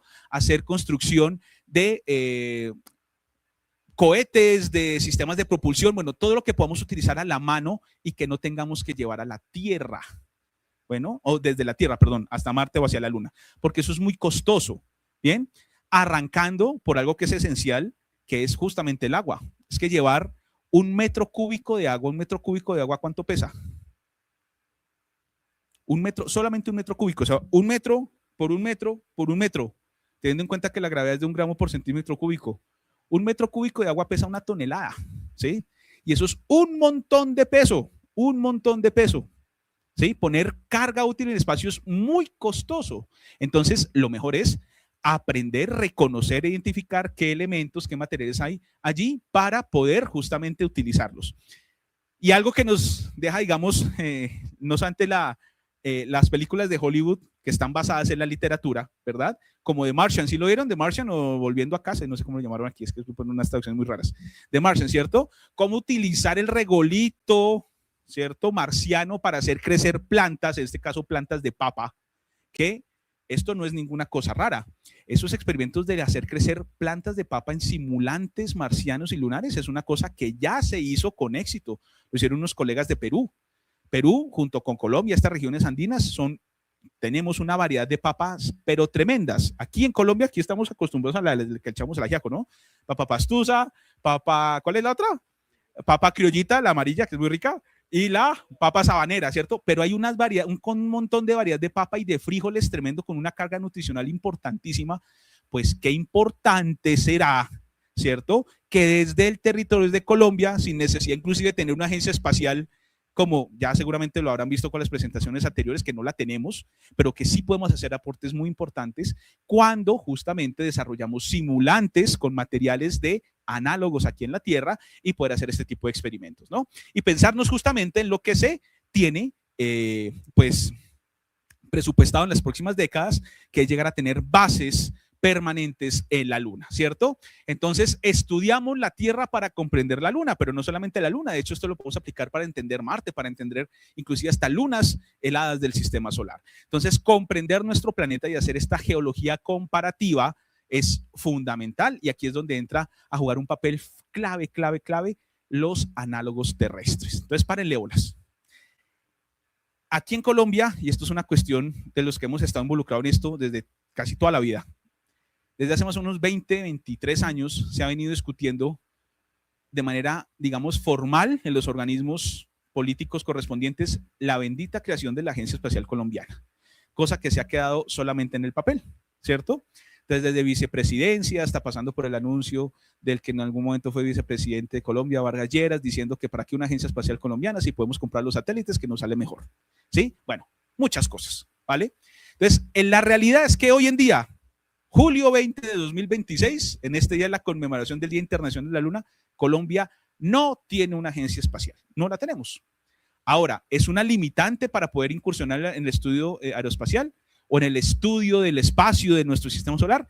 En lo más mínimo, porque nosotros puede que no tengamos una agencia espacial colombiana, puede que no tengamos un cohete como los cohetes Atlas o los cohetes Ariane de la Agencia Espacial Europea, ¿cierto? Pero sí que tenemos una rica geodiversidad. Esa geodiversidad nos permite desde el territorio colombiano aportar en el estudio de análogos terrestres. Bueno, entonces les voy a hablar de uno que no está aquí en Colombia, pero sí vamos a cerrar con esa digamos, última visión y últimas investigaciones que se han hecho en análogos terrestres. Voy a mencionar uno que está en otra parte muy retirada del planeta Tierra, que es la Antártida, del cual Colombia sí que ha aportado, ¿vale? Porque no sé si sabían, pero Colombia tiene un programa antártico que está vinculado a la Comisión Colombiana del Océano, que hace parte de la Armada, ¿bien? Y en las expediciones a la Antártida ha habido varias que han ido a este lugar, que es la isla de Excepción. Bueno, esto a primera vista, sí, aparentemente tiene paisajes muy lunares, bueno, pero claro, cuando hablamos de análogos terrestres, análogos planetarios, no basta con que se parezca, no es parecer ni aparentar, sino que realmente sea parecido. Bueno, entonces nos hemos dado a la tarea justamente realizar estas expediciones a la Antártida. Esto es parte de la 8ª y 9ª expedición a la Antártida. Retornaremos el próximo año, esperamos, nuevamente a la isla de Excepción, pero para estudiar el fondo marino, que es donde está la caldera activa. Este es un volcán activo en la Antártida. Bueno, hemos estudiado los estratos de las erupciones volcánicas que ha habido aquí en esta región. Hemos estudiado inclusive, ¿siento este vaporcito acá? Pues bueno, en medio de un volcán cubierto por hielo durante más de 8 meses al año, pues hay ventilas termales que llegan hasta los 100 grados Celsius. ¿Y saben qué es lo más increíble de todo? Que tanto en el hielo de la Antártida, de aquí de Excepción, como en estas partes donde, si ven aquí que se está excavando y está saliendo todo este vapor de agua, Aquí, a 100 grados, 99 grados Celsius, hay microorganismos viviendo, hay extremófilos.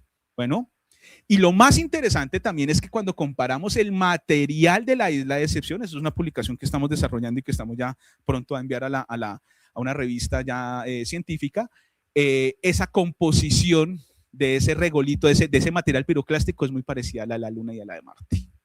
Súper genial, porque claro, ya podemos tener material terrestre con los cuales hacer diferentes tipos de experimentos, ¿no? Entonces vean, aquí esta isla es espectacular. Si esto es hueco, aquí da la vuelta a la isla por acá y se cierra aquí en esta entradita que se llaman los fuelles de Neptuno, y todo esto es un colapso de caldera, es decir, todo esto aquí antes tenía un edificio volcánico enorme, grandotote, que al ser un volcán tan explosivo colapsó la parte alta de la caldera y se hundió. Por eso la caldera actual está aquí submarino, estamos a unos 260 metros de profundidad. Bueno, esto nos ha permitido, justamente esta es nuestra más reciente publicación, que es la comparación de esta isla, la isla de excepción, en el marco de las expediciones de Colombia a la Antártida, ¿vale?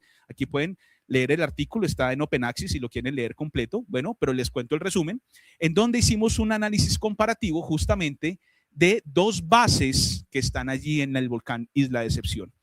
La base Gabriel de Castilla de España y la base Argentina de Excepción. Mejor dicho, cualquier parecido con el mundial de fútbol es pura coincidencia, ¿no? Me imagino a esta gente ahorita que empiecen otra vez las expediciones, cómo va a ser allá la convivencia con los españoles y los argentinos.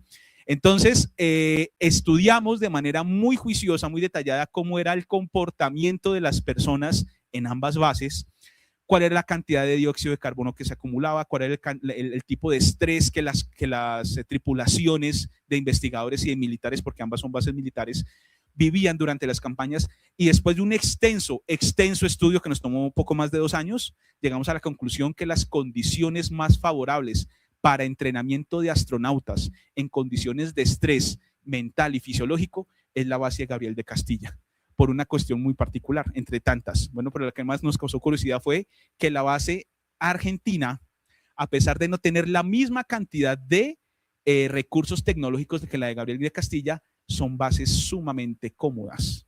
Habitaciones privadas, baños privados, entonces el estrés de la tripulación no es tan alto como aquí en España, en donde se tienen que compartir habitaciones, se tiene que compartir baños, la cocina es pequeñita, sí, bueno, entonces es un montón de cosas súper interesantes que hacen justamente de este entorno un lugar apto para entrenamiento de astronautas. La buena noticia es que justamente después de esta investigación ya va a comenzar una campaña de entrenamiento de astronautas análogos de la Agencia Espacial Europea, justamente resultado de esta investigación, producto de equipos liderados por colombianos, la profesora María Angélica Leal, junto con el profesor Miguel Ángel de Pablo de la Universidad de Alcalá, y yo, que estamos liderando este equipo de investigadores, realizamos esta investigación.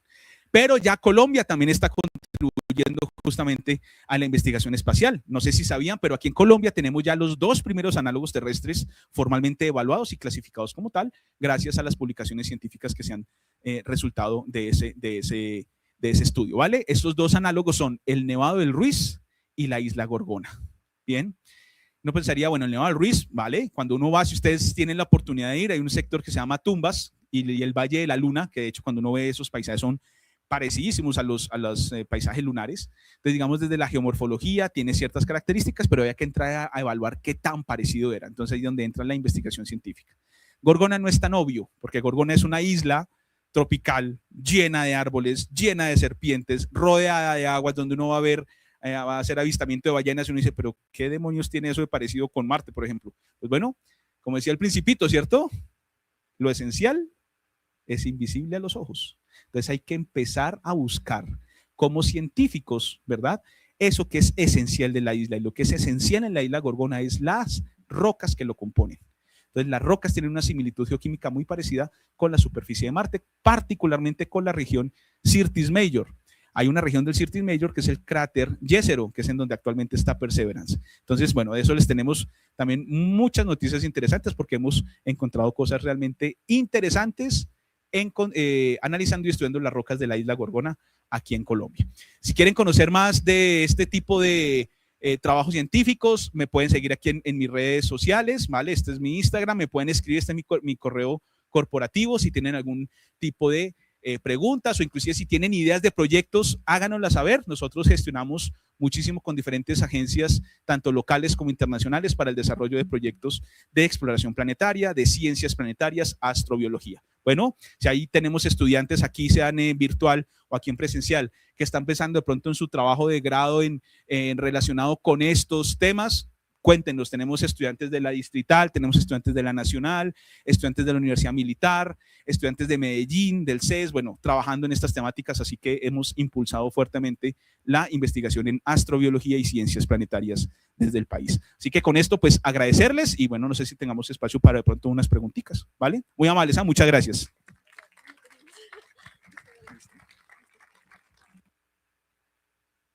Muchísimas gracias, geólogo planetario David Tovar. A continuación, vamos a dar un pequeño break donde los espera un wrap de pollo junto a un juguito. Por favor, vayan, asisten junto al lado de las inscripciones. También aquí al lado tenemos una muestra que nos dio la Embajada de China de la misión lunar Chang'e 6 para que la puedan ver, la puedan observar de cerca, no tocar, solo observar de cerca y tomarse foticos. No se vayan porque a continuación sigue una charla espectacular de parte de Mutauta K. Muelas Troches, miembro de una comunidad indígena Misak, para que por favor no se lo pierdan, que va a estar muy interesante. Gracias.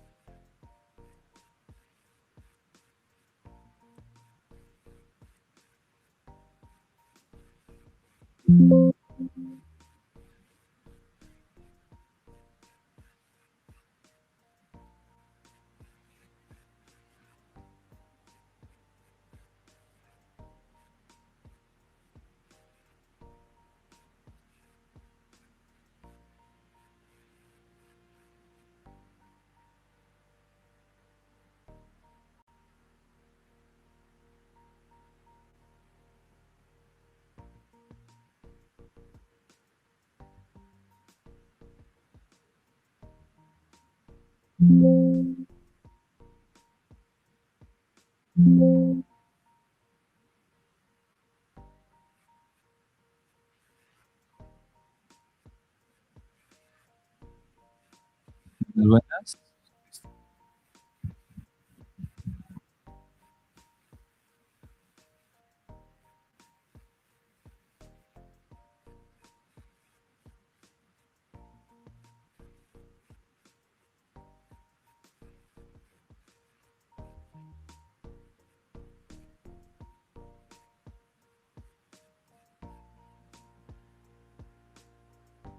Bien, espero que hayan disfrutado de ese delicioso refrigerio.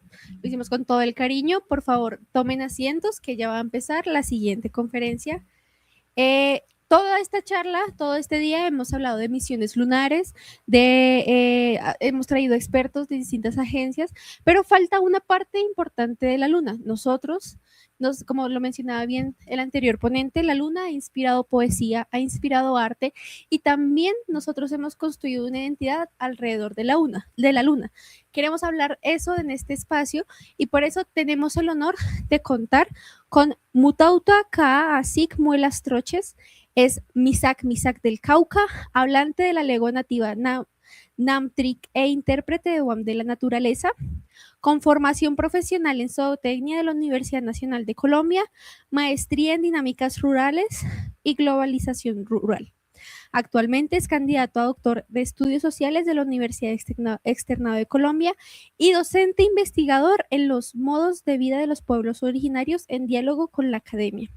También dirige el programa Interacciones Multiculturales y el área de investigación, sentidos y lógicas de vida de los pueblos originarios.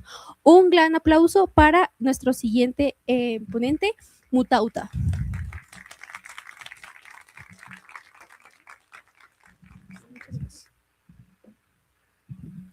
Mayelan Mailan de Guchayulinja Purravelan Ungwa Chinra Ibura Chigeven Wamindami Waminjalik.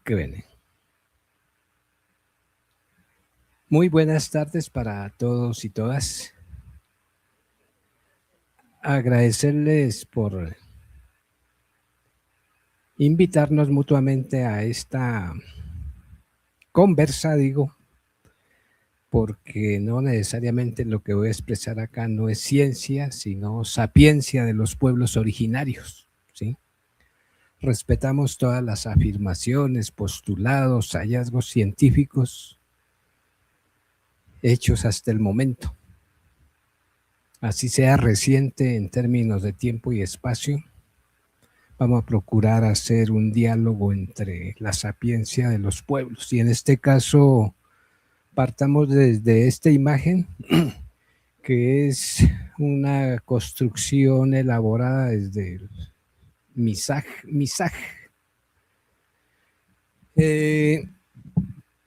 Nos piden hablar de la luna, pero ocurre que así como respiramos, como caminamos, como transportamos el oxígeno, el agua, los huesos, emitimos una voz, no quiero referirme estrictamente a la luna. La luna hace parte de todo este conglomerado de relaciones, de interdependencia, de coexistencia mutua entre todos los seres vivos. Cuando me refiero a los seres vivos, los seres visibles y hasta los invisibles, ¿sí? Cuando nos referimos a los seres invisibles, a veces se imaginan que son los fantasmas, pero no es así. Hay otros seres que nosotros no alcanzamos a reconocer visualmente, pero que sí podemos sentir, que sí podemos escuchar, y así hemos vivido en el tiempo y en el espacio.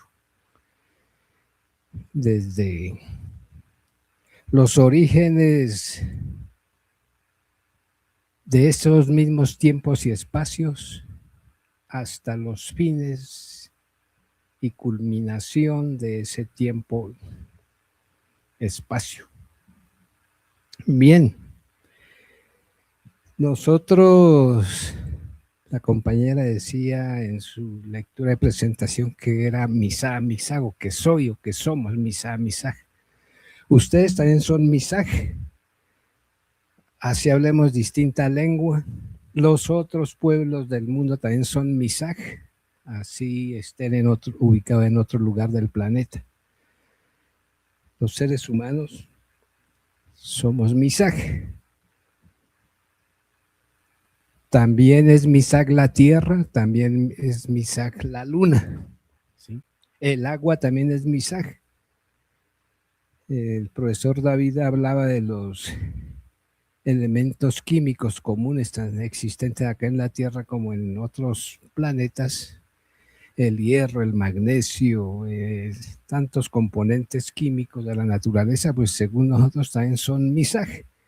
Y esas particularidades de componentes químicos, pues hace parte de lo invisible, ¿no? No lo vemos, pero afortunadamente la ciencia ha logrado crear sus aparatos para reconocer toda esta existencia en la naturaleza. Entonces, la luna, el sol,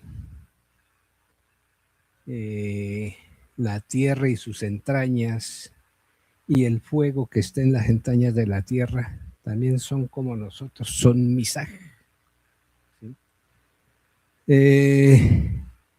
Tienen también sus denominaciones dependiendo de donde estén ubicados, así como en la ciencia lograron identificar sus capas, digámoslo así, que la atmósfera, que la estratosfera, que la troposfera. Existe una serie de denominaciones con sus propios significados, ¿sí? Y en nuestro caso, pues traemos aquí 5 expresiones que tienen que ver con esa existencia, ¿sí? Una de ellas es el Shambhala.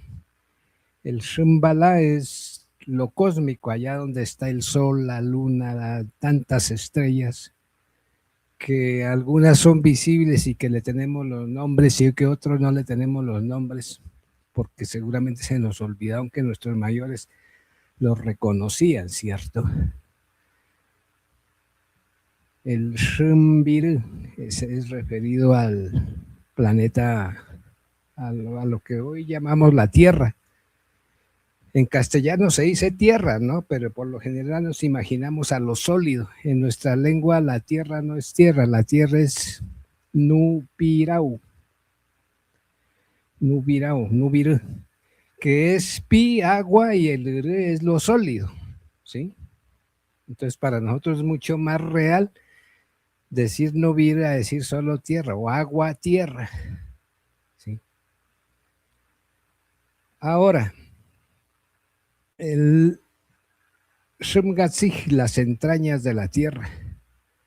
Así como hay componentes importantes en esta entraña de la tierra, ayuda también a regular y a que la vida coexista, ¿sí? A que haya esa interdependencia, que haya esa ciclicidad y cumplimiento de sus funciones, sus transiciones en cada una de esas etapas, no solamente desde las entrañas de la tierra, sino desde esta dimensión donde estamos nosotros, e igualmente con toda la dinámica de la vida que cada una de las fases de la luna nos proporciona. A su vez, toda esta dinámica de vida pues tiene relación con el sol, porque es que no actúa solo, Esta afirmación que uno hace, pues lo hacemos desde la sapiencia, porque es todo un sentido común para vivir, ¿sí? Así como el día tiene tantas horas, la noche tiene tantas horas, el año tiene tantos días, ¿sí? Hace rato escuchaba y me llamaba la atención cuando el profesor David decía que 15 días de la luna equivalen a tantos acá en la Tierra. Esos equivalentes también existen en nuestros sentidos y lógicas de vida, ¿sí? Nuestros mayores nos enseñaban y decían que un año terráqueo era un día allá, ¿sí? Bien. Aquí tenemos una expresión que llama el rumbi. El rumbi es referido al agua cósmica. Según nuestros abuelos, según nuestros mayores, el agua no es nativa de acá, el agua llegó y se cultivó y se ubicó en sus distintos lugares con sus distintas particularidades, es lo que hacemos uso de ella, ¿cierto? Por otro lado, hay una expresión aquí interesante de el shum. Shum es la vida, es la dinámica, es el movimiento de cada uno de los componentes cósmicos, de la luna, del agua, del sol, de tantas estrellas, y toda la dinámica interna que también ocurre dentro de las entrañas de la Tierra, o las entrañas de la luna, o las entrañas del sol, ¿cierto? Se me bloquea este aparato.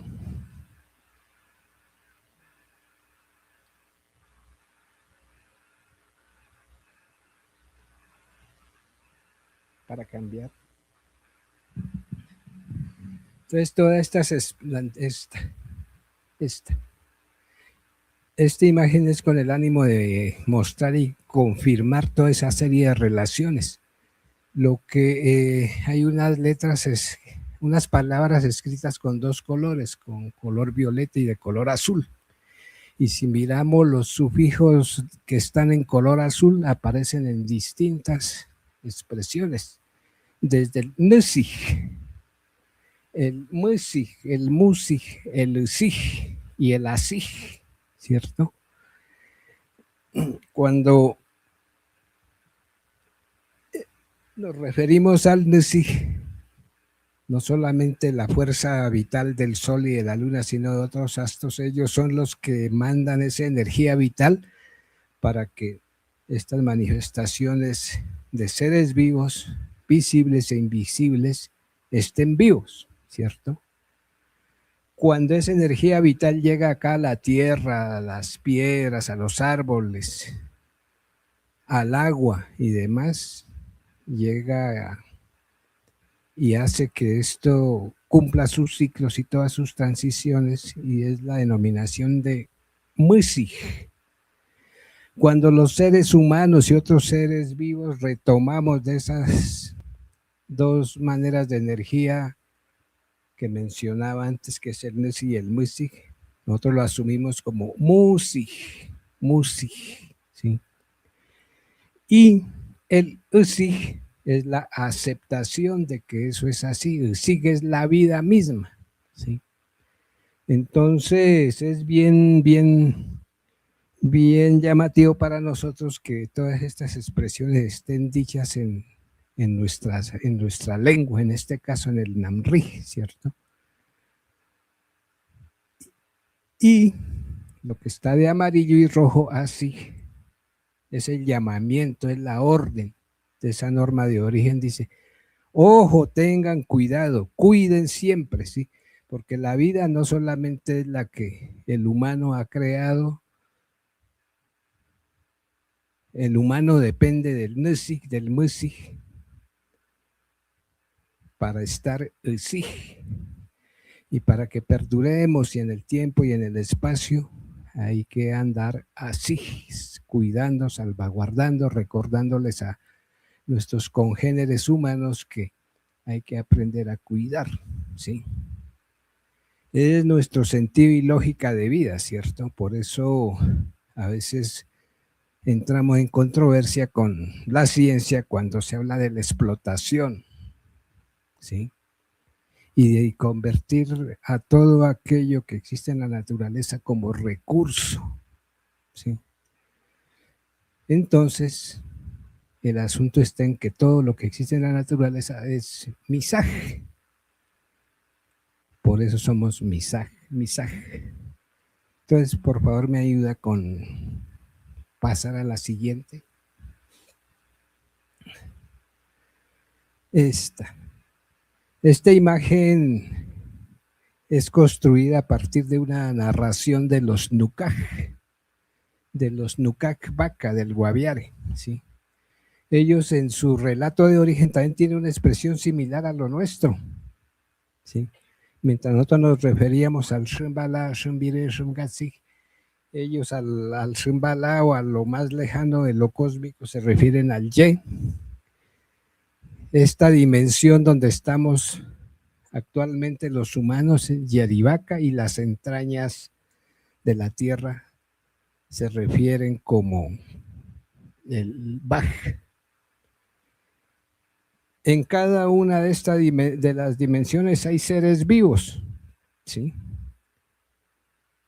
Ese rato escuchaba por allá en las fallas geológicas, que desde la ciencia se ha denominado, para nosotros no son las fallas geológicas, son caminos, son rutas, son los espacios de vida de otros seres, ¿sí? Entonces,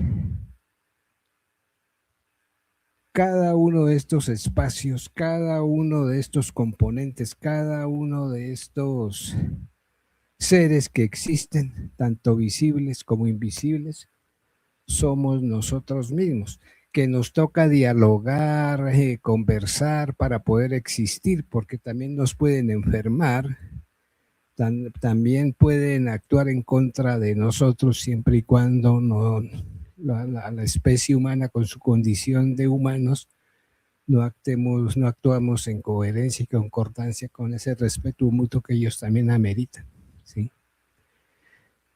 Entonces, para ir cerrando, la luna no es la única que rige la vida, ¿no?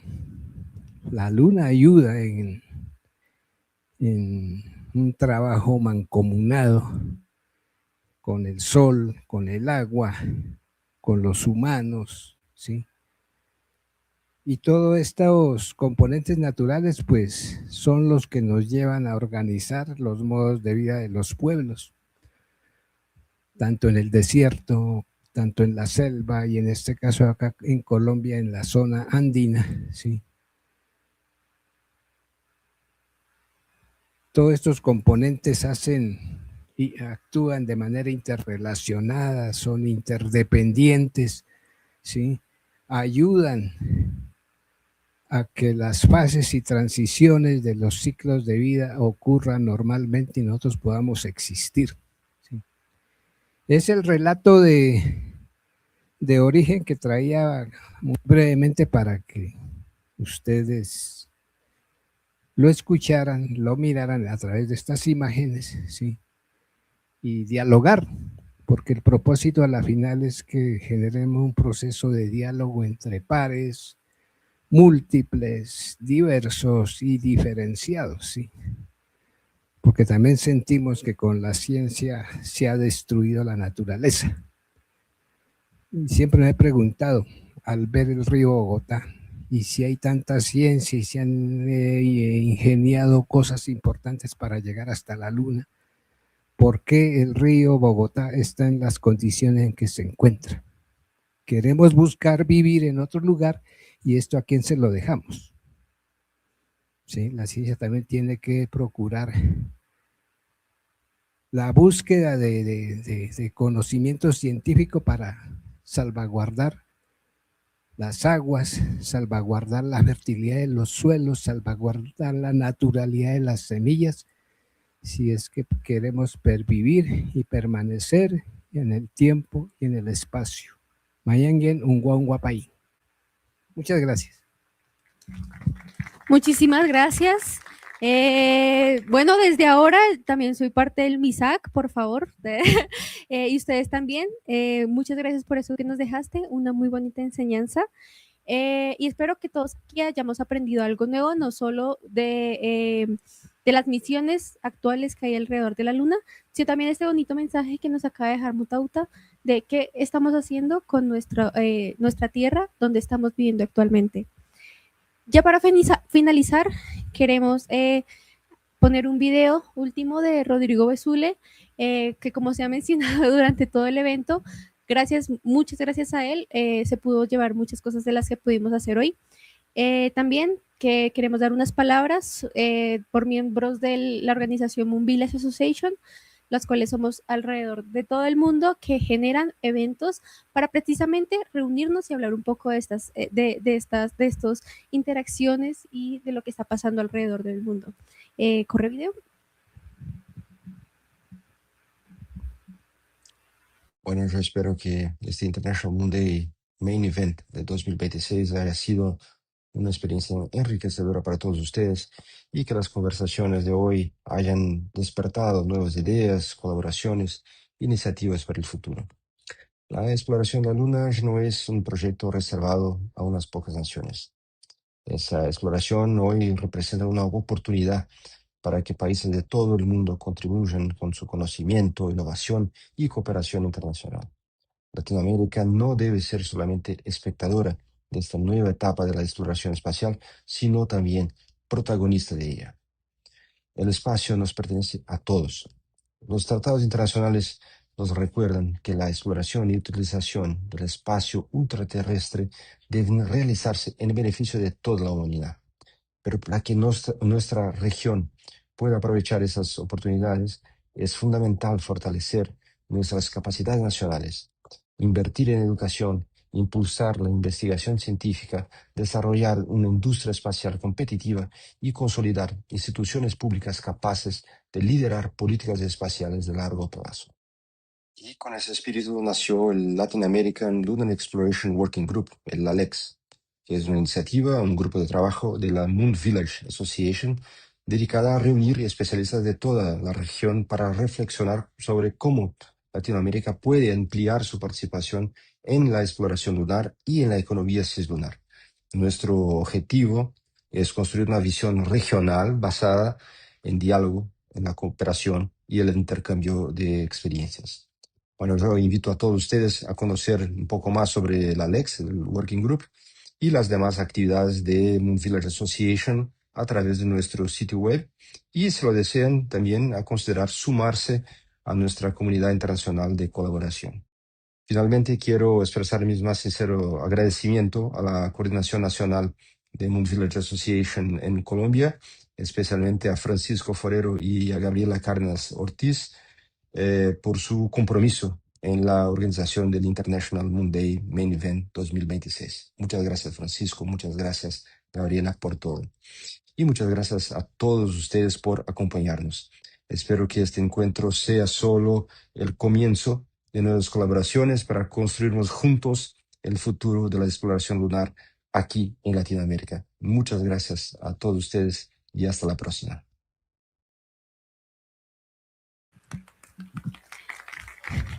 Listo.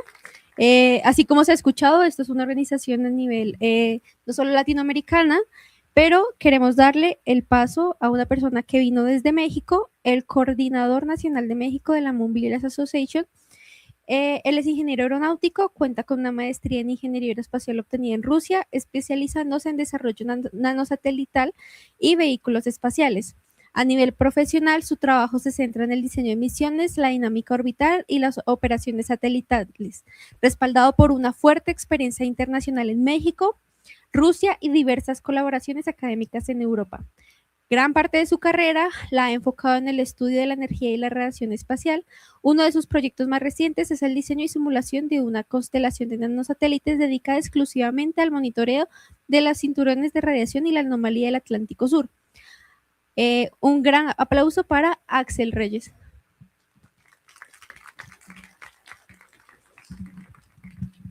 Muy buenas tardes a todos. Le quiero dar primero Gracias tanto a Francisco como a Gabriela por haberme invitado y haber hecho un evento tan bien.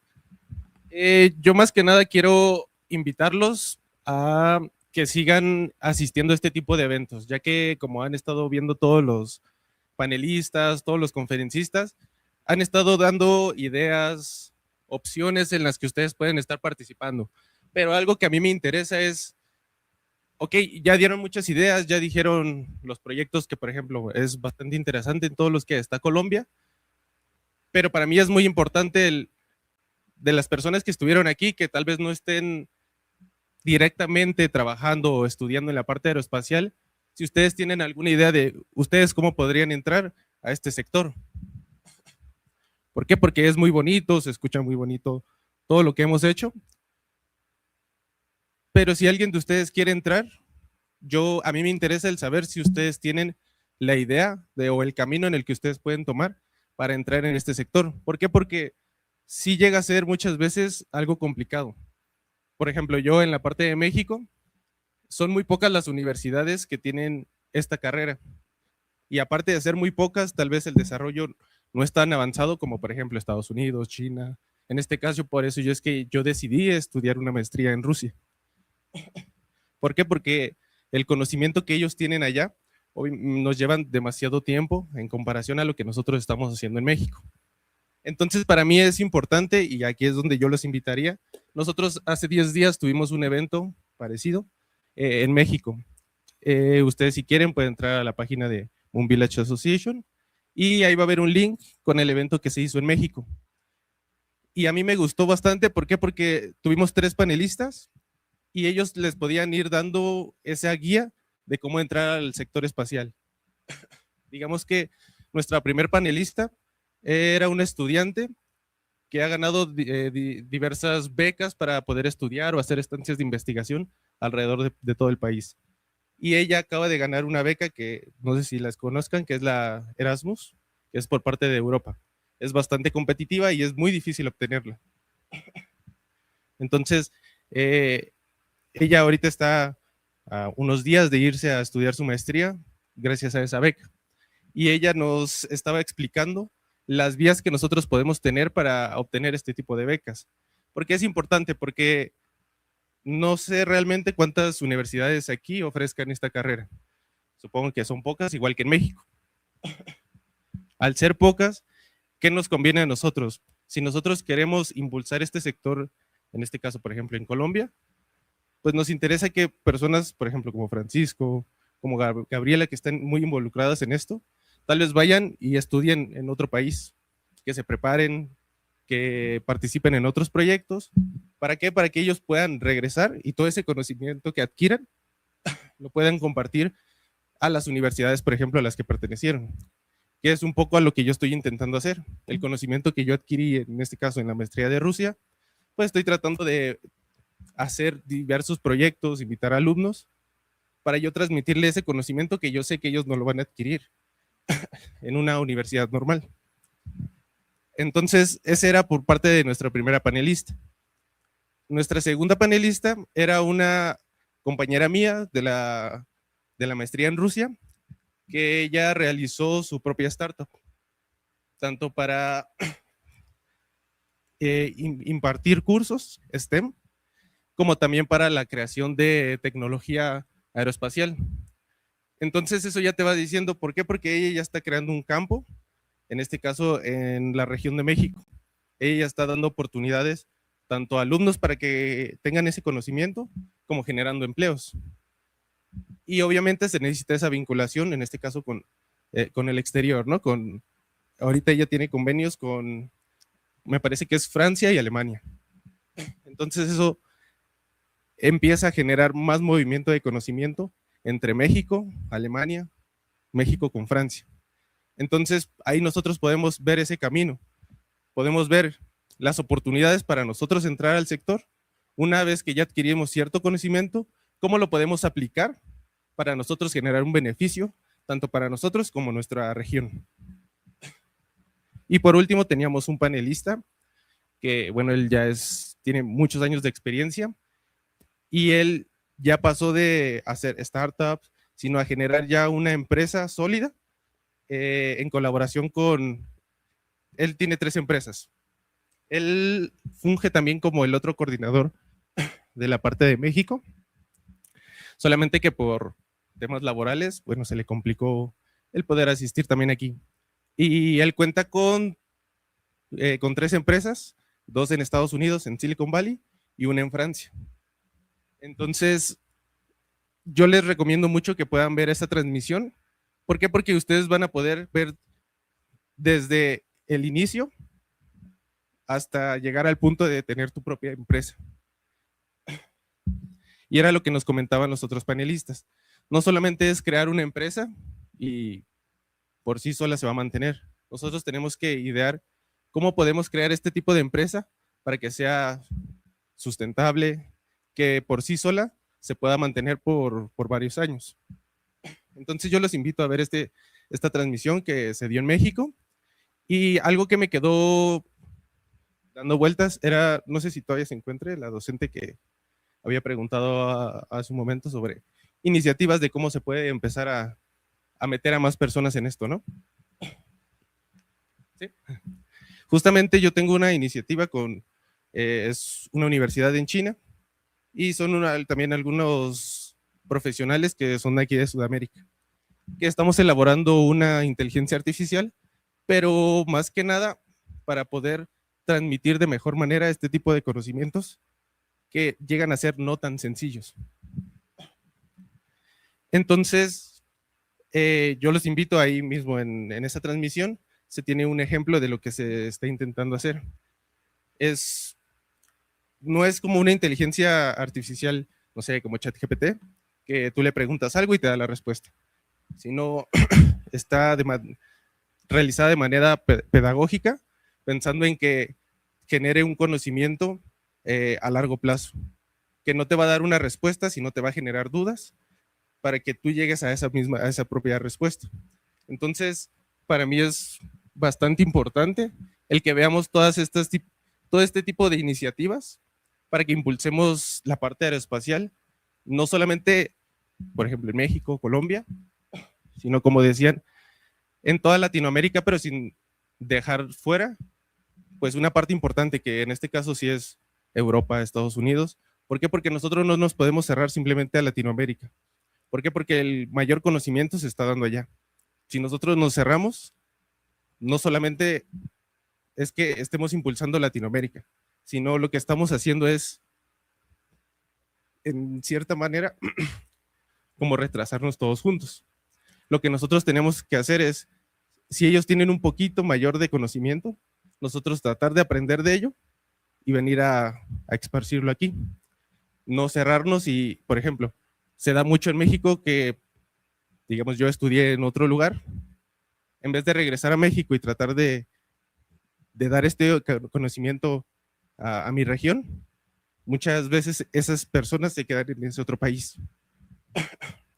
Entonces, al quedarse ahí, pues ese conocimiento que tú aprendiste vuelve a quedar fuera de México. Entonces, no se sigue creando ese mayor capacidad. Entonces, digamos que quedamos en la misma posición. Entonces, es importante sí prepararnos, sí unirnos, pero sí es importante salir y regresar a impartir todo ese conocimiento. Entonces, ya por último, yo les invito nuevamente a conocer más sobre la asociación, que puedan ver esa transmisión que fue por parte de México. Y bueno, muchas gracias otra vez a los coordinadores aquí de Colombia.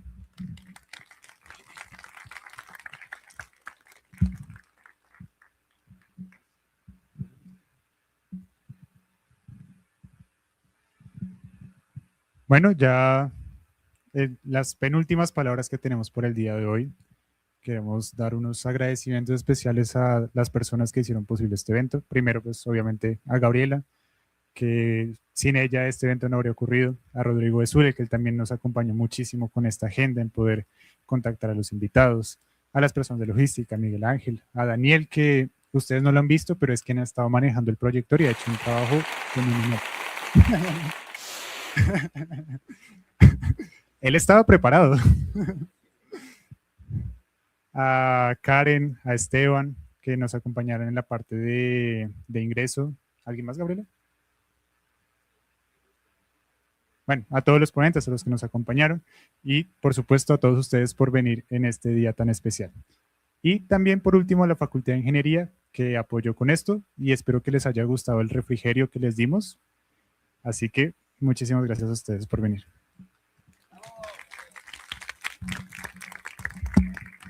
Muchas gracias, Francisco.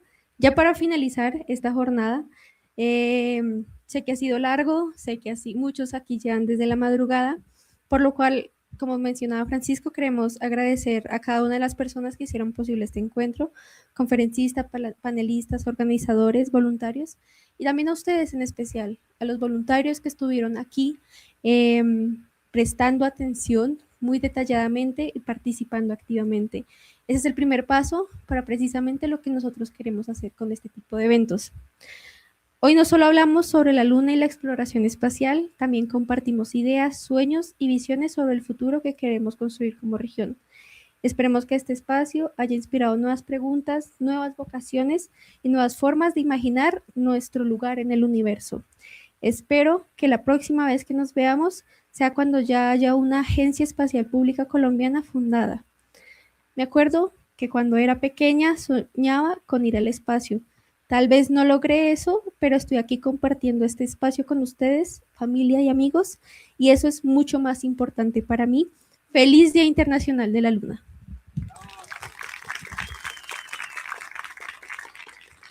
Gracias, que la pasen muy bien. Muchísimas gracias por estar aquí y nos vemos en otra próxima oportunidad. Miren, bajen y nos tomamos una foto todos, eso ya lo siento como mi familia, bajen.